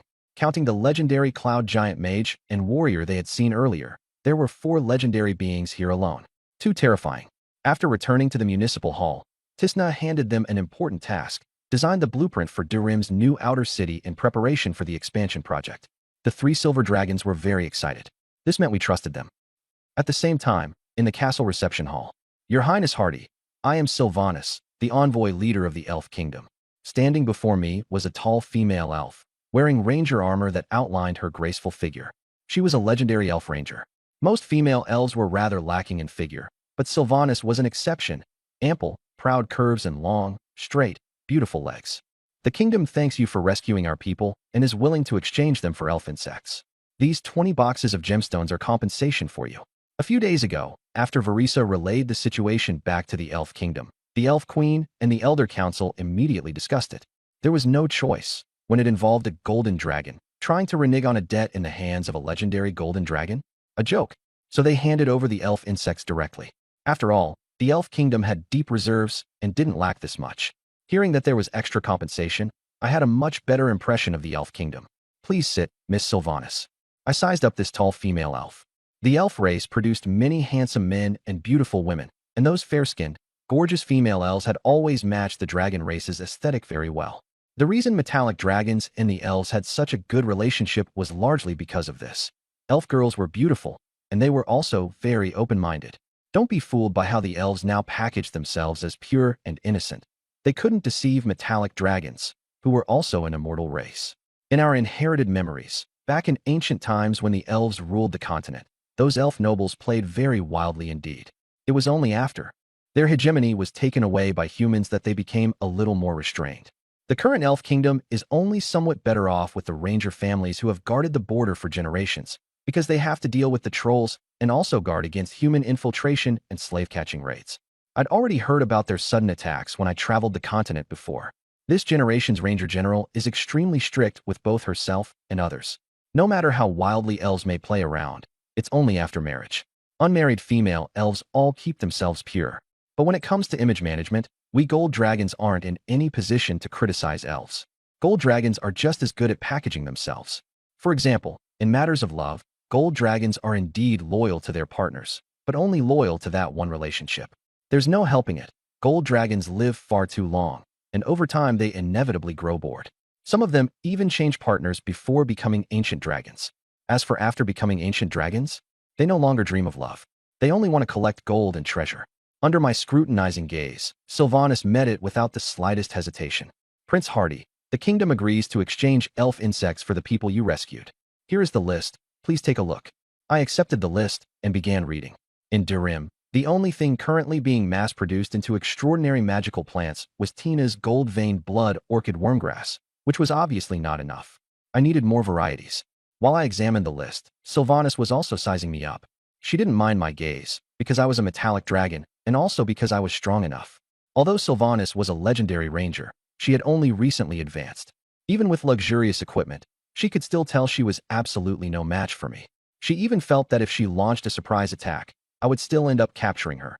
Capturing a legendary powerhouse is much harder than killing one. While Sylvanas was letting her imagination run wild, I had already marked the elf insects I wanted on the list. Especially the blood source fruit elf insect. I was determined to get it. The blood source fruit can purify magical beast bloodlines. If it can be mass-produced, it would not only speed up the growth of griffins and dire wolves, but if we had enough of it, it could even make white dragons grow faster. Then I'd be able to form a white dragon knight order. As for how to exchange for them, I could just have the half-elf officials under my command negotiate with the elves. Neither I nor Sylvanas would take part directly. I had originally planned to observe from the side, but Sylvanas kept me in the reception hall through conversation. Lord Hardy, are you a mature dragon? The vast reception hall now contained only the two of us and a few half-elf maids. Sylvanas's way of probing was rather direct, which made me slightly stunned. She wasn't a metallic dragon, so it was hard for her to judge my age stage. She only vaguely felt that I was very young. No, I'm only a young dragon. It wasn't any kind of secret anyway, and saying it would help with the upcoming deal. To be frank, I also wanted to hire a powerful ranger in the elf kingdom to help train my troops. Half-elves also had the potential to become rangers, and even if that failed, they could still be turned into an archer unit. A young dragon? Sylvanas's pupils shrank sharply, as if she had heard something unbelievable. Before coming here, she had crammed knowledge about metallic dragons. Normally, a gold dragon would break through to legendary status only in its elderly dragon stage, around 400 years old. She had thought I was exceptionally gifted, breaking through to legend in my mature dragon stage. She never expected that I was only a young dragon. A young dragon is generally 50 to 100 years old, while a mature dragon is 200 to 400 years old, a huge difference. This proved that my potential was far more terrifying than she had imagined. Prince Hardy, as we chatted, I forgot what I had originally intended to do and casually started talking about my experiences traveling the continent. This was extremely enticing to Sylvanas, who rarely ever left the Forest of Elves. Sylvanas had grown up carrying her mother's expectations. She didn't want to disappoint her mother, so she could only devote all her time to becoming stronger. She had broken through to legend earlier than her older sister, Aurelia, but that didn't mean she was an emotionless war machine. The suppression of her childhood made her yearn even more for places beyond the Forest of Elves. Listening to me talk about my adventures and the customs and scenery of various places across the continent, Sylvanas became especially engrossed, showing a side completely different from her usual self. Prince Hadi, have you also been to Teldrassil and Darnassus? Hearing those two names, Sylvanas could no longer sit still. Yes, it was a very magnificent city. I nodded, understanding why she was so excited. The people living in Darnassus were their close kin, the Night Elves. Teldrassil was a super ancient tree towering 2,000 meters high and 1,500 meters in diameter. Darnassus was built among the tree's roots and branches, a magnificent city perfectly fused with nature. Darnassus centers on nature, and its buildings are made of vines, branches, and crystal. There are clear lakes, exquisitely carved bridges, and the entire city is shrouded in purple twilight, filled with a mysterious and tranquil atmosphere. Sylvanas listened with a face full of yearning. The Night Empire, like the Elf Kingdom, was isolated from the world and refused all outsiders except other elves and the Metal Dragon clan. Back then, I had only revealed my true form, and I was met with warm hospitality. I even got to meet the Night Queen. The Night Elves had violet skin and were generally between 1.9 and 2.2 meters tall. The Night Queen was 1.95 meters tall, and that day she wore very revealing clothing. Her long legs, over a meter in length, were exceptionally delicate and smooth. When we first met, I was indeed stunned by her beauty. She had ruled the Night Empire for thousands of years and was herself a demigod-level existence above the sanctuary realm. Years of holding a high position had given her an especially cool and noble aura, and the long passage of time had left no trace on her at all. She looked like a freshly grown elf-flower. Only her presence was far too domineering. Thinking of the Night Queen, my expression turned strange. She matched the aesthetics of the Metal Dragons and was also extremely warm in her hospitality. The only problem was, during the few months I spent in Darnassus, she used all kinds of methods to seduce me into reverting to my true form. She not only wanted to ride on top of me, but even wanted to keep me, if I hadn't finally sensed that something was wrong and run off with Tisna and the others, who knows what might have happened. After chatting for a while, I shifted the topic to the ranger instructors. Lady Sylvanas, I'd like to hire a few Farstrider instructors to help me train some half-elf rangers. Your Highness wants to build a ranger force. Sylvanas frowned. The Farstriders are the most powerful ranger corps in the Elven Kingdom, led for generations by the Windrunner family. Sylvanas herself was a member of that family. Her mother, Larissa, was the current ranger general, and Sylvanas was the Farstriders' chief instructor. I'm willing to send instructors over, and I'll stay personally as well, Sylvanas agreed quickly. Training rangers would take at most a little over a decade, which was a very short time for a legendary elf. In any case, she wouldn't be taking over as ranger general anytime soon. She'd at least need to reach the upper ranks of legend, which would still take over 100 years. Using this time to help me train troops, while also earning the friendship of a legendary gold dragon, would be very beneficial to the Windrunner family. Competition within the Elven Kingdom was fierce. Having a legendary gold dragon as a friend would give the family greater confidence. Many people on the continent believed that with enough money, you could hire metallic dragons. That was wrong. Money was indeed necessary to hire metallic dragons, but connections mattered even more. Without the right connections, no amount of money would help. But if the relationship was good enough and the enemy was evil enough, gold dragons and silver dragons might even help for free. Sylvanas also had her own motives. Since she rarely got to come out, she didn't want to return so soon. By the way, Your Highness, this is the Windrunner family's apology gift. Please forgive my younger sister's earlier rudeness.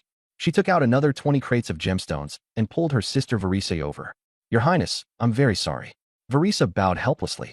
I will stay with my sister and help you train the Ranger Corps. In truth, I had forgiven her long ago, but in front of her domineering older sister, she could only comply. Want to resist? Wait until she breaks through to legend. Varisa knew that if she went back, her mother would confine her. Better to stay in Dithrim. Sylvanas widened her eyes, not expecting her sister to stay as well, and could only glare at her fiercely. By evening, The negotiations were over. I had only rescued dozens of elves in exchange for a few elven insects. The elven envoy said that if I saved more elves in the future, I could continue trading, though only for more common elven insects. But what they called common was still precious in human kingdoms. For example, the blue mountain flower elven insect could be used to make healing potions, and if cultivated into a great elven insect, it could earn at least 1,000,000 gold coins a year. The next morning, when I woke up, something soft was pressing against my chest. Opening my eyes, I saw Tizina still asleep. On either side of my body were Ivira and Aime. They were wearing silk camisole nightgowns, and sunlight streamed in, making their shoulders look glossy and delicate. I gently wrapped my arms around Tizina's slender waist. Sleeping with them every night was also a way for me to grow stronger, and for them as well. They were now not far from legend. At the fastest, they could break through in 1 or 2 years, and at the slowest, in 3 to 5. That surprised me. Dragon elves had such terrifying talent? They were about my age, and that speed was much faster than gold dragons. Unfortunately, there were too few records about dragon elves in the histories. Good morning, Hottie. Ivira and Aime sat up groggily and rubbed their eyes. The straps of their nightgowns slipped down, revealing a tiny glimpse before me. Their faces instantly turned red. Even after years together, they were still easily shy, but instead of pulling the straps back up, they directly poo-ed into my arms. During the day, Ivira and Aime went to the city hall to work, while Tizina was responsible for recruiting 13,000 new half-elf recruits. Sylvanas and Verisa only needed to train 3,000 of them into rangers. The remaining 10,000 would form an archer legion, all equipped with magic crossbows and magic longbows. The enchantments of cloud giants could make weapons even more powerful. With frontline protection, such a legion's output would be terrifying. Not to mention orcs. Even a formal knight order without magic armor would be shot into sieves. At that moment, Purple Moon brought Maya and Ellen to the laboratory. I brought them here. Purple Moon coo-ed into my arms. Maya and Ellen knelt on the ground in fear. I rubbed Purple Moon's head, kissed her to send her away, then looked at the centaur mother and daughter. Don't worry, nothing will happen. If you don't move around, you'll get great benefits. I cast a spell, and light shone on them. Agonizing pain came, but they gritted their teeth and held back from crying out. When Maya woke up, she was horrified to discover that she now had a human body. She stood up, only to stumble and fall to her knees. Looking down, she saw not only a slightly smaller pair of voluptuous breasts, but also a pair of long, slender legs. She stared at her new body in disbelief. Eileen also woke up and discovered that she had turned into a human body. Her fair little face flushed red. She was wearing nothing at all, which made her feel extremely embarrassed. She staggered over to her mother, still not used to walking on 2 legs. This is complete transformation magic, which makes you fully human in structure, not just in appearance. You can freely switch between the 2 states. I studied the centaur mother and daughter, who had turned into human form, and nodded in satisfaction. Learning 9 circle spells really isn't easy. Luckily, it finally succeeded. Suddenly remembering something, I took out a breathing cultivation method and tossed it to them. This is a human breathing method.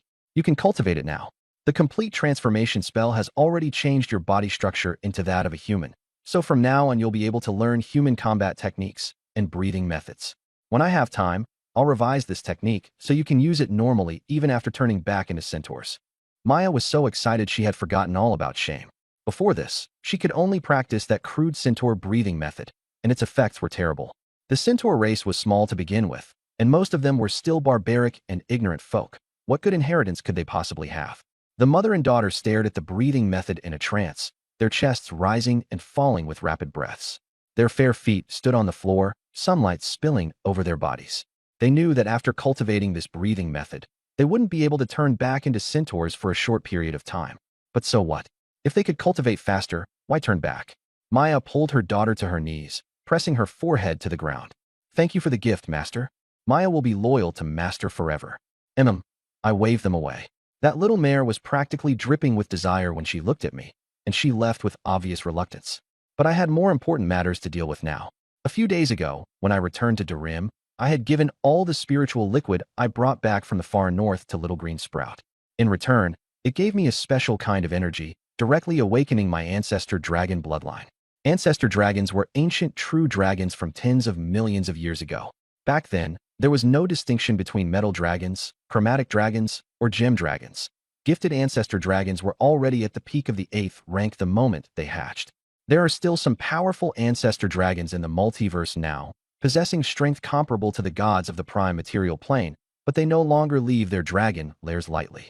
I arrived at Greensprout Forest, where little Greensprout excitedly called out to me. After being watered, it had grown to 50 centimeters tall and was radiating rich auras of nature and life.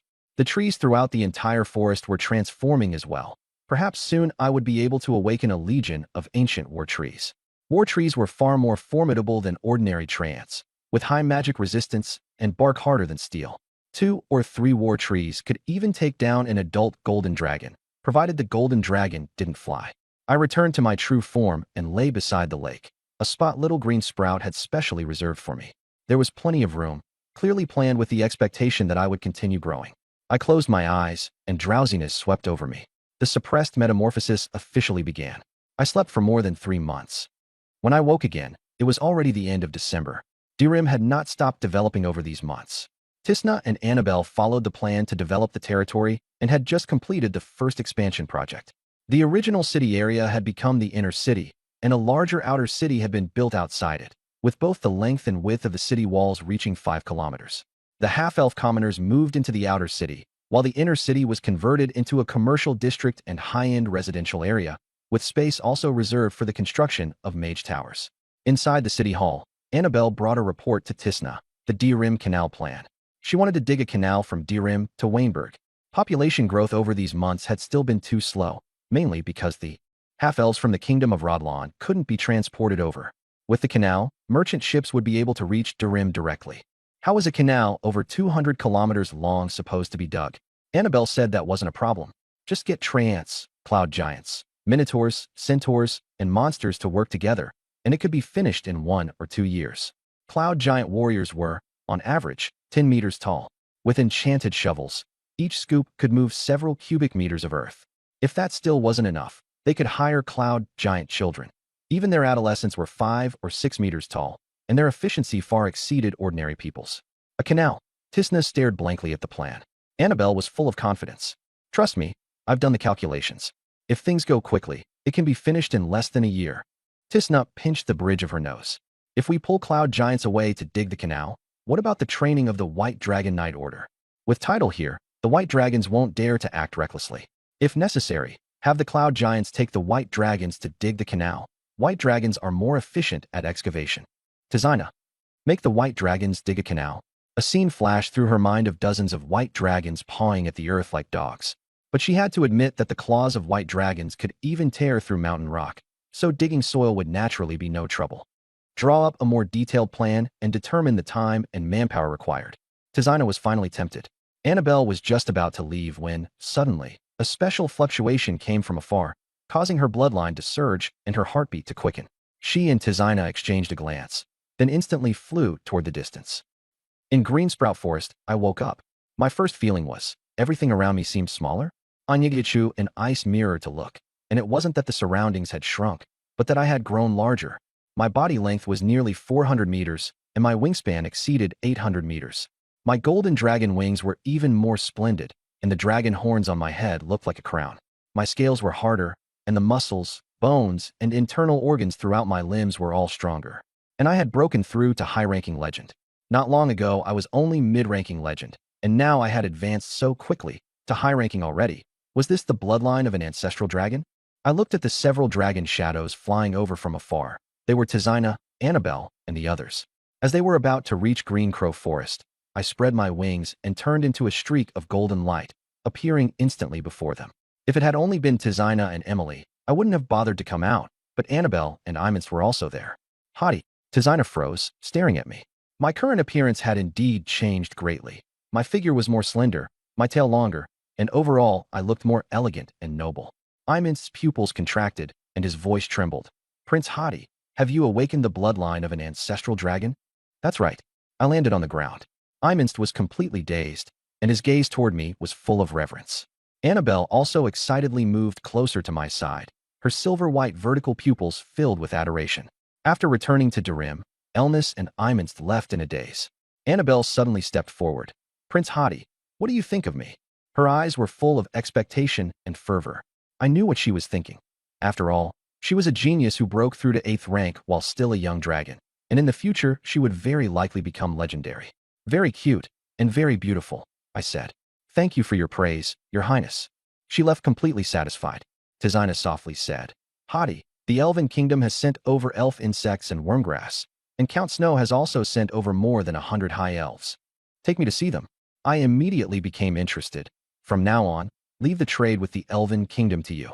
When we reached the estate, I cultivated all the elf insects into great elves, then used spirit liquid to hasten the growth of those spiritual plants with long growing periods. The Bloodsource fruit tree took more than 10 years from seed to fruiting, so I directly accelerated it. It would be possible to harvest the first batch of Bloodsource fruits next autumn. 2 days later, Annabelle came to me with a detailed plan. Hottie, if this project is handed over to me, it can be completed within 12 months. She slightly curled the corners of her mouth, her tone carrying pride. I nodded. Of course. You came up with this plan, so naturally you're the one in charge. Start preparing right away. Leave everything else to me. Mobilizing the territory's manpower and supplies could be handled by Tisna and Annabelle. But digging a canal from Durham to Wienborg would require passing through many noble territories, and I'd have to negotiate that myself. Not difficult. Any noble with a modicum of sense could see the benefits of this canal. The clever ones, once the news spread, should be bringing generous gifts to me and trying every possible way to make sure the canal passed through their own lands. With a canal, it would be much easier to buy supplies and slave labor. Even if the territory were surrounded, the kingdom's armies could also ride the river downstream for rapid reinforcement. But such a massive plan would definitely draw criticism. Once the cloud giant appeared, my identity as a golden dragon lord would be impossible to hide. With my identity exposed and the canal project underway, the nobles of the Kingdom of Alpha would certainly not sit still. Sending representatives to Durham or sending their second sons to Hokuro County to open up territory were both very possible. It would also attract more dragons, not just metallic dragons, but hostile chromatic dragons too. That actually made me a little excited. If a red dragon came, I could bleed it dry and use its blood to mass-produce dragon-mark warlocks. Bleeding my own blood would be far too uncomfortable. It's better to bleed someone else's. Wait, something suddenly came to mind. There was no need to wait for a red dragon to come to me. The continent had an adventurer's guild, so I could post a bounty to locate a red dragon's lair. Just find it, not kill it. Adventurers probably wouldn't object too much. Once the lair was found, I or T-Del could go and capture the red dragon. Ordinary red dragon blood wasn't as potent as mine, but in quantity, it would still be pretty good. As I was thinking, Annabelle's clear voice rang out. Hardy, I won't let you down. She was full of drive, her delicate little face brimming with confidence. Though her body was slender, her presence was nothing to be underestimated. I'm leaving it to you. I nodded. As for the red dragon matter, I'd think about that later. For now, I should focus on the canal. I couldn't be bothered to go find each noble one by one to talk. I planned to have Governor Clea help push it through. After the canal was built, Wienborg would indeed be affected. If merchant ships no longer docked there, it would lose harbor taxes and could only collect transit fees. But I believed Clea would help me without hesitation. Because once the canal connected, reinforcements from Durham could reach Wienborg much faster. It was already the end of December now, and I planned to go see her again in January next year. Going now would only mean waiting until the new year before anything could move forward anyway, so it was better to wait a little longer. Then I suddenly remembered something and looked at the dragon elf lowly. By the way, has the passage to the Underdark been found? Before I fell into slumber, I had obtained intelligence from the Horlevin family and had Tisna send people to search for the passage. There have been clues. We've locked onto an area. The underground routes there are very complicated, so I've already sent kobolds and gnomes in to search. We should have results soon. Kobolds and gnomes had dark vision, so they could see even without light. I nodded. Clues were good enough. Let the kobolds search slowly. I didn't care if there were losses. Dark elves had appeared on the surface before, which meant they controlled the tunnels. When the kobolds found the entrance, they would definitely be discovered. At that point, it would just be a matter of who was stronger. They could come to the surface to plunder, and I could also go plunder the Underdark. The Underdark of Ionar was a vast subterranean world made up of countless tunnels and caverns. Most of it existed independently, spanning hundreds of thousands of square kilometers in some places, and even larger in others. The cave systems were winding and complex, with most paths ending in dead ends. Even with a map, they would be hard to navigate, and initial exploration would take a long time. The good news was that the Underdark also had a huge number of kobolds. I could find these tribes to act as guides, and also expand my cannon fodder. Now that I knew there was an Underdark beneath the Beast Mountain range, I had already relaxed the restrictions on kobold reproduction. Conquest and development both required a large amount of cheap labor. The reason I had restricted them before was that the Mosar wasteland couldn't support them, but now I could slowly loosen those restrictions. A few days later, the new year arrived. At the New Year banquet, Annabelle appeared in full dress. Her short golden hair reached her earlobes, and her fluffy bangs gave her a very lively air. In addition to her silver hair ornament, she also wore silver dragon-shaped earrings. "Hearty Happy New Year." She walked over to me gracefully. Her dress was a bit too loose, and the tailcoat over it hung slackly, but combined with her boyish vibe, it had a special kind of beauty. "Happy New Year, Annabelle." I took out a diamond necklace. "This is your New Year's gift." The necklace was set with a flawless diamond the size of a quail egg. In this world, diamonds were magical crafting materials. Stones of this quality could be used for enchantments or for carving magic circles, and they were worth thousands of gold coins. "Thank you, Hardy." Annabelle's eyes lit up as she quickly took it and put it on. "How is it? Does it look good?" She spun around once, looking at me expectantly. "Very cute." This necklace was actually a gift from the Alpha royal family. As soon as the new year arrived, both the Alpha and Rodilon royal families sent luxurious presents. Count Snow had only left Dirim 2 days ago. Even the Elf Kingdom had prepared lavish tribute. The Cloud Giants and the Frost Giant tribes also offered tribute, and the fairy in the lake even had the Holy Grail Knight deliver a large quantity of gemstones. The New Year gifts I just gave out were basically all things other people had given me. For dragons, taking something out of your own treasury to give away and re-gifting a present that hasn't even been recorded in the books, yet are completely different things. The latter is obviously much easier to accept. Annabelle got a gift, and so did Elnis and a monster, though theirs were a bit cheaper. On the other side, Tisna, Avila, and Emily were blushing as they looked at the gift boxes. Inside were exquisite pieces of jewelry, rings, necklaces, chokers, and anklets. Tisna picked up a choker and held it against herself, then glanced at her chest.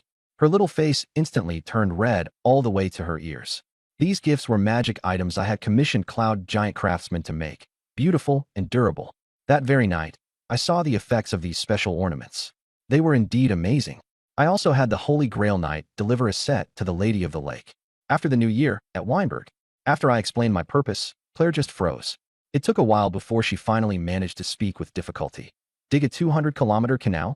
As the Marquis Governor, she certainly understood the benefits this canal would bring to Dirim. The problem was that it was more than 200 kilometers long, and I wanted it completed within a year. Although she didn't know where I got my confidence from, she still nodded and agreed to help with everything she had, persuading every lord along the route. "Hardy, this is the latest intelligence gathered on Cloud Giants, Fire Giants, and Storm Giants." Claire handed it to me. Back when I captured the White Dragon in the far north, I had suspected that Tidal's bloodline had reverted to its ancestral form, so I had her collect intelligence on Fire Giants and Storm Giants as well. I took the reports and began reading. Unlike Cloud Giants, who lived in family units, Fire Giants formed tribes and preferred to live in places rich in metal or in magma. They built fortresses beside volcanoes. A typical one had 50 or 60 fire giants, while large fortresses could have over 100. "Not bad," I said with satisfaction.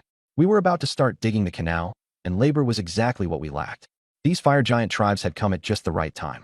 It was just that Mosar Wasteland had no volcanoes, so figuring out where to settle them after bringing them back was a problem.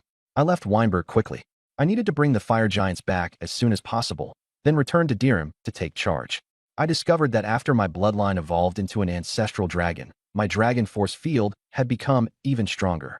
In the future, when opening up the Underdark, kobolds and deep goblins would be the main force, and I needed to use the dragon force field before the war to cultivate a powerful kobold army, while also selecting high-talent draconic sorcerers for focus training.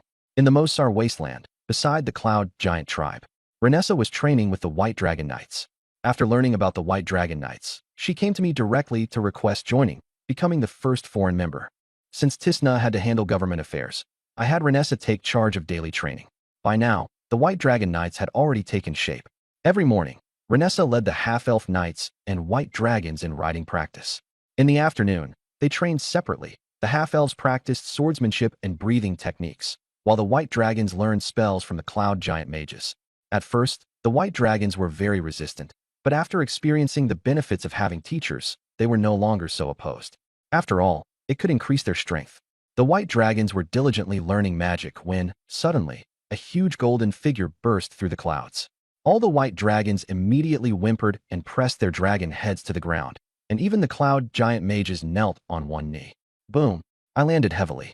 With my current size, the Cloud Giants and white dragons beside me all looked small. This was the second time I had appeared before the white dragons after awakening my ancestral dragon bloodline.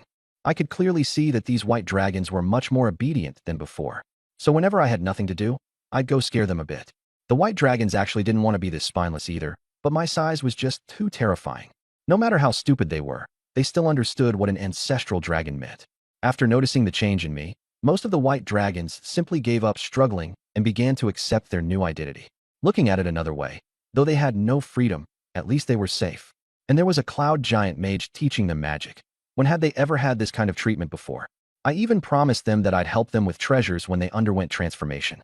When you calculated it that way, the white dragons suddenly felt like it was still acceptable. I shrank my body and found Tettle. Staying in my giant form was imposing, but inconvenient. Your Highness, what are your orders? Tettle asked respectfully. He had already guessed that I had awakened the bloodline of an ancestral dragon, and now he was even more deferential. I found traces of the fire giant tribe. Come with me to take a look. Yes, Your Highness. Tettle agreed, without hesitation. He thought recruiting his own kind to serve was pretty good. The stronger he became, the higher his status would be, and his wife and children would also receive more support. If I became the king of gold dragons in the future, he might even become a cloud giant duke. I called over a legendary cloud giant mage to guard the white dragons, then set off with Tettle. Renessa looked up at my mountain-like body and thought to herself, if Hardy flew into the elf forest, what kind of sensation would that cause? What reaction would the other families have if they knew that House Windrunner was on good terms with an ancestral gold dragon? House Windrunner had made a huge profit this time. Hearing us talk about the fire giant tribe, she remembered that there was one near the High Elf Kingdom. More than 20 days later, we arrived at the blazing mountain range. There really was a massive fire giant tribe here. Over 1,000 fire giants scattered across more than a dozen settlements. The tribe's leader called himself the Fire Giant Duke, and there were also tens of thousands of kobold and troll slaves. I lay atop a mountain ridge, watching Tettle and the Fire Giant Duke spar on the plain below. We had arrived more than 10 days earlier. Although Tettle had signs of Titan ancestry awakening, his bloodline was too thin, and the Fire Giant Duke was unwilling to submit. The plan to subdue them had failed, but we didn't get discouraged. I casually found a place to lie down, and Tettle would challenge the legendary powerhouses within the Fire Giant Nation. Fire Giants were naturally warlike and would never refuse a challenge. Aside from the Fire Giant Duke, who was at the peak of legend and could defeat Tettle, all the other legendary warriors had been beaten by him. Now it was Tettle's 7th challenge to the Fire Giant Duke. Tettle grew more ferocious with every battle, the thunder spear leaving afterimages as he swung it. Dark clouds filled the sky, golden lightning descended, and a suit of golden lightning armor formed around him. The Fire Giant Duke's expression grew grave. Lightning armor was not easy to deal with. Even more shocking, after Tettle roared, he made the Fire Giant Duke feel a noble and ancient aura, reminding him of the Titans in legend. And when Tettle first arrived, he had been only 25 meters tall, but now he was nearly 35 meters. Seeing the legendary bloodline awakening with his own eyes, the Fire Giant Duke was so shocked he felt dazed. Tettle, now complete in his transformation, charged forward with the thunder spear in hand. The Fire Giant Duke resisted with all his might, but his more than 30-meter-tall body was still sent flying, smashing into a distant mountain like a broken kite. The other legendary fire giants looked at each other. Sensing the ancient, noble aura on Tettle, they all felt the urge to submit. The first legendary fire giant knelt on one knee, the second, the third. The Fire Giant Duke, staggering back, also slowly knelt under Tettle's gaze, took off his crown, and held it out with both hands. In the distance, Renessa was extremely excited. Your Highness Hardy, Lord Tettle has won. Because the blazing mountain range was close to the Elf Kingdom, Renessa volunteered to be our guide and came with me to watch the show. Yes, not only has he won, but the Titan bloodline within Tettle has also become even denser, I praised. Letting Tettle challenge the Fire Giant Duke madly, I had finally come up with the last resort. In my memory, the Titan race was naturally warlike. Tater had signs of an atavistic awakening. Perhaps the more battles he fought, the stronger the power he would awaken. After this battle, once Tater settled down a bit, he would soon break through to the peak of the legendary realm. The legendary realm was divided into 4 stages: low, mid, high, and peak. The first 3 stages weren't much different, but the leap from high to peak was a huge watershed. Normally speaking, aside from someone like me and divine beings, a peak legendary could take on 2 or 3 high-level legends at once. They were the true strongest under the Holy Domain. As for the Holy Domain, there were too few of them. The ratio of legends to Holy Domain experts was not even 10 to 1. On the continent, Holy Domain powerhouses were practically impossible to see. When Reese's delicate face was full of excitement, She had already come to regard herself as a member of Dirium. If Tater won, then the Moser Wasteland would gain another fire giant principality, with as many as 5 legendary-level fire giants inside. She also longed for such power. In this generation of the Windrunner family, aside from her younger brother who had not yet come of age, she had 2 older sisters above her. Among the 3 sisters, only she had yet to step into the legendary realm. Although she had gained a great deal over the past dozen days, it would still take at least several more years to break through to legendary. Prince Hardy, when Risa suddenly said, Lord Tater has already subdued the fire giant principality, but they still need some time to pack up. On behalf of the Elf Kingdom, I sincerely invite you to be our guest. I looked at Winrisa. The flame mountains were extremely hot, and she was wearing only a bikini-like revealing outfit. Her fair shoulders, flat abdomen, smooth back, and slender jade-like legs were all exposed to the air. After thinking about it, this place really wasn't far from the Elf Kingdom. At my current flying speed, it would take less than 2 hours to get there. Of course, now that I was like this, no corner of the continent was really far. I spread out my huge dragon claw. On the way here, I had thought her flight was too slow, so I had simply carried her over here in my claw. When Risa excitedly jumped into my claw and immediately used her magical equipment to tell her mother the good news, asking her to notify the queen to prepare a banquet. She had originally wanted to take me first to visit the Windrunner family, but I was now an ancient golden dragon. If I were just an ordinary golden dragon, that would still be fine, but now it absolutely wouldn't do. Although she had only just come of age not long ago, she knew full well the status of an ancient golden dragon among the dragon race. Not to mention coming to the High Elf Kingdom. Even if I went to the Dark Elves, I would receive the highest courtesy. Lying in my dragon claw, when Risa thought that after I left Silvermoon City, she would invite me to stay at the Windrunner family for a few more days. Looking at my dragon claws flashing with cold light, she didn't seem to have any complaints about being carried while flying. After all, where else could she be? It wasn't as if she could ride on my back, could she? For some reason, her cheeks suddenly flushed red. She lowered her head and took off all the clothes she was wearing, changing into a luxurious dress. The Silvermoon Forest was different from other elven lands. They did not build cities in the trees. They liked to construct luxurious palaces out of white marble, carved with exquisite decorations, in a style that was extremely lavish and refined. Just after crossing the border of the Silvermoon Forest, I saw many green-skinned trolls below. When Risa, do the High Elves still fight the Amani trolls often? I asked while flying. Yes, Prince Hardy. When Risa stood up, her voice tinged with disdain. The Amani trolls have always wanted to seize the Silvermoon Forest, but they have failed every time. Now they're nothing more than lingering on their last breath. Although the trolls hid in the jungle, the elves were not like humans and were not poor at jungle warfare. The Farstrider troops could adapt to all kinds of complex terrain and always managed to defeat the invading trolls. It was a pity that the elf birth rate was so low that they did not dare to start a war on their own initiative. If they could, they would have long since completely wiped out the Amani trolls. But they could not afford that kind of cost. And the trolls were indeed powerful. Their numbers were enormous, and their regeneration ability was terrifying. If they weren't killed in one blow, then even if they had been disemboweled, as long as they weren't pursued and hunted down, they might still recover. When High Elves deal with trolls, they use special methods, such as strong acids and specific toxins, which can suppress the trolls' regenerative abilities. I nodded thoughtfully.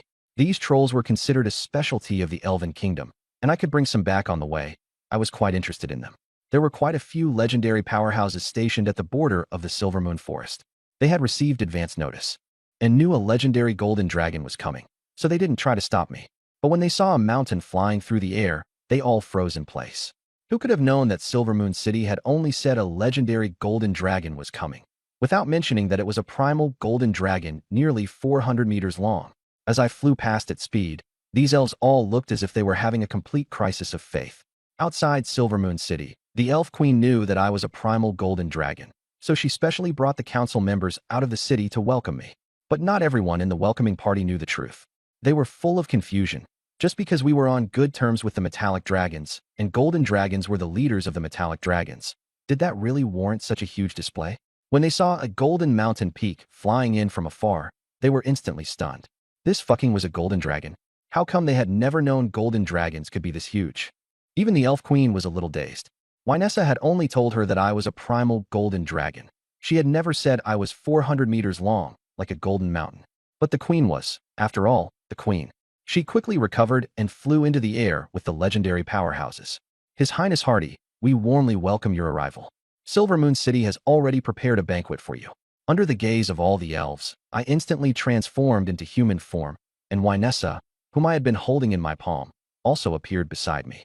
After I awakened my primal golden dragon bloodline, the noble aura around me made even those high elves who prided themselves on elegance feel inferior. But their attention quickly shifted to Wynessa, who had appeared with me, the third daughter of the Windrunner sisters, the future pillar of the Elven Kingdom. Seeing her appear with me, the elves present instantly thought of many things. The elves who knew my identity were filled with envy. Winning the friendship of a primal golden dragon meant that in times of crisis, one could summon 100 metallic dragons to help. After all, primal dragons held an extremely high position among the dragon race, and the last time one appeared was 3,000 years ago. I acted very aloof in front of these elves, but they thought it was only natural, and even felt that I was already being quite amiable. Standing on the second floor of Silvermoon City's royal palace, I looked at the elven nobles gathered below, feeling puzzled.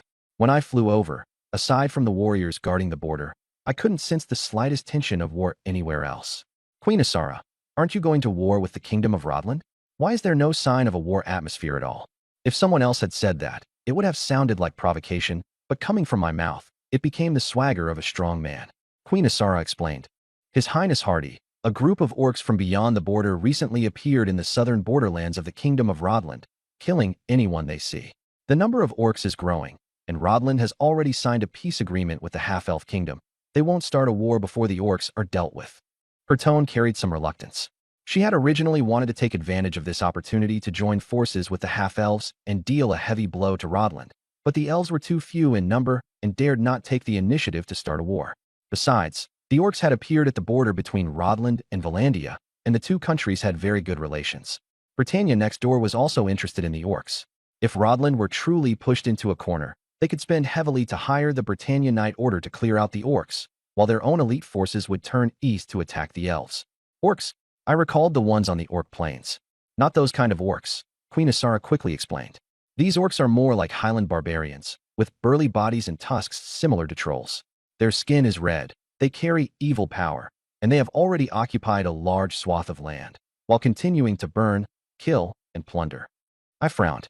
What I was worried about wasn't those orcs, but something else. If the Kingdom of Rodland and the Half-Elf Kingdom signed a peace agreement and both turned to deal with those interdimensional orcs, wouldn't my supply of cheap half-elf slaves run dry?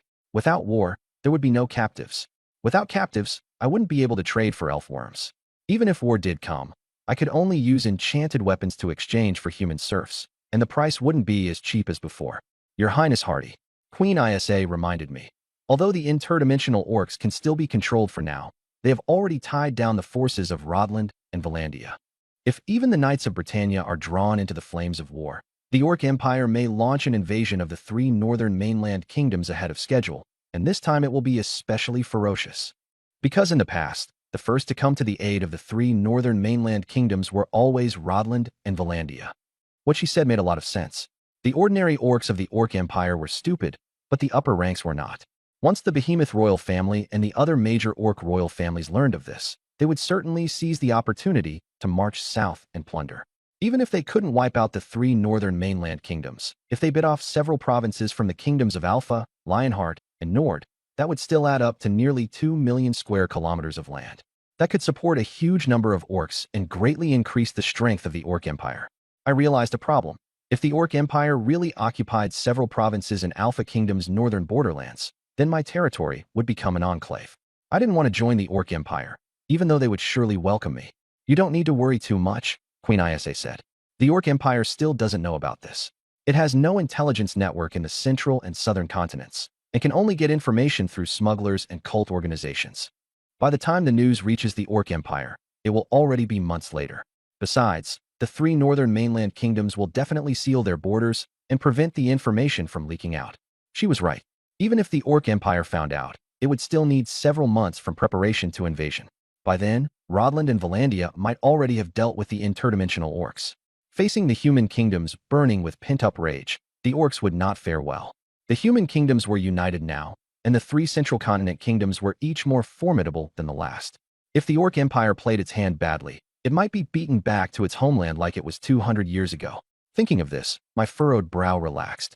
If there was going to be a fight, then let there be one.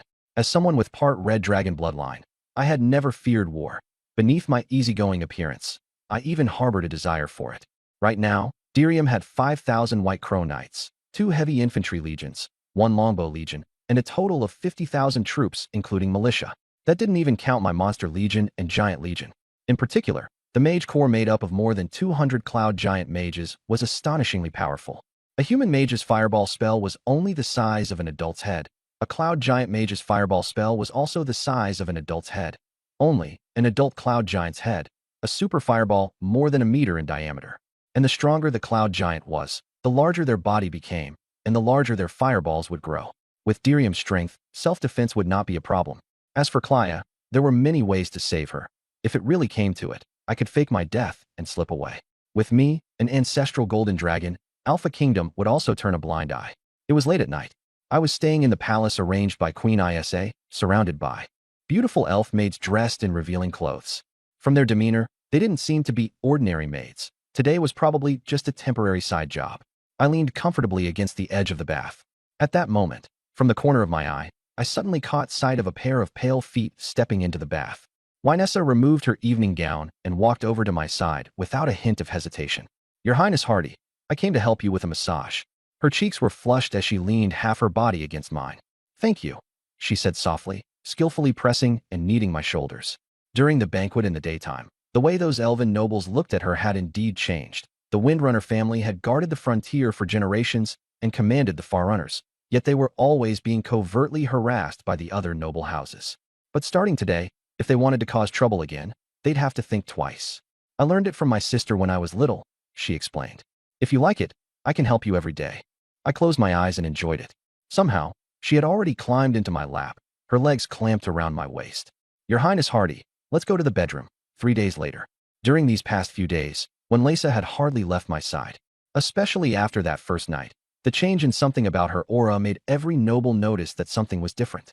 The mage families of Silvermoon City were the most excited. They looked down on draconic sorcerers with their mouths, but in their hearts they longed for the blood of dragons. Ordinary draconic sorcerers were already strong enough, let alone one with the bloodline of an ancestral dragon that was practically a dragon wearing human skin. If they could pass that bloodline down, their family would be set for life. At that moment, I was looking over the orc intelligence sent by Queen Isa. Inside the projection stone, those otherworldly orcs were on average 2.5 meters tall, half a body taller than human soldiers. They wielded great axes and warhammers, and could easily pick up human soldiers one-handed and snap their necks with a crunch. The orcs wore no armor, but with the protection of shaman totem magic and their powerful regenerative abilities, their death rate was not high. However, Roderland's half-griffin knight corps could completely crush them. In the projection, thousands of half-griffin knights charged in formation, and the mages even cast mass haste on them. When the two armies collided, the orcs were sent flying, their chests caving in dramatically. In less than half an hour, over 10,000 orcs were routed. Most were crushed to death, and even those who fled were pinned to the ground by enchanted javelins.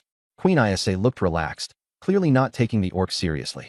In her view, the sharpshooters of the Farrunners could deal with them easily.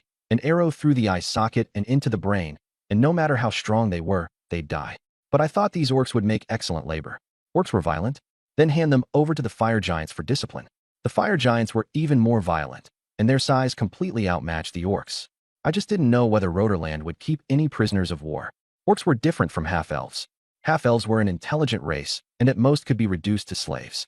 But in human eyes, orcs were no different from beasts, and slaughtering them would not bring intervention from the Church of Justice. 200 years ago, when the orcs invaded, the Holy Grail Knights personally went in to slaughter them, and the Church of Justice said nothing. After every battle, the 3 kingdoms of the northern continent executed every orc on the spot, and no one condemned it. In the end, orcs didn't even look human. They were worse off than real beasts. Slaughtering beasts would still draw intervention from druids, but when orcs were executed, not a single race spoke up for them. It was late at night, and I was in the palace of Silvermoon City. Varessa was blushing as she lay in my arms, her body trembling slightly. I gently stroked her. Elf skin really was something special, snow-white and delicate, without a single body hair. She was very obedient, quietly allowing me to touch her. Varessa was a ranger. She had trained in martial arts since childhood, and her figure was as agile as a female panther's. Her calves were well-defined, and she even had abs, completely different from Clya's softness. Prince Hardy, sensing my gaze, she boldly kissed me. After a long while, we parted, and she gasped. "Queen Isha asked me to ask you whether Dirium needs a magical advisor." She can send over a corps of mages. Varessa lowered her voice.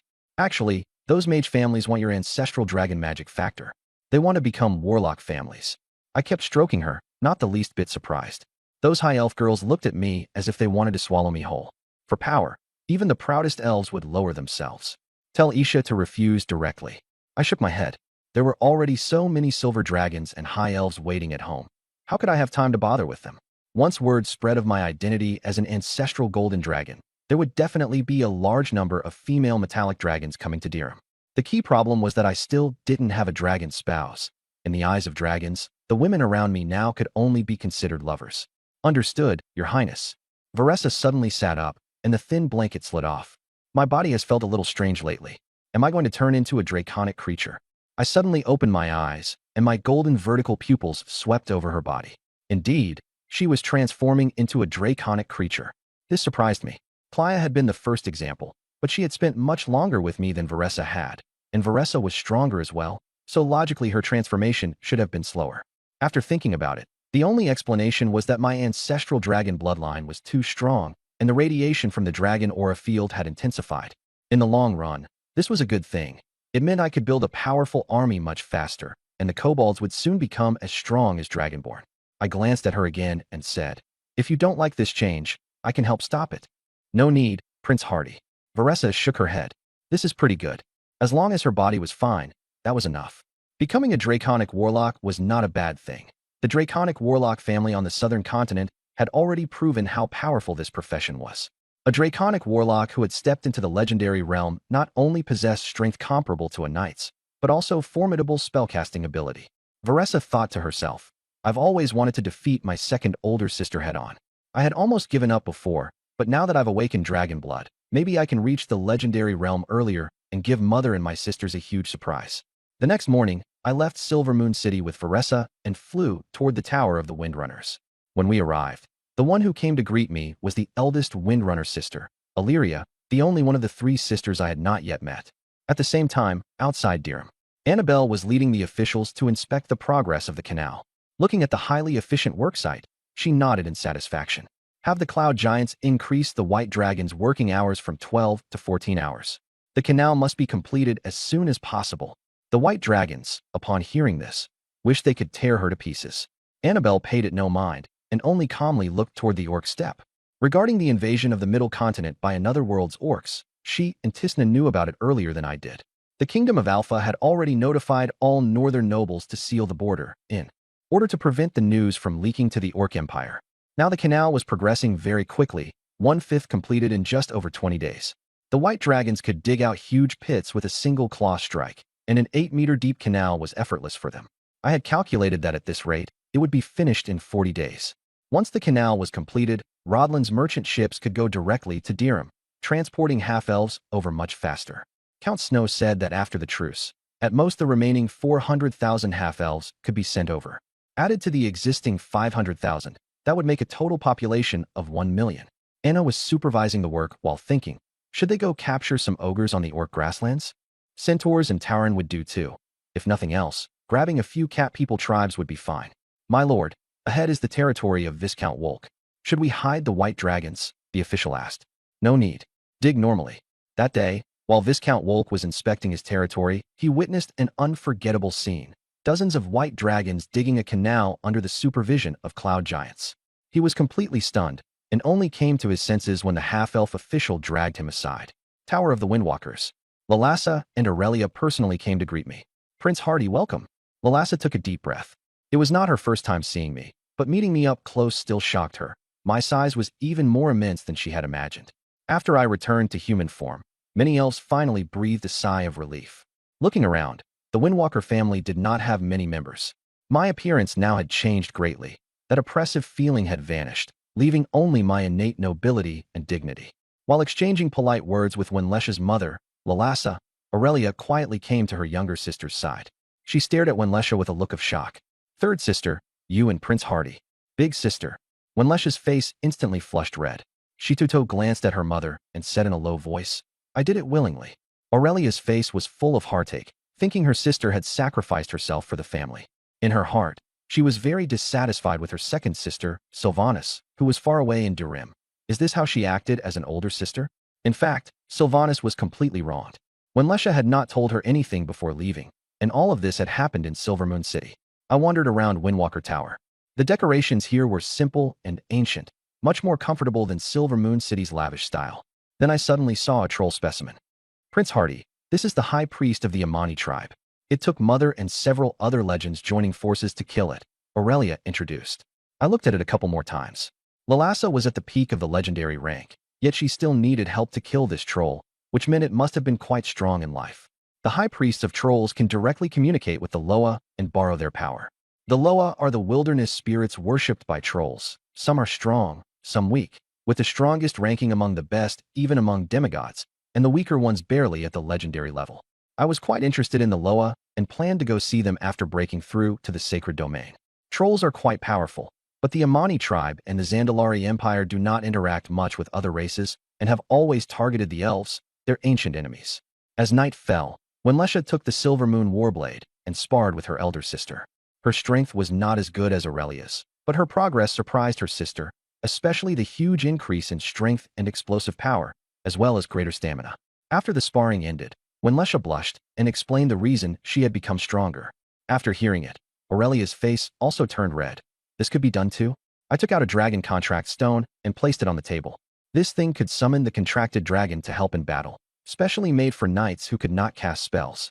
By crushing it, it would teleport me over. Lalassa was very excited upon seeing the dragon contract stone.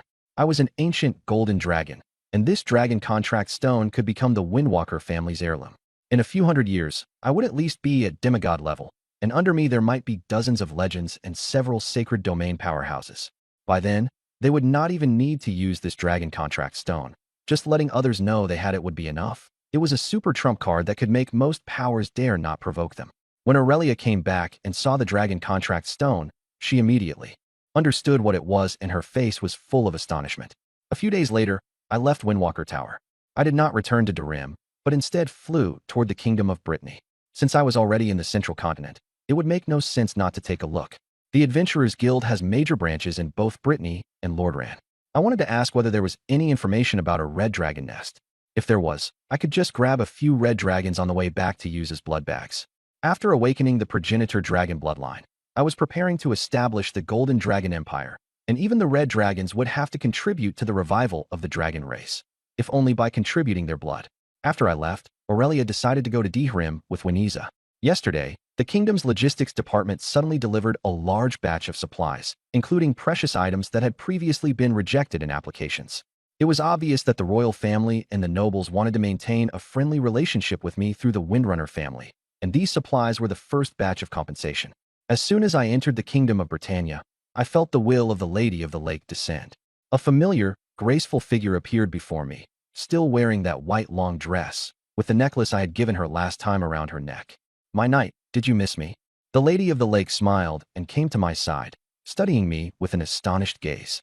As a natural spirit who had lived from antiquity to the present, she had seen true progenitor dragons and fully understood how powerful they were. She was naturally delighted that I could awaken the progenitor dragon bloodline. After all, I was the mate she had chosen. It was just that, in her memory, although progenitor dragons possessed powerful bloodlines and became demigod level once grown, it took 200 years to reach adulthood. And I was over 50 years old, which by progenitor dragon standards still made me a teenager. Thinking of this, the way she looked at me became somewhat strange. Me? Very soon, we arrived at her earthly divine kingdom, a small manor. I leaned back on the sofa drinking the black tea she had brewed, and she naturally sat on my lap, resting against me. "Looking for red dragons? There aren't any in Britannia, but there are in the Wasteland Archipelago," she said. The Wasteland Archipelago lay to the northwest, with more than 2,000 islands, a paradise for pirates and a land of chaos. The Knights of Britannia were too obsessed with hunting red dragons, so the red dragons had all hidden away in places like that. "I'll go with you," she said, resting a hand on my shoulder. "I have a favored one of the gods. I can descend into her body." A few days later, we arrived at the Wasteland Archipelago. She directly used great prophecy to locate all the red dragon lairs. This was practically cheating, but I liked it.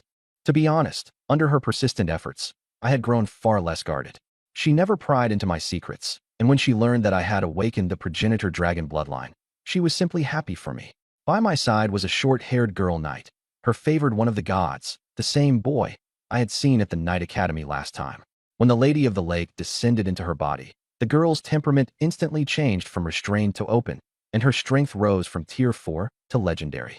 Don't be too hard on my favored one of the gods. She only just came of age, the Lady of the Lake said, taking my hand. I was very helpless. Every time she descended, she would use the girl's body to get physically close to me, and the girl could only watch from the sidelines. After the goddess left, she would always sneak glances at me with a reddened face. Forget it. Let's focus on dealing with the red dragons. Deep in the island, the red dragon Rake was sleeping. It was over 300 years old, at the peak of tier 8, and on the verge of breaking through to legendary. In the Wasteland Archipelago, anyone below legendary dared not show themselves, or they would be captured by pirates to be used as mounts or materials. Suddenly, Rake woke up. It sensed enormous danger.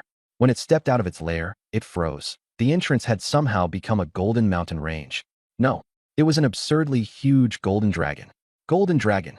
Rake didn't realize this was a progenitor golden dragon and was just about to flee. Boom.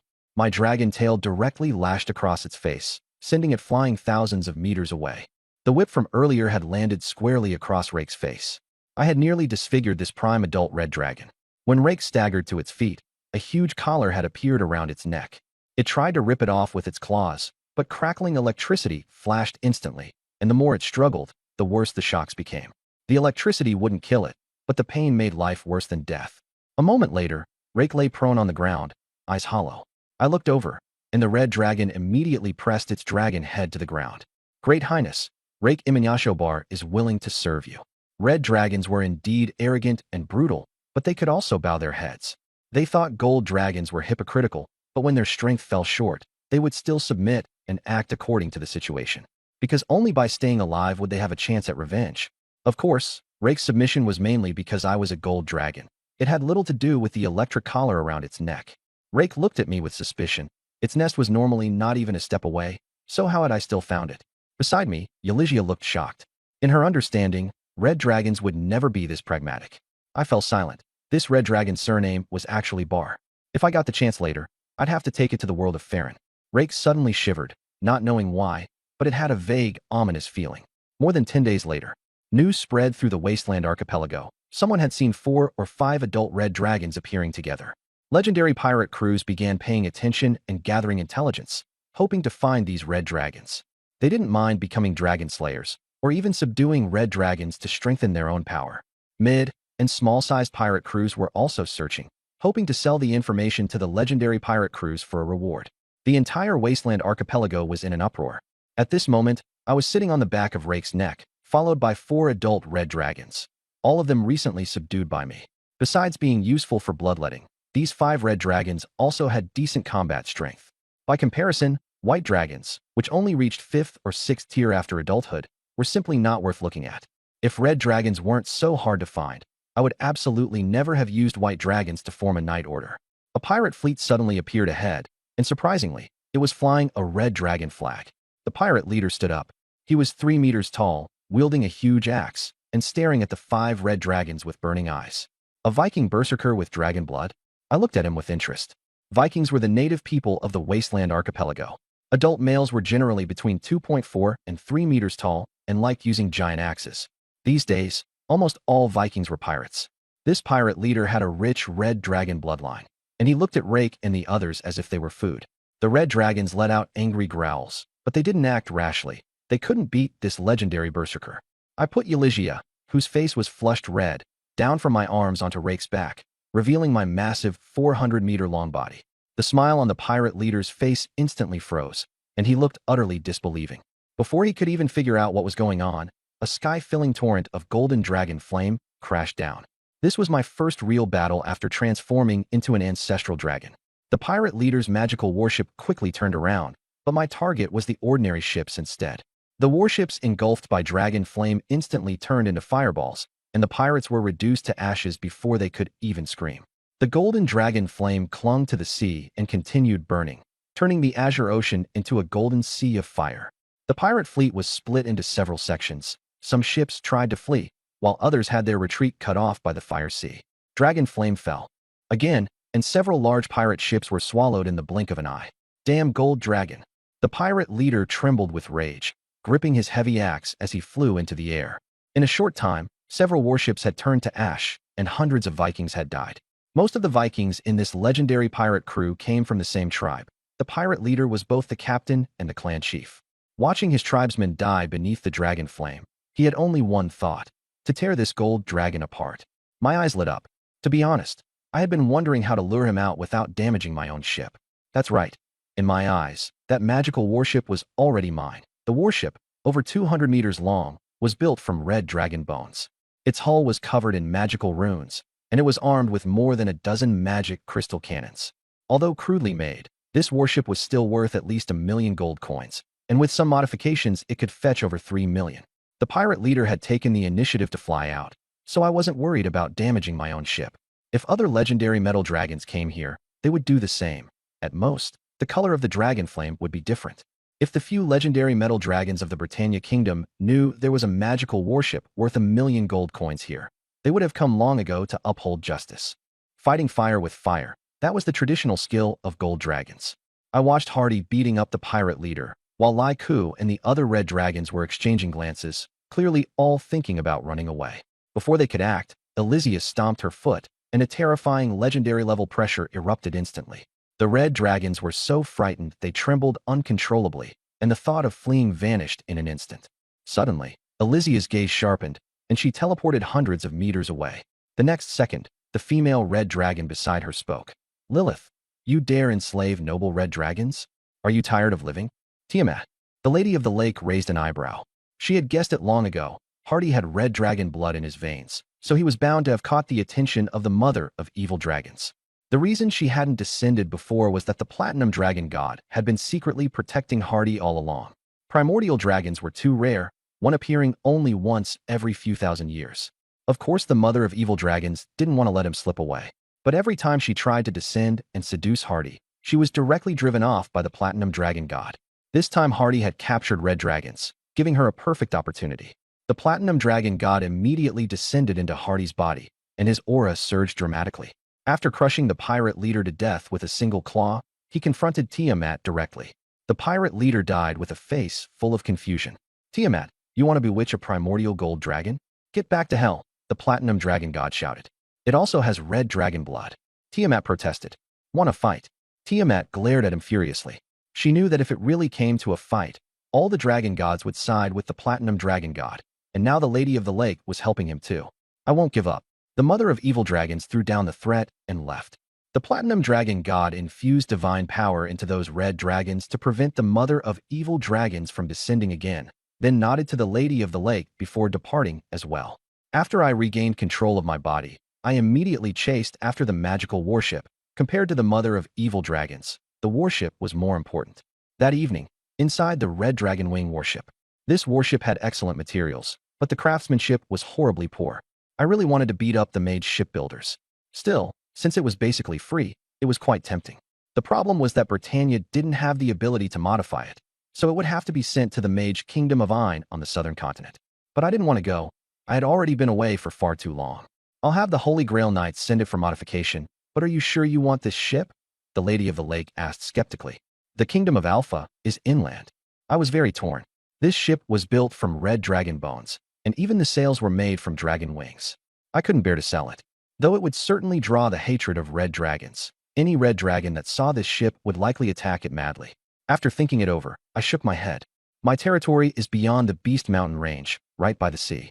I can build a harbor there in the future. The Lady of the Lake said nothing more. Late at night, Elysia set up a small tent on the deck. The inside of the warship had been inhabited by Vikings, and the smell was too strong. Inside the tent, Elysia slowly sat up, dazed. "Your Highness Hardy." Before the Lady of the Lake left, she had used divine power to ease her fatigue, but some strange sensation still made her body tremble slightly. Although her body had just been controlled, her senses had been unusually clear. She leaned into my arms, and drowsiness washed over her. I gently pressed the back of her head, and she immediately fell asleep. At that moment, the Lady of the Lake's teasing voice sounded in my ear. "My knight, how is the one I chose as my divine favorite?" I rolled my eyes. This woman was clearly doing it on purpose. When gods choose divine favorites, they may look at faith and talent, but in the end, it still comes down to the god's own will. In theory, a god can choose whoever it wants. Elisha had decent talent, In the future, she might become a rank 8 Sky Knight, but that was all. She didn't even have the potential to become a Grail Knight, and under normal circumstances it was utterly impossible for her to become a favored one of the Lady of the Lake. But now, the Lady of the Lakes was almost permanently residing within her body. I had long realized that Yalisha becoming a favored one had a great deal to do with that one glance I had given her back then. As for the Lady of the Lake, who was full of mischievous tastes, I could only feel helpless. The next morning, Yalisha woke up and discovered she was completely naked, and her little face instantly turned bright red. She found that I was no longer in the tent, so she hurriedly got dressed and rushed outside. "Good morning, Prince Hardy," she said upon finding me on the deck, bowing like a loyal knight.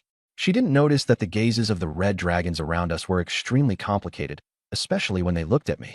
Red dragons had always looked down on golden dragons, thinking us hypocritical. But at times, they had to admit that some golden dragons really did have something special. For example, I had made these red dragons look at me in a new light.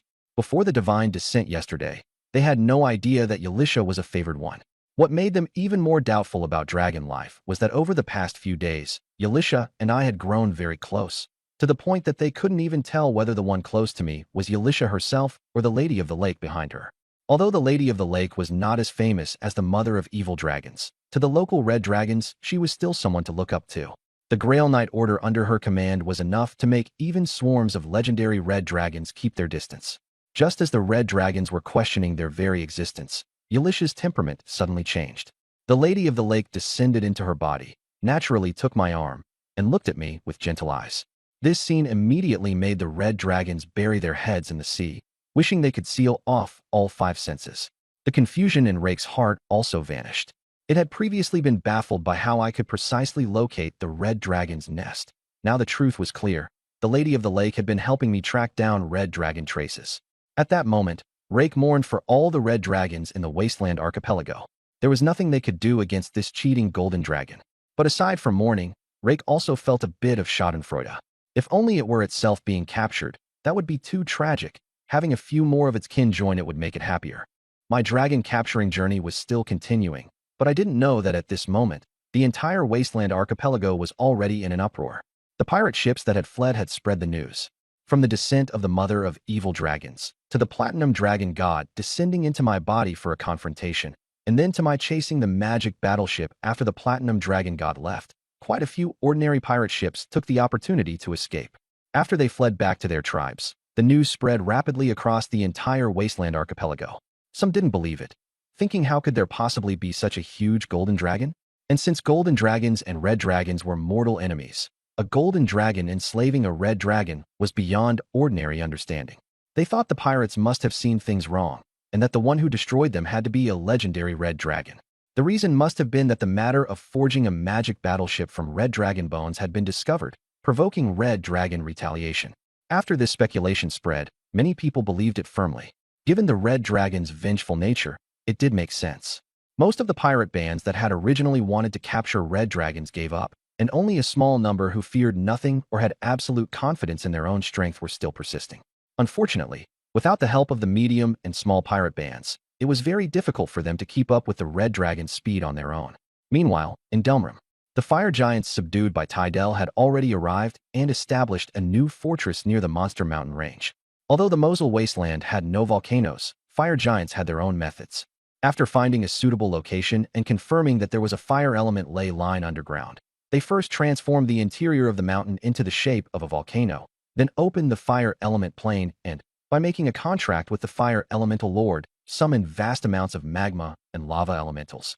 With the fire element ley line and the lava elementals ensuring the temperature, although it still wasn't a true volcano for now, in a few decades it would be no different from an active volcano. While the fire giants were busy building their homeland, Tydel was busy transforming. During the time I was away, Tadel's height had surged to 45 meters. The Titan bloodline that had once vanished from the material plane had now fully reappeared in him. Tydel has awakened the Titan bloodline. Both the cloud giants and the fire giants were incomparably excited. To them, following a Titan was the highest honor, just like kobolds yearning to follow dragons, a pull and reverence from deep within their bloodline. They wanted to follow unconditionally, even if they had to throw themselves at him. The cloud giants had once scorned kobolds' fanatical worship of dragons, thinking them brainless. But when the legendary Titan appeared before their eyes, the Cloud Giants and Storm Giants' behavior wasn't any better than the Kobolds. They were all the same. True Titans possess a special ability similar to Dragon Aura, one that can subtly strengthen the bloodlines of giant kind in the surrounding area. Though not as powerful as Dragon Aura, it was still extremely formidable. However, Tidal had only just awakened his Titan bloodline, and he wasn't a pure blood Storm Titan, so whether he truly had this ability still needed time to be verified. Annabelle and Iminst were both extremely shocked by this. As silver dragons, they understood all too well how powerful Titan bloodlines were. If Tidal was a pure blood Storm Titan, his bloodline would be even nobler than theirs. In this era, there was no ancient hatred between metallic dragons and Titans, so they were only shocked and astonished. The only ones feeling bitter were the miserable white dragons. No matter how stupid white dragons might be, they still realized that Tidal had awakened a bloodline more noble than theirs. The bloodline instincts engraved into their bones made them hostile toward Tidal. However, when they saw this giant fellow, the white dragons all very sensibly hid their hostility. There was nothing they could do. Tidal really could lift these white dragons with one hand now. Some white dragons with especially peculiar thought processes even became somewhat condescending, believing that even though Tidal had awakened Titan blood, he was still a vassal of the dragon race, and dragons were still more noble. Annabelle, who was supervising the construction, vaguely sensed these white dragons' bizarre thought processes and finally understood why the elders of her clan had said white dragons were idiots. But she didn't pay it much mind. As long as these white dragons didn't cause trouble, that was enough. Tidal was very proud and wouldn't bother arguing with 5th and 6th tier white dragons. At most, these white dragons would get beaten up by Cloud Giant warriors. As long as it didn't affect the progress of the canal construction, Annabelle pretended not to see it. White dragons were thick-skinned and tough. A beating wouldn't matter. The Cloud Giant warriors also knew their limits and wouldn't kill them. In the blink of an eye, it was the end of February. I was preparing to leave the Wasteland Archipelago. Behind me followed more than a dozen red dragons. The red dragons led by Rake all wore bitter faces, completely clueless as to what kind of future awaited them.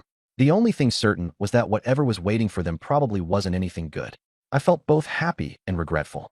Happy because I had captured so many red dragons. Regretful because only a few days ago I had learned that there was still a blue dragon family in the Wasteland Archipelago. 2 legendary blue dragons, more than a dozen adult blue dragons, and a great many dragon whelps. Unfortunately, after hearing about my deeds, they had directly fled with their treasure.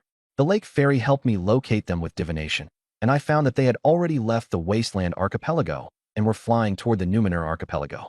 My mouth twitched. Forget it, I won't chase them. I waved a hand. After all, blue dragons had never been part of my original target. The Numenor Archipelago was farther away than the Wasteland Archipelago, and there was a powerful human empire there. They possessed advanced seafaring technology and could build the finest long-range warships. Even the races of Ionar continent acknowledged them. Their legendary powerhouses weren't as strong as the Holy Grail Knights the Lake Fairy had trained using cheating methods, but crushing a blue dragon family was still as easy as crushing ants. What a pity. I sighed while standing on Rake's back. I was very curious about the Numenor Empire. When I had traveled across the continent before, I had only moved around within the mainland and hadn't gone to the overseas archipelagos or the subcontinent. The world of Aona is vast. Besides the main continent, there are the Wasteland Archipelago, the Numenor Archipelago, and the subcontinent to the east. On the subcontinent, there are human kingdoms such as Batania, the Khuzait Khanate, and Asarai, all of them fairly strong and pressing the non-human races hard. If they weren't constantly fighting each other, the subcontinent would have been rid of non-humans long ago, especially the elite fine champions of Batania, archers in heavy armor, able to deal damage from range, and also wield two-handed greatswords to chop people down head-on. If it weren't for Sylvanas helping train the Ranger Legion some time ago, I'd have wanted to go to the subcontinent and recruit warriors like them. The Lake Fairy saw that I was interested in Numenor and looped her arm through mine, saying, "When you have time, we can go take a look together. There are also golden dragons there." The previous High King was even good friends with the legendary Golden Dragon, and there's a brass dragon in the adventurer fleet. My anticipation for Numenor instantly dropped by more than half. Metallic dragons really are the biggest drifters in the multiverse. They're everywhere. It's not that I don't want to see them. It's mainly that the moment I do, the novelty is gone, like I'm going home. I nodded, planning to go see it with the Lake Fairy in a few years. In early March, I brought the red dragons back to Dehiram. The Great Canal was nearly ready for navigation thanks to the white dragons' efforts. Seeing that their disgraceful days were about to end, the white dragons became even more motivated. At that moment, I flew over with a large group of red dragons. Seeing the white dragons digging the canal below, the red dragons felt that the rest of their dragon lives were bleak and colorless. If the white dragons were reduced to digging canals, their fate probably wouldn't be any better, maybe even worse. The white dragons, on the other hand, showed gleeful expressions. Although they were all part of the chromatic dragon camp, chromatic dragons were nowhere near as united as metallic dragons. Infighting was a daily occurrence, and white dragons were at the very bottom of the contempt chain. Being called idiots by metallic dragons was one thing, but even the chromatic dragons of the same race, red dragons, blue dragons, green dragons, and black dragons, thought they were idiots. Some even advocated expelling white dragons from dragonkind, saying they dragged down the lower limit of chromatic dragons. So when they saw me bring back a huge flock of red dragons, the white dragons were especially happy. Red dragons were indeed the leaders of the chromatic dragons. But so what?